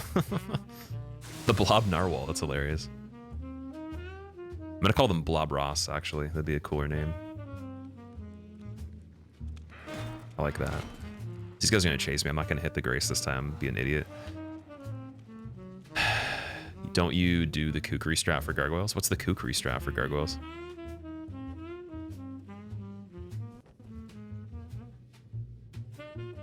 Like staggering them or something like that? Or something else?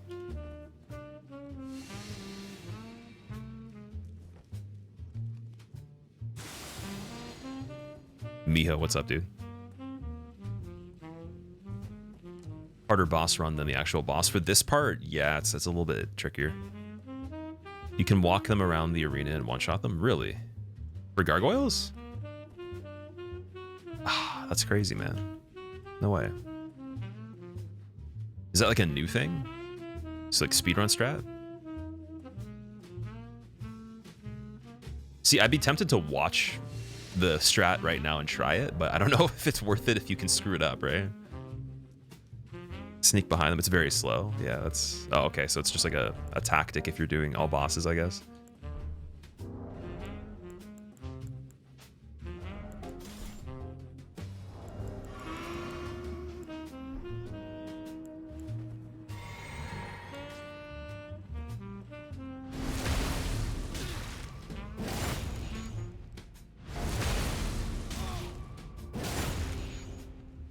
So like, where did you guys see the kukri thing first happen? Like, who did that first? How long ago as well?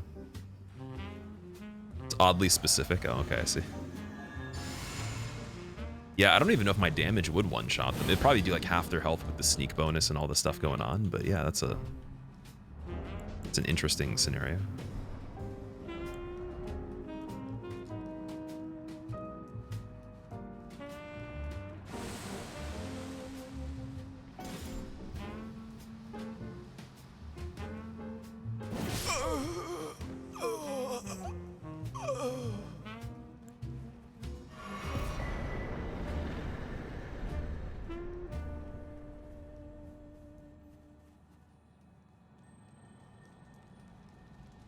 Oh, I forgot to mention, yeah, I was saying one-shots. All one-shots were just basically Red Wolf, but yeah, we got Mimic as a one-shot too. I forgot about that. It's a good point to make.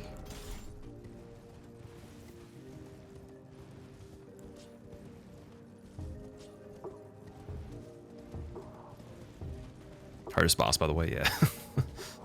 Riveting.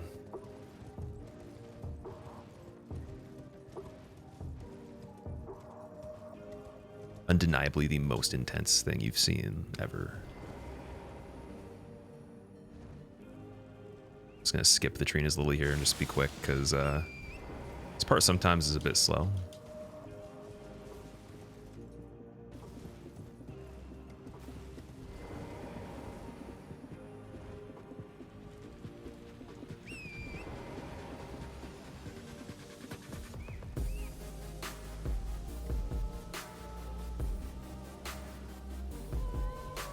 Gonna recast this here too, actually.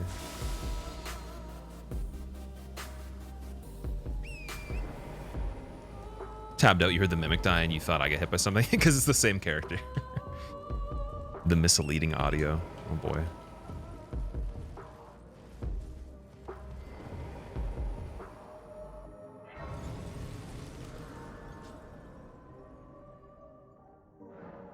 Yeah, if you guys have a link to that video as well, definitely send it to me in like a DM. That'd be really cool. Very curious about that.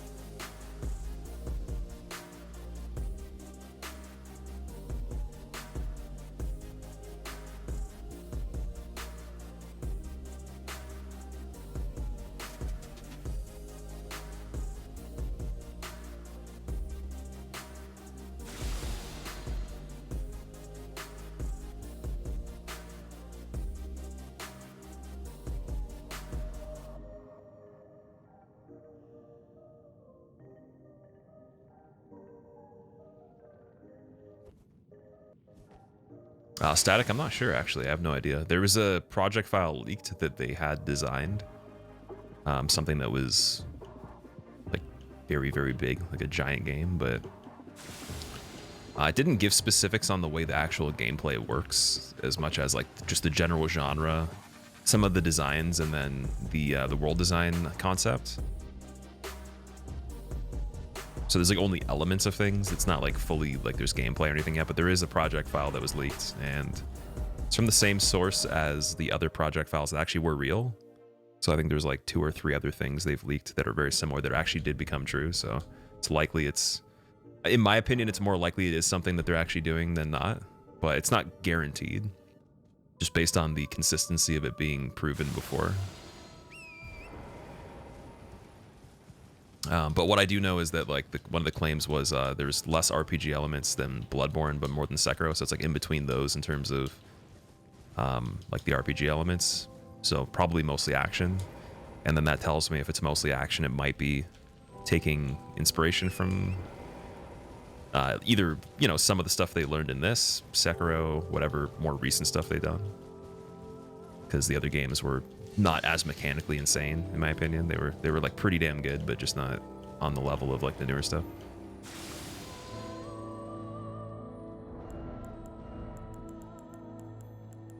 Let's save some of the throwing knives.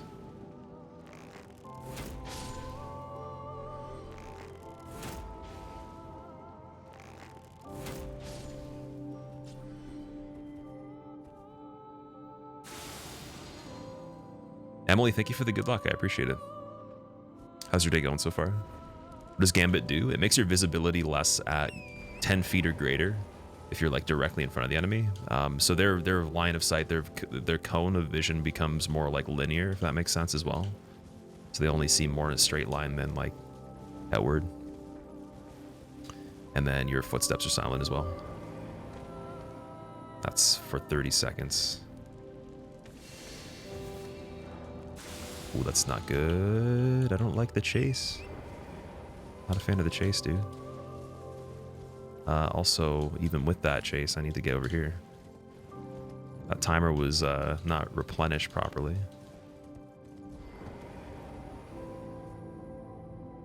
Yeah, but that guy's not dangerous though. It's the freaking archer, dude. I was like right behind the obelisk at the perfect time for the archer, because if he was like his pathing was synced with like me being visible and that ran out at the same time, that would be bad.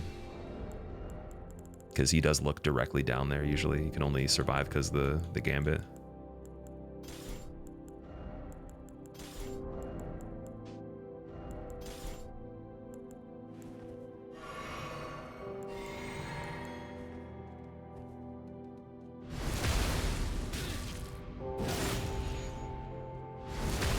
Hope they'll make Sekiro 2 and then skip straight to making 3.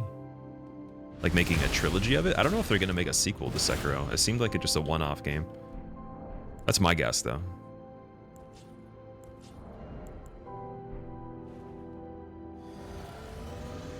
This is the run, the earn. To earn.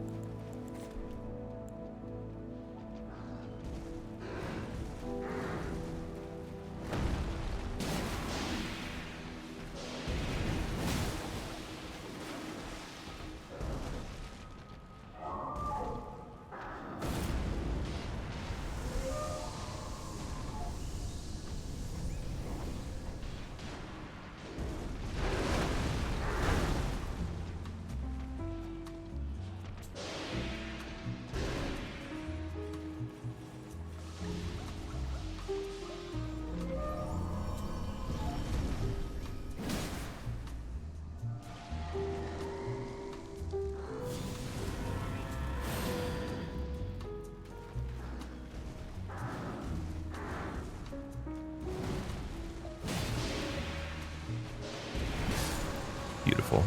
Quick Ancestor Spirit.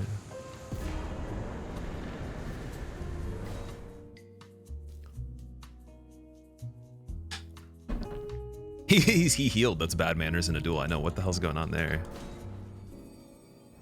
I guess because he's an animal, we can let it go. He can play the alternate species card if he wants to. Watch for the slippery rocks. Yeah, Moquin Dynasty. Got to be really careful.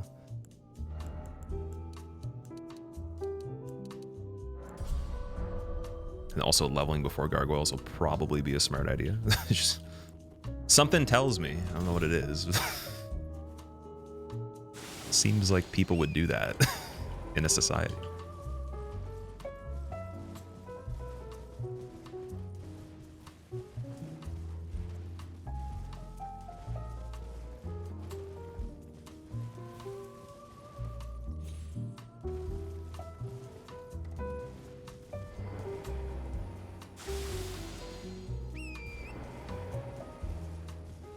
Should add Crucible Knights to this, and then you'd be impressed. Lie, you're not going to be impressed if there's no Crucible Knights.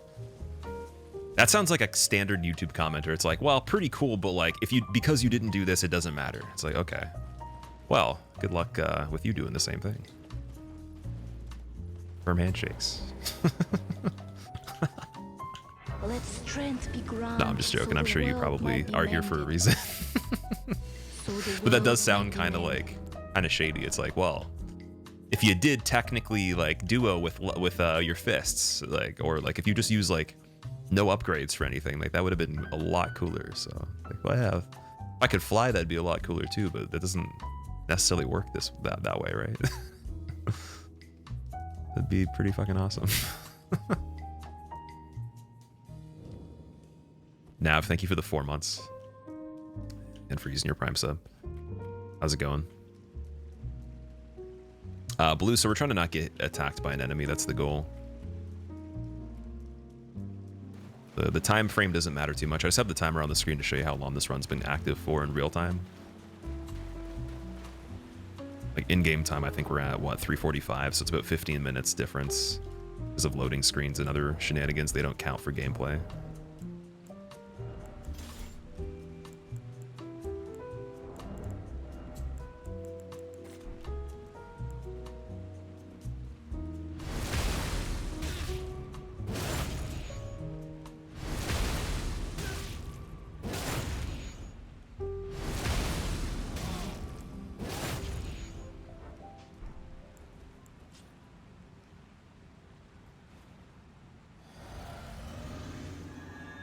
Not impressive, didn't use fists only, yeah. I love that. It's amazing.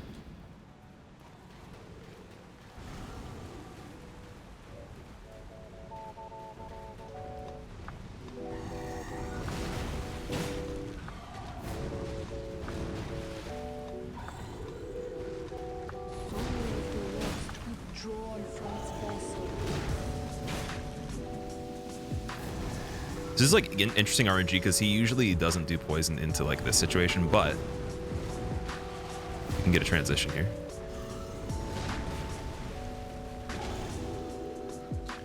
Which is nice. Which I'm a fan of.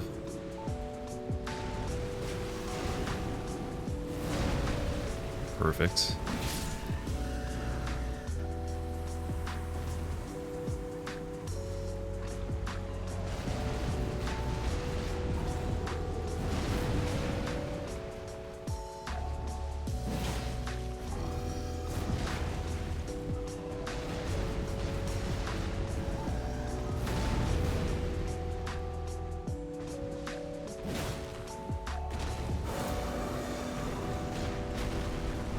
Quick Gargs too, nice. Super clean.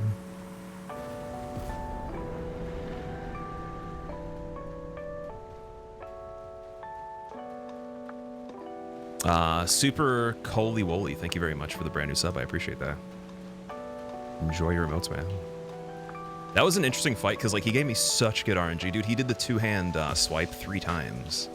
That's basically the best punish I have for a light attack on the first part in general, so I've never even seen that before.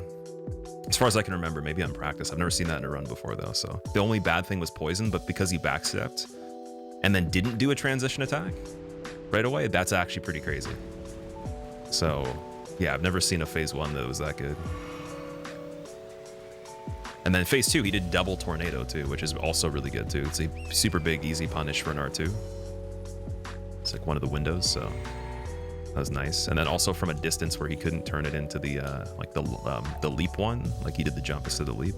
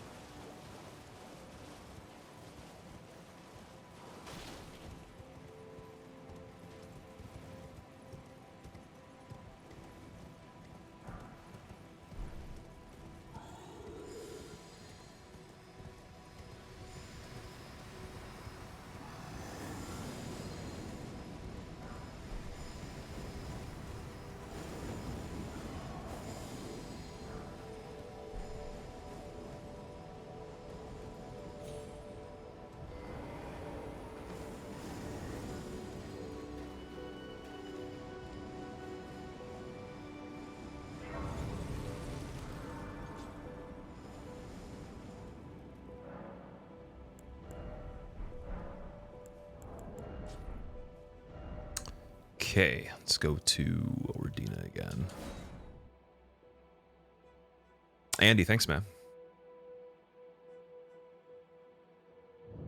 Okay, so for this part, this is the part that's kind of interesting because I can go out to the far to the side on this part, or I could go the other way. Oh wait, we got both graces this time. We're good. We're good.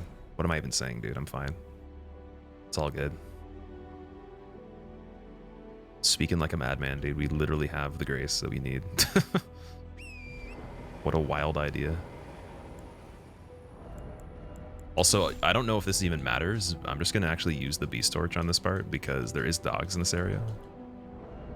And then Lank was asking me if I had the beast torch when I was on this part, which makes me think it actually is relevant. Just gives me the spider sense that I was supposed to do that. That was a good idea, so let's go this way. Torch will keep those dogs away. Good. Yeah, that's a good idea. Oh, see, like, but I don't want to be invaded here, though. That's the problem. It's now far away.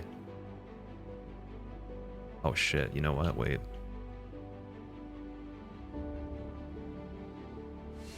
I have to make it to the other grace now. See, I don't really know the path to this way.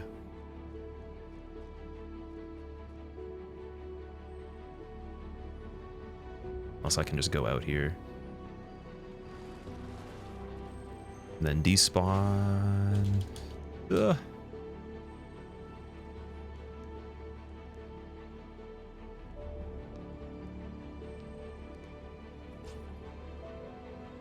There's a dude up there too.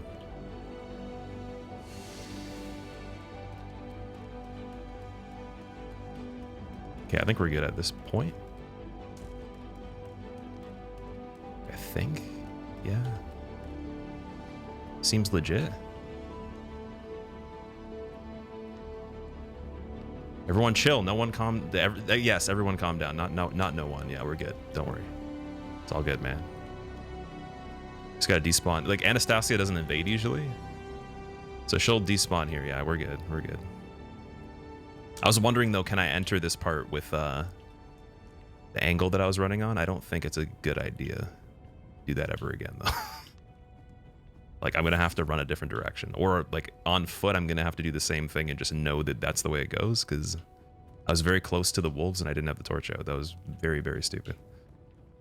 like kind of dumb overall. That was super sketchy. Yeah, that was different. That was built different, dude. Uncharted territory. Because usually I only get this one invader. Here we get the Sanguine Noble. Oh, it works even if it's on your back. Okay, so if it's not lit, it still works.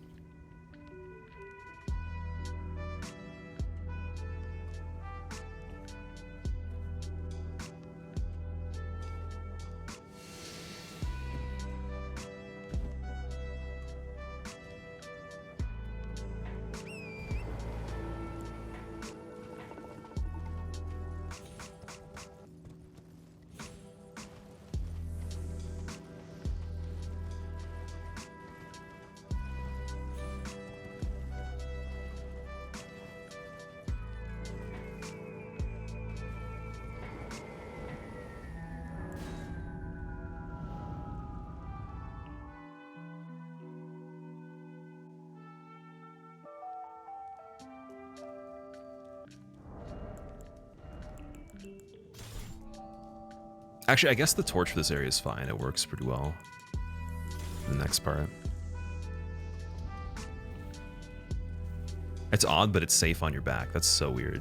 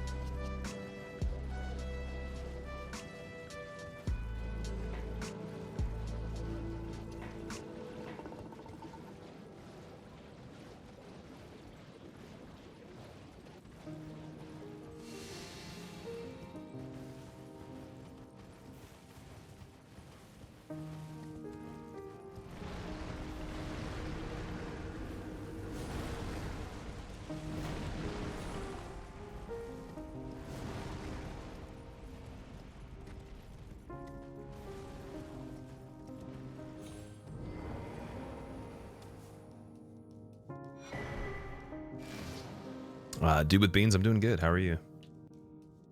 Thanks for asking, man. Thank you for the good luck as well. Oh, gosh. Okay.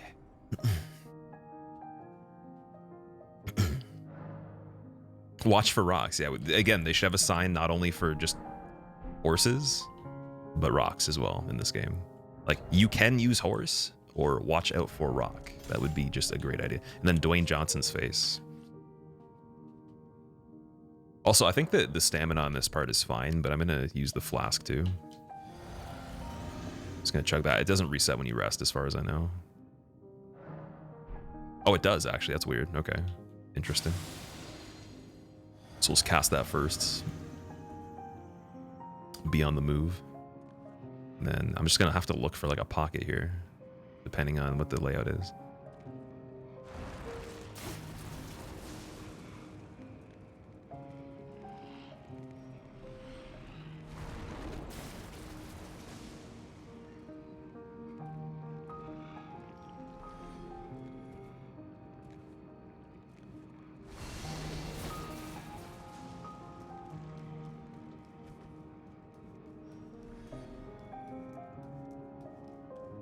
Fuck that rock. Yeah, that rock's not gonna have anything to do with us anymore. Or vice versa. Not going near it. Just not a good idea.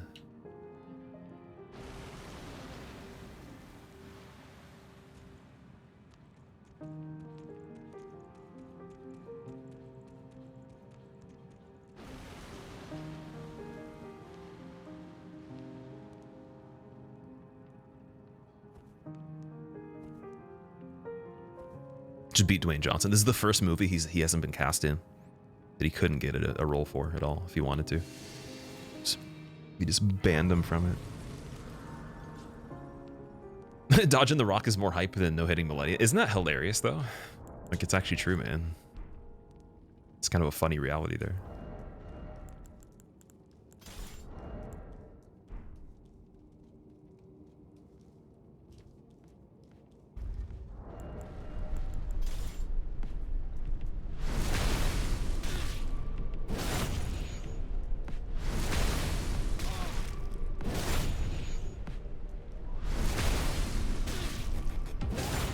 This boss is annoying.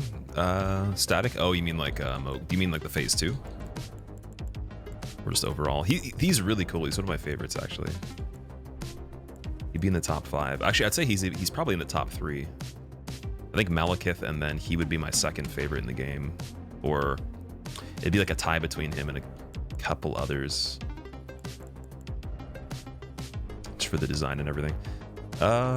Throwing knives will be a good idea here.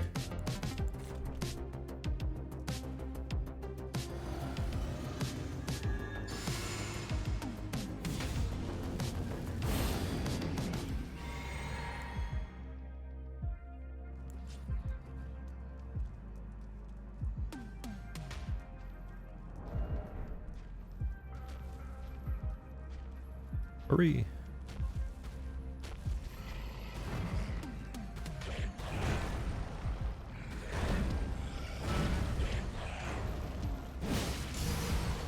Okay, Blood Rain.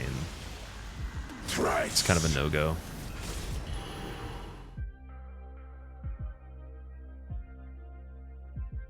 Not gonna be sweaty on that one, throw the throwing knife that early while on the stairs. It's kind of actually funny. The fight seems to be easier going back the second time because he's not actually on the stair. Like he's already, you're entering the arena, but he's already going down that area. But fighting him on the stairs is bullshit in a lot of cases.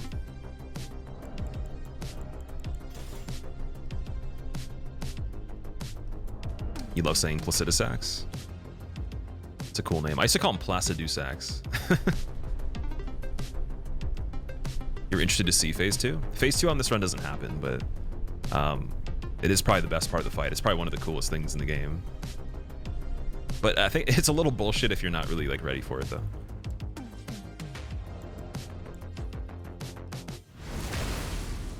Why not one hit him? It's easier, Darth? What do you mean by one hit him? What playlist? Exclamation point RF in chat.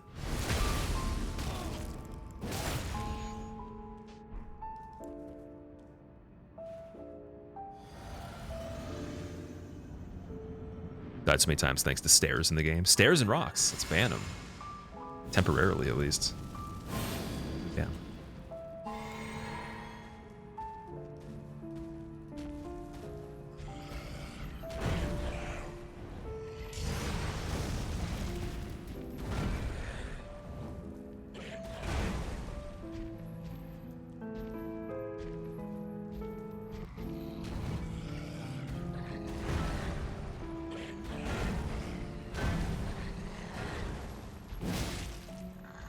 Thrice.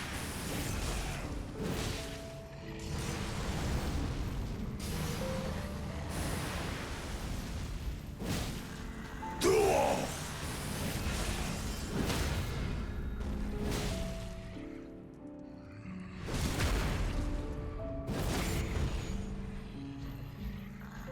Bonus. And there's I Moat. can see it as clear as day. The coming of our dynasty. Morgwyn. Okay, we'll probably go back and get Relic and also get the Rapier at this point too that we need. 3 more, man. 3? No, 4 more. Well, if are you not counting Fee as champions? Are we going to discount that somehow? Madman.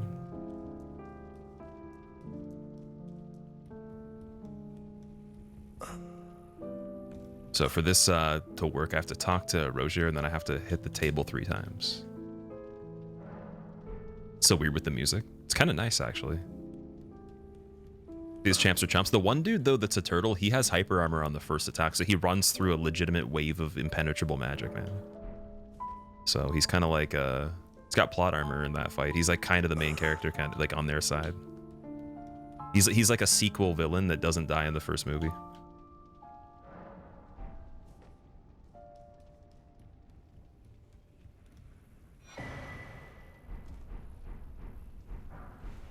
Okay, we got the rapier, perfect. I'll throw that on too, and then... Well, actually, I'll switch that after. The relic sword.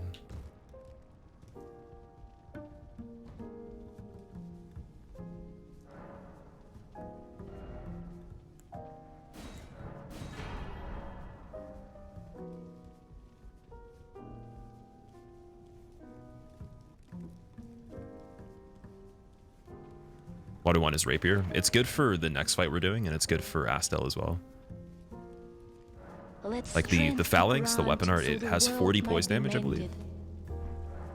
So the world might be mended.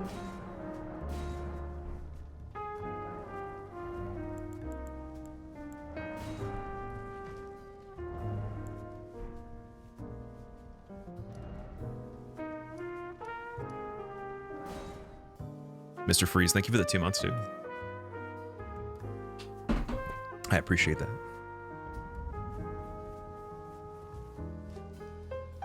You've defeated the general. There is thanks to you. Descend and make it.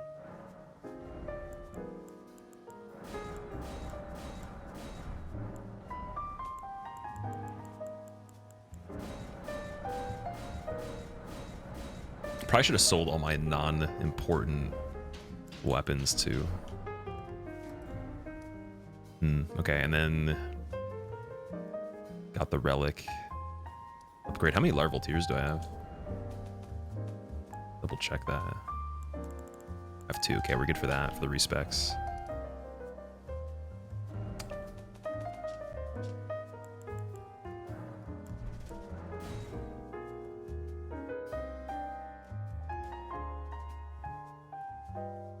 How much of the route you devise yourself and how much is gathered knowledge? It's a good combination of both, man, but the thing is there's a certain amount of stuff that just has to be done a certain way because you don't have any other alternative, right? So I wouldn't even count that as my knowledge. I would just count that as like meta or fundamental, just, you know, necessity. And then there's some stuff that is just completely just me dicking around figuring out. Most of it though is like me being stubborn. So I've changed a few things as I've actually learned there's more mistakes that have been made from strategies that did work and they don't work anymore. And then there's been some suggestions that have been made that are just really good, and I'll take them right away. So it's a combination of all that stuff.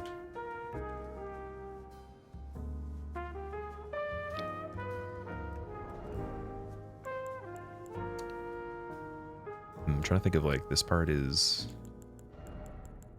usually the guy with the kukri. I need to throw it a little bit lower. I know that. And the physic flask is all good.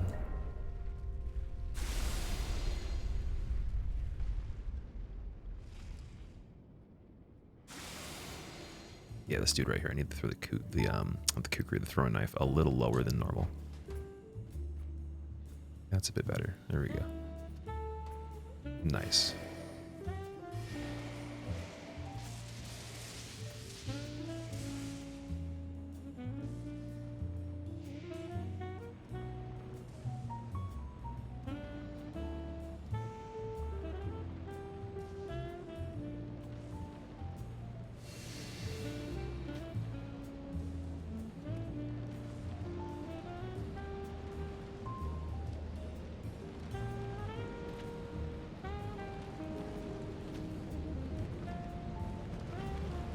Done some really cool things that are unique to your run. Oh, that's awesome that you actually you like some of the methods, man. Because I think of them as like unga bunga strats sometimes, like where it's just like I'm big dumb dumb, I kill you, and then I just like hit them more than they hit me, and there's nothing special. There's no machine guns or like trap holes or like some backup like mimic summon +20 with like a rocket launcher or anything like that.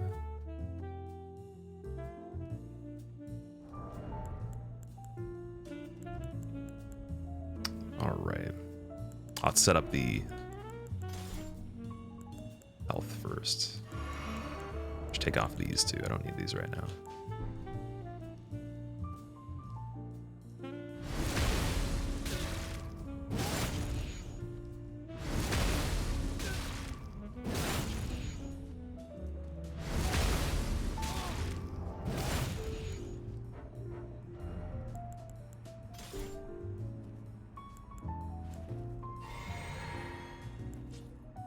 I think setting up this before I buff is a better idea too. It's gonna last a long time as far as I know, but it's usually a good idea.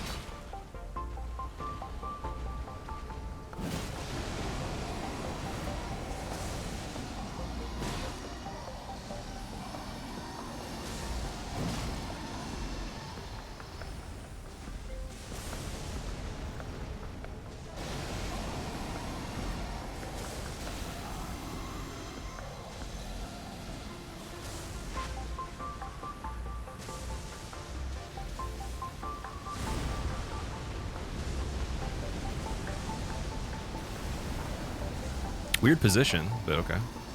Very weird position there. I don't like that.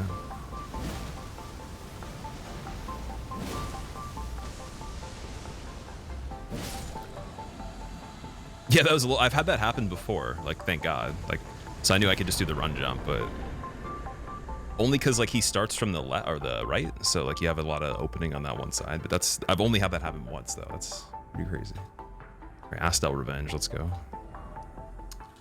Rot Lake, dude. A little close to the wall, yeah. Wait, do you not usually like touch the wall when you do that part? Or are you saying that he was like spawning in and close to the wall? I think it's because I did so many weird movements before I picked my direction to move. That was the issue there. Like it wasn't consistent enough before that to get like a dead on lock on or like lock in for him. Because it must track you for like a while before you actually get to that scenario.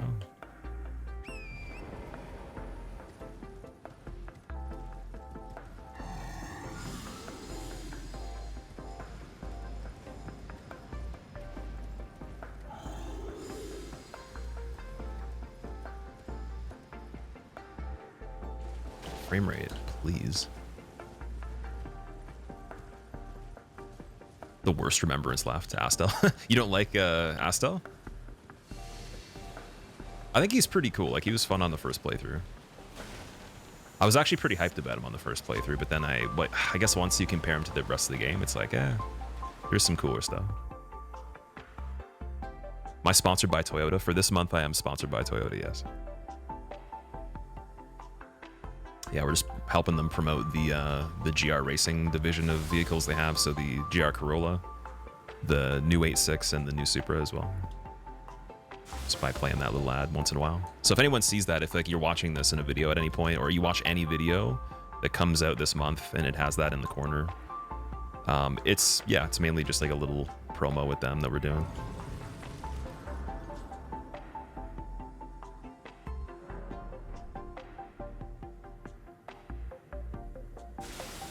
What's up, Kelly? How are you doing?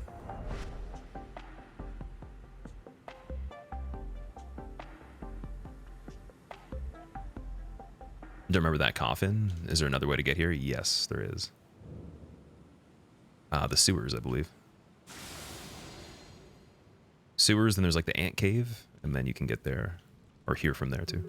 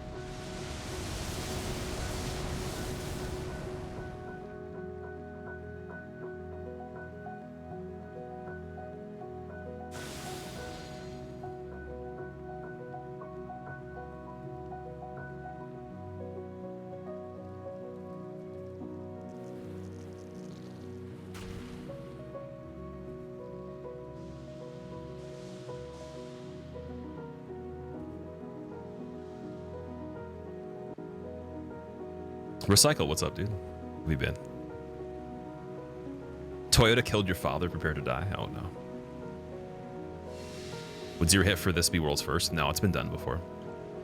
In many different ways. Like, it would be the first ever done like I'm doing it, but yeah, it has been done in some other ways as well. But again, there's a lot of similarities here and there, so it's like, it's not fully every single detail is my own, but there is like my own version or my own spin on it.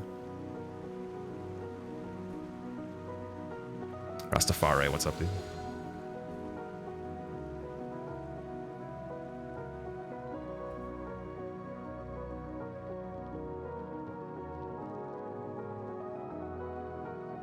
Just gonna recast this quicker than I usually do.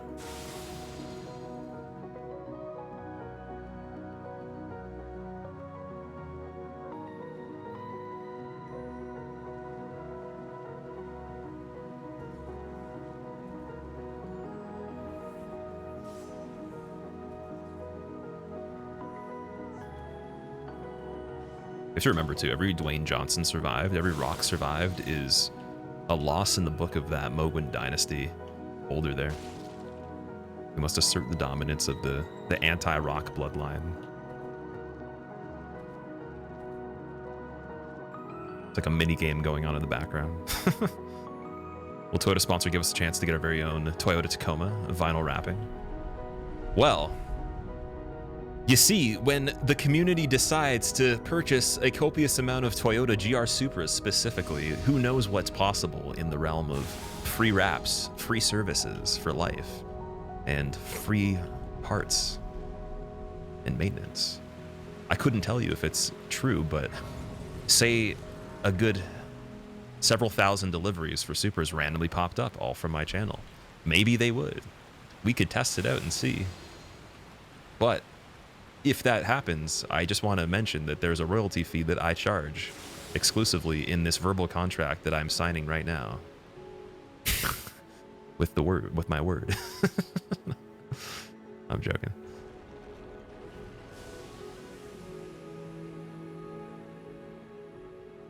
Yeah, just everyone just buy a Supra and we'll see if they do some free stuff for people. Commander, if you type in ! socials, I have my current daily on there, and then my old daily I sold to my buddy just right before that I had is on there too. And then my summer car as well.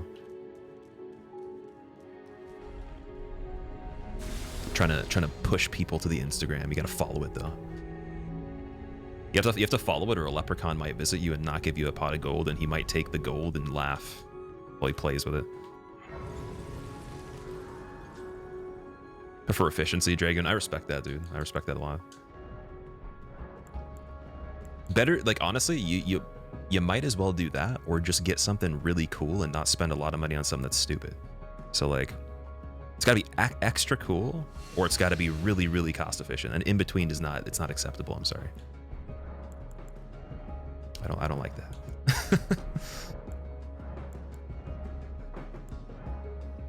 All right, we got 4 flasks there. I'm gonna get 5 just because. Who knows, man? Actually, I'm gonna get level here too. Are we on Lake of Rot? You have to go there to get to Astel. Is Lake of Rot an enemy? Luckily, it's not. It's pretty chill.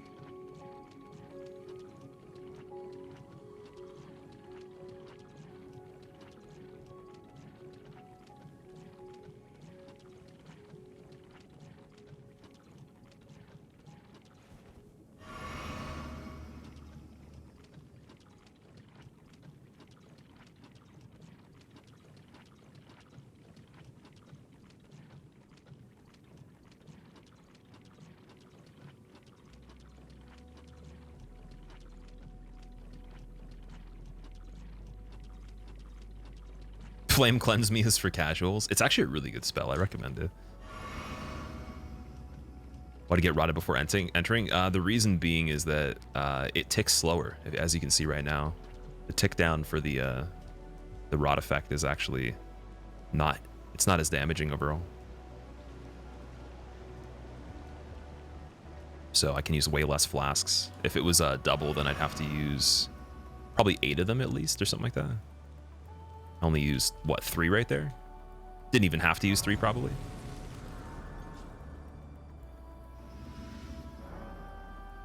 Backham, welcome back, man. How are you doing? Put the flask back to 4 and 4 again. I don't think it matters too much, but well, I guess on Fuse Champs it does. Yeah, we want that on Fuse Champs.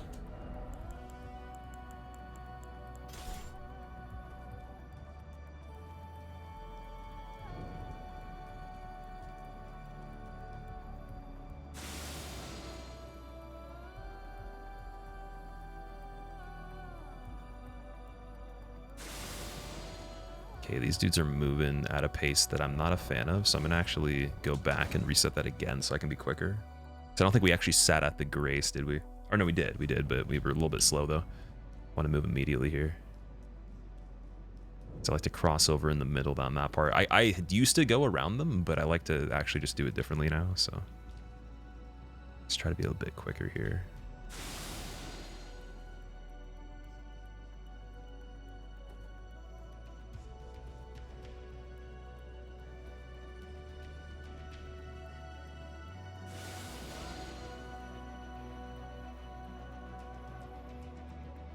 Why Lake of Rot? It's my preferred way to get to Astel. So I do gargoyles, so I go to Deep Root Depths a different way, and then sewers would be how you'd get to Astel otherwise, right? I'm pretty sure. Maybe I'm wrong. Maybe you don't. Maybe you only have to. Maybe you can only get there through here. If anyone else knows the alternative to it.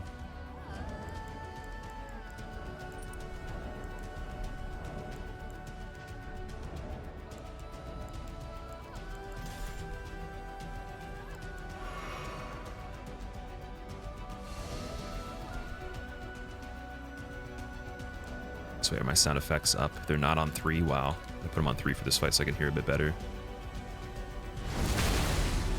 They should have been on 3 before. This is where someone was sleeping in the VOD and they're just like,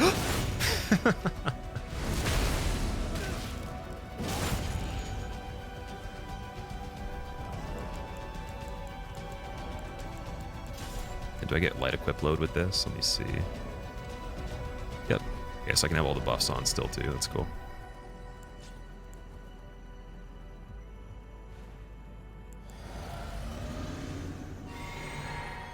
It's the only way here. Okay, so yeah, we just have to do like a Rot for Astel because he's a remembrance. Basically the only reason.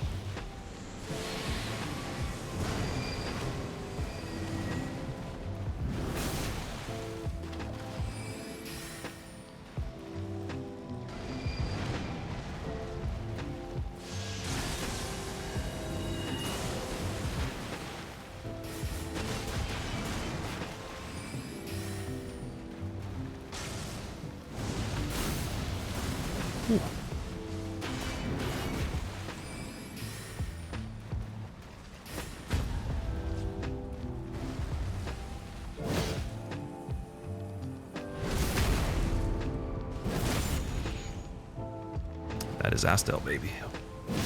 Get fucked. Nice. Actual PB now. Legit PB, dude. Feels good. Real PB. Let's go. Okay.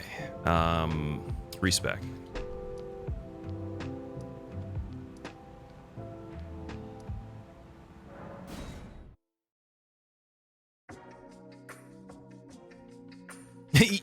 eat shit, you wormy bitch. That's a pretty funny thing to say. Say what happens, just for you guys that are wondering how I got here. If you kill Renala and you warp out in the actual moon phase of the fight, when it says that you defeated her, if you warp back to debate parlor, it brings you here automatically. So that's why I don't have the grace yet. It's a really quick way of getting back here if you don't want to actually have to wait till the fight's over. Because then she has dialogue when you get back to this room, which is what she's saying right now. So only thing I have to make sure I do is hit this grace, because we're gonna come back here again. That's important.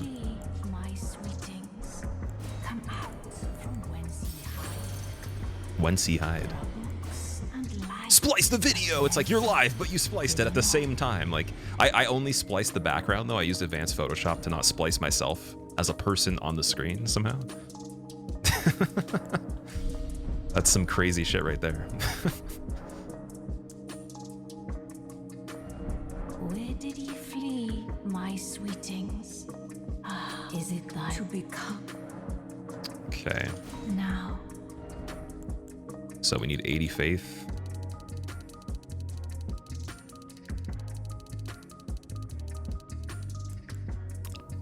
Dex 24. Strength can be nothing. Endurance 30 something. Mine 30 something. 30.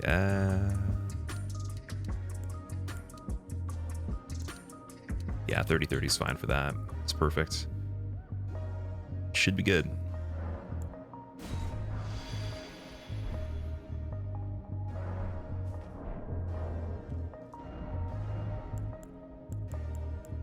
Palcom, why would you even put that in chat? That's crazy, man. You can't be speaking words like that in chat. That's dangerous. Okay, so we're good for everything. Nice. Retire the rapier for now. Although that actually, you know, his rapier could help with the little hand dudes. Even though I'm going to kill them through the wall. Didn't think about that.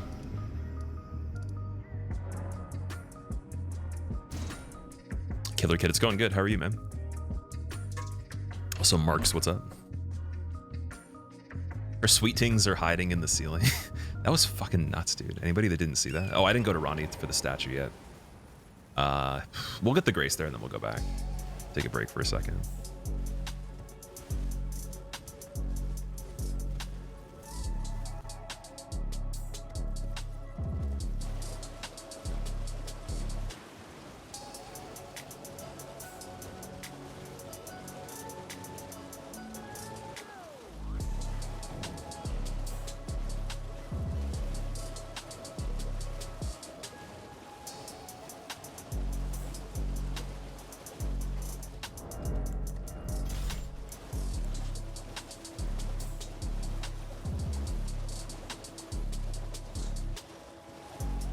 All gonna get Arby's? Wow, dude, I don't want Arby's though.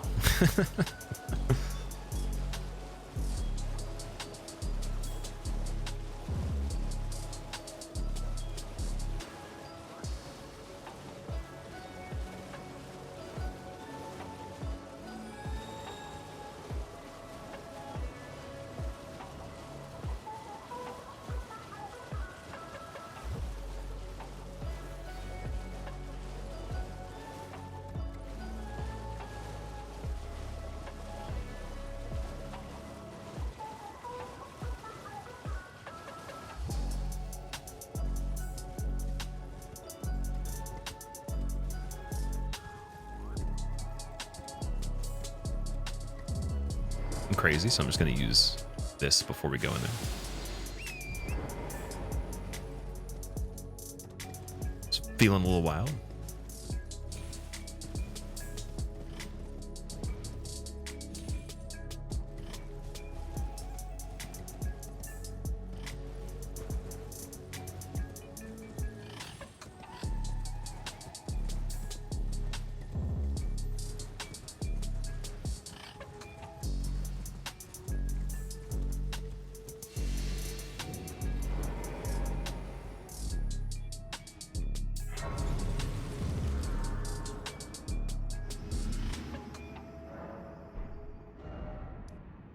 What am I getting from here? I got to get the death rune for Fia for Fortisax.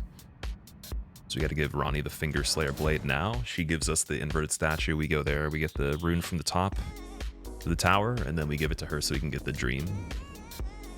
Fia's Champs is already accessible, but do Fortisax right after that. Which character is this, Poro? That's the neck reacher. That emote, the green guy.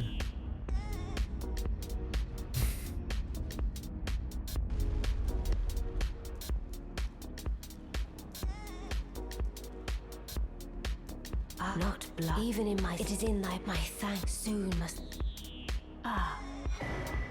My thank... A strange... I am sir. I must thank you, May. It was...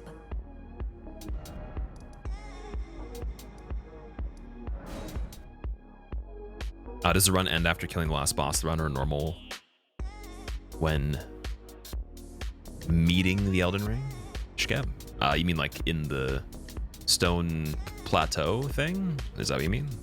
Well, usually what I would do is I'd beat the boss and I'd go to that area the Elden Beast is killed in, and then I'd just go end the game from the statue. Like that'd be the credits, right? I like to do credits usually. That's the preference. You don't have to, in my opinion, but I would say that that's kind of cool. Not a bad idea.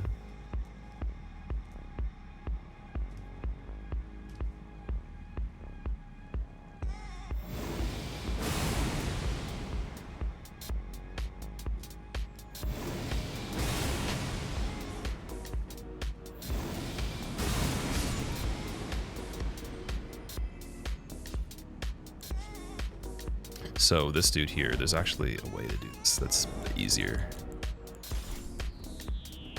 Way easier. It's called buff. And then chug this. Then get a power shot with a fire arrow. And then he's alive, unfortunately. Which I'm not a fan of.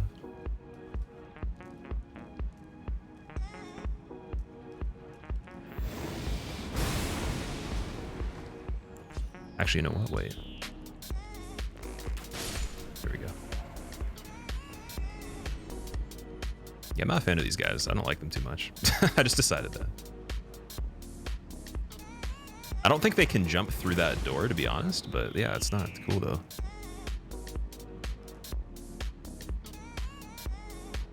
He's wandering. You hate the giant hands? Yeah, they're kind of weird. A lot of fingers.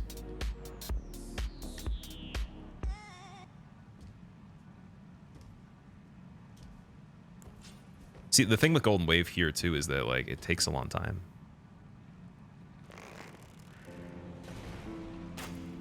Also the bow does too. This will be the new method. Shoot them like that. Here we go. Okay. One problem down there.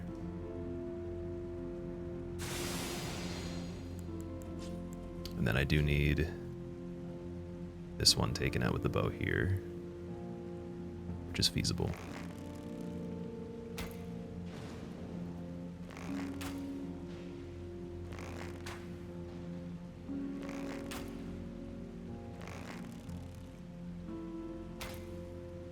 I think. Oh, you can target him. Duh. Okay. Makes more sense.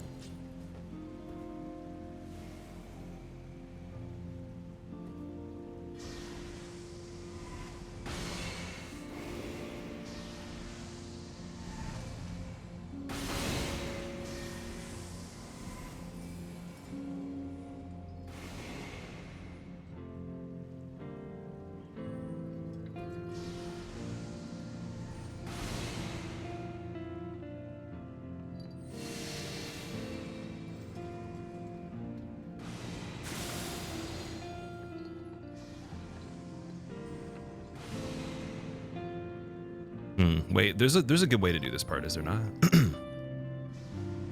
There is a good way to do this part. I don't want to overthink it, but there is a good way to do this part.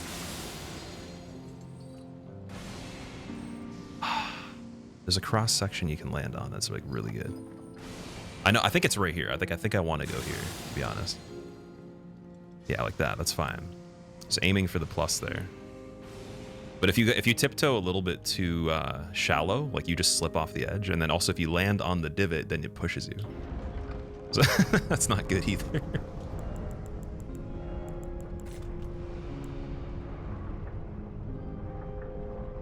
What happens if you take fall damage? Do you need to reset the run? Fall damage is fine. It's just you can't die from anything that's not a scripted death, right?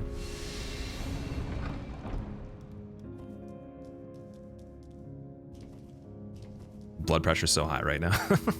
Don't say that, dude. You don't want your blood pressure to be high. Just say your blood pressure's low and convince yourself it's not. You'll be fine. Also, my heart rate's not high at all right now. I probably would be like...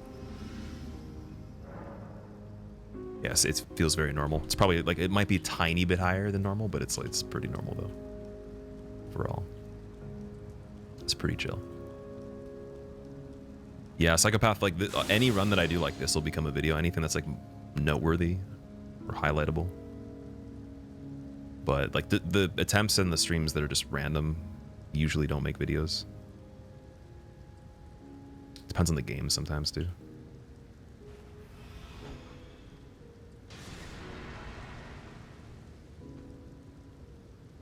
Interesting.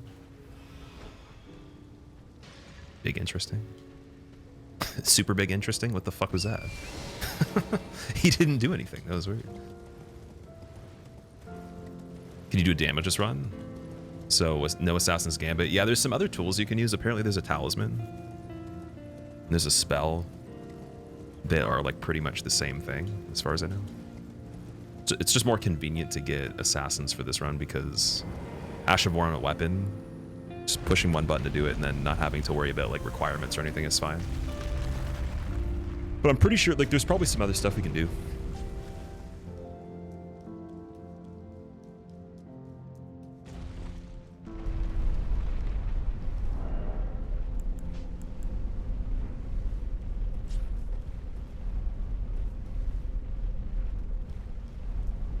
Have to do the dance. Boots and cats and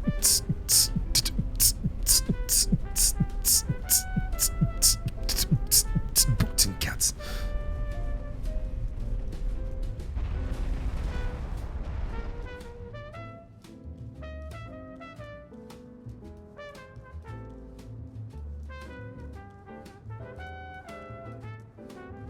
Kind of looks like you're in like a club or something like that on that lift when it goes into like the shiny part.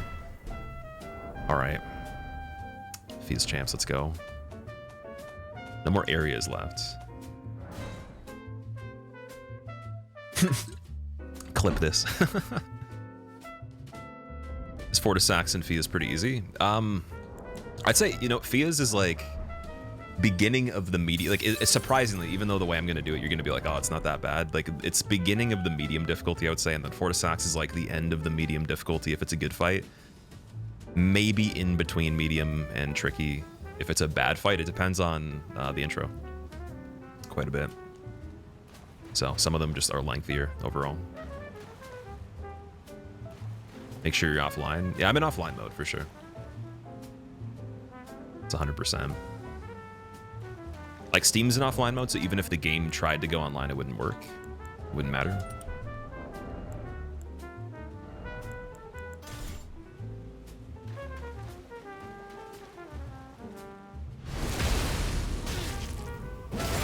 Godspeed, thanks, man.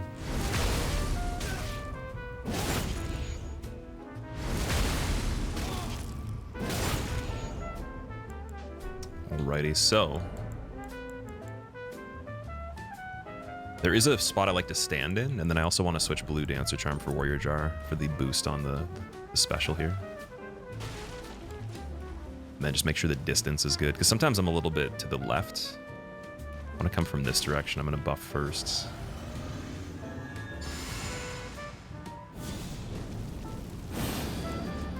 And then I'll use the flask. I think we're good here. Yep.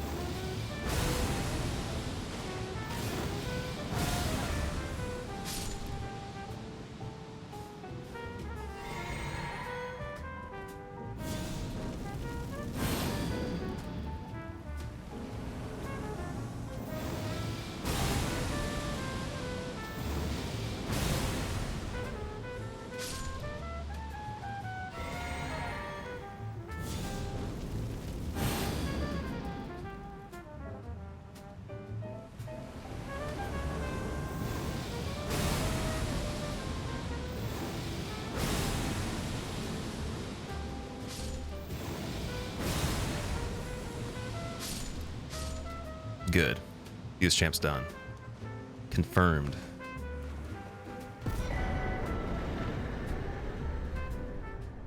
Wasn't sure because like they were sidestepping and doing weird stuff there. I knew you would. And also one of them should have died earlier, so that was weird. Like the dogma. I wished, so it is. I must go. You deny because we. Oh wait. Also, before I even do this, healing up. I have the rune arc, so even if the Baldakin's blessing screws me, or like I like let's say I try to set up red Tearstone and I forget, I can't die from that, which is good. I see. So we're safeguarded on there. So it is. I must go. You deny because we. I see. Oh no! I want to be held. No, no, give me a hug. Please. Go on, you deny us because we. Give me a hug. You are. I am the guy. Yeah, I'm focusing. I'm focusing. Oh, I'm focusing.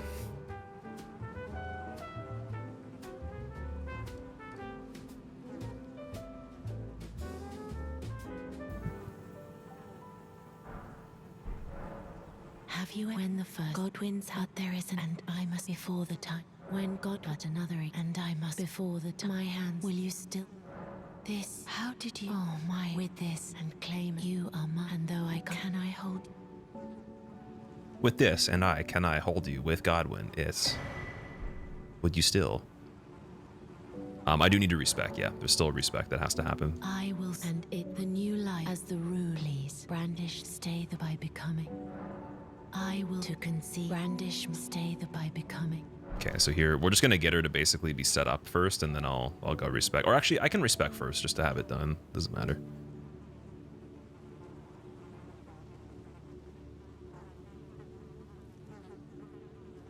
Bro's character is. I thought you meant he looked scary for a second, dude. Void Clown's mind's in the gutter. I'm just like, oh, he looks like pretty cool. Damn it. You guys are dogs. All right, here we go. We got to go to Renala. Booba hit the face, run over.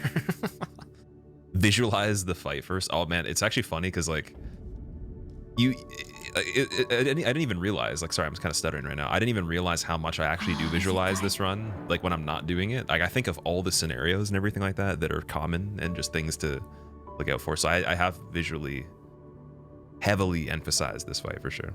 Now. The only thing is though, again, sometimes the layout is a little bit weird. Not that I'm wishing that into existence, but it is a weird layout once in a while. If it's not a weird layout, then it's like I can definitely visualize how I would approach it. But with the weird layout, you can't really afford certain things. You have to kind of skip doing things that would give you more damage.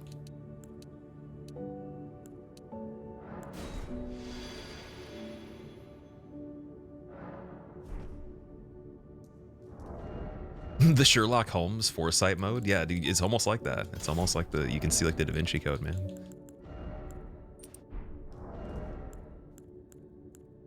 Okay.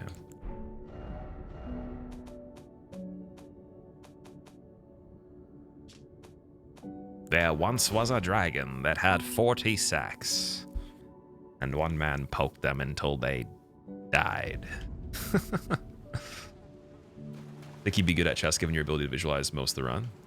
I do play chess a little bit, but I haven't gotten into it like super seriously. I used to play it when I was a kid. There's a tournament thing that the school would do, like where we played tournaments against each other in elementary. So I did that in elementary. Played a lot of it in elementary actually. Was kind of addicted to it for a while, and then stopped, and then came back to it as an adult.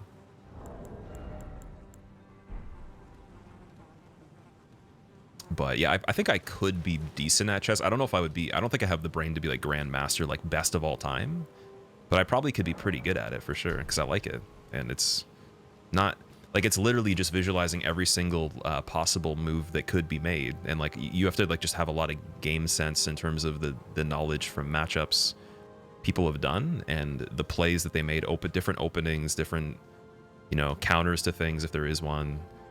Scenarios depending on who goes first and all that. Like it's not really like it's a game that has like an unending amount of dynamics in it. It's highly mathematical, so yeah, a lot of pattern recognition for sure. So I think yeah, we're good to set up the thing. I'm pretty sure the debuff right now did it not. I'm just gonna use this in case.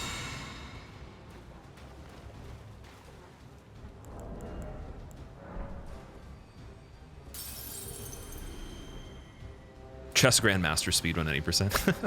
If someone wants to teach me chess, if you guys know a streamer that does chess a lot, I'll trade them my knowledge on this game for them teaching me chess.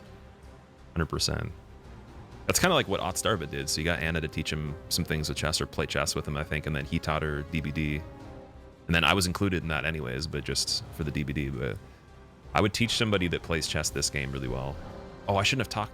This is good, but I choose and yeah, that's okay. Who will inherit what greater? This, but I choose and I will be who will inherit. Forgot we didn't progress this till like when she has the dream.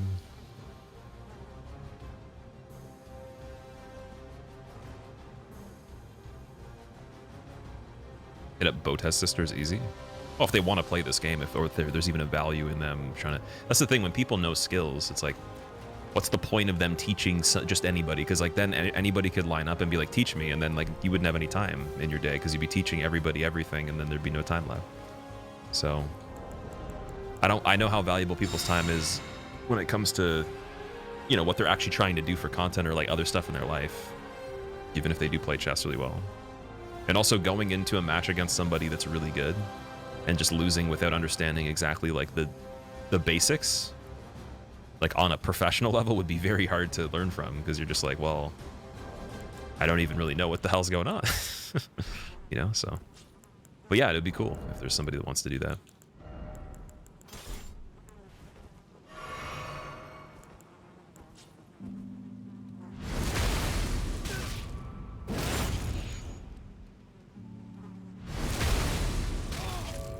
It's so weird that in this area, when I activate this, like Thea's thing still activates, which is crazy.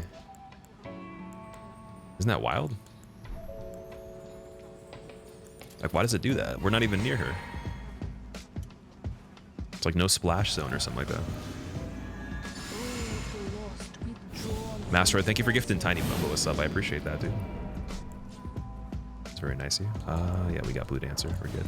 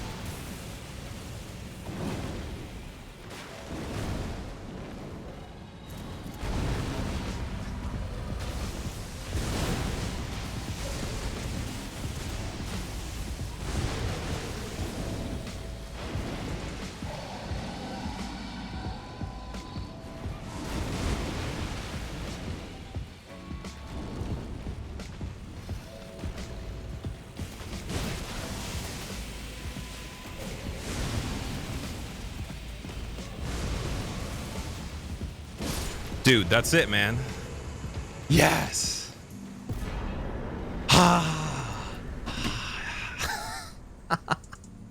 Wait. I don't want to die from something random. Wait. Give me a second. Let me chill for a second. Oh my God. That's fucking nuts, dude. So that's all remembrances plus the main game. Everything you need to do to beat the game. Every optional boss that gives you an item to transpose into a soul, or like a weapon, or magic like the soul bosses would usually do. Every main thing in the game that's a main story element, all the cool shit in the game. No attacks landed on the character. No non-scripted deaths. 5-hour run, dude. In-game time 4:45. Crazy. Insane, man. Stupid. Okay, the only way we can actually finish this off officially, like where it actually feels like it's done, I gotta go to Elden Beast, which is, I don't even know where that is. It's over here, right? It's crazy, man. That's so crazy, dude. I don't even know what to say, man. This is probably one of the hardest runs I've ever done, man. This is like, I did the trilogy, but this run's had some things on it that are even harder than that, so. I spent like probably 2.5, 3 months like of consistent hard time on this, broken up over the course of like, you know, the earlier part of the year and then now. came back to it, but still, dude, it's like been probably 3 months almost. How do I get inside the throne? What do you do? I got the grace, right? Fractured America, that's what it is, okay. Oh my god, that's so cool. Okay, I'm actually so happy right now. That was a sick Fortisax fight. The frames dropped so low, though. I don't know if anyone else saw that. And he did a weird attack where it locked me off, and I've died from that almost every single time he's done that before. I've only dodged it, I think, like twice on practice. Locked off, because the game makes you lock off. So I couldn't see what he was doing. I knew he was doing it early enough to move the camera, but that was scary, though. You are one of the best there is, my dude. Oh my god, man. Void, thank you so much for the 5 gifted subs. I appreciate that.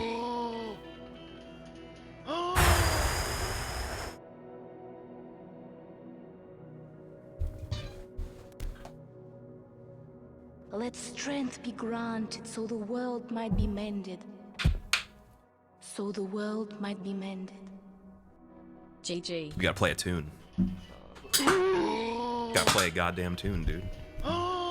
Playing tunes, man. I don't even know if this is gonna work.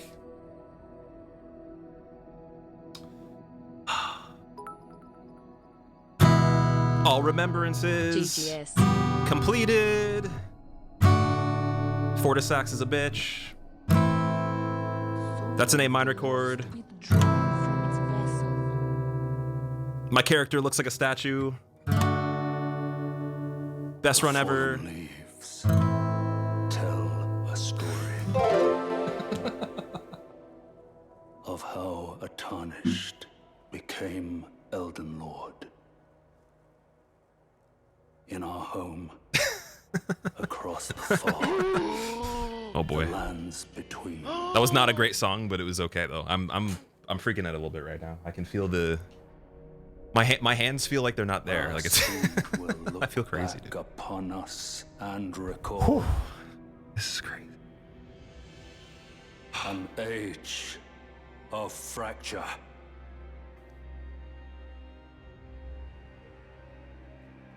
Haven't seen me so excited. Oh, I'm very happy right now. Very, very happy right now. I'm trying to catch my breath a little bit. I didn't even get nervous on that last fight at all until after it was done. Like, I got more nervous probably on, I don't even know, like maybe Moog? Like Moog maybe? A little bit on, not even on Millennia, dude. I didn't even get that nervous. Like Loretta, I think Loretta and Moog were probably the scariest. Dude, I'm so excited right now, guys. I'm actually like I'm not even shaking. I feel crazy though. Like inside of me, like I feel like I don't have like organs, dude. I feel like I don't have internal organs. I feel like a fucking I don't even know, dude. I feel like I'm just a skin sleeve right now. That's the only way I can put it. Like my bones aren't there. I feel like light. I don't want to stand up though. You stole the organs? Maybe I had to sell them to do the run. Who knows? Steak dinner tonight, actually. Proxy. So yesterday I went to a place that I had seen a long time ago, and they had pretty rare cuts of meat there, and I got a bison tenderloin. I'm gonna see if I can find the picture of it. I'm just gonna put it up to the camera right now. I got a bison tenderloin with duck fried wedges. There's only 2 big wedges you get, so it's not like it's like a lot of food or anything. It's like very, very like fancy. And then it had like wild mushrooms from the forests that were sauteed, and then like this special asparagus. But dude, the bison tenderloin was the best meat I've eaten in my life, and I'm a huge fan of like steak and stuff like that. You can't really tell from the picture, but dude, it was so good, man. So maybe that's actually the secret. It's because I had the food yesterday that the food's kicking in now. And then that other meal right there, it's a venison loin. So same cut of meat, but like, or different animal, but venison loin. And it had like this like nature puree, kind of like this green earthy tasting sauce with like a bunch of greens. And then it had polenta as well that was like flavored crazy.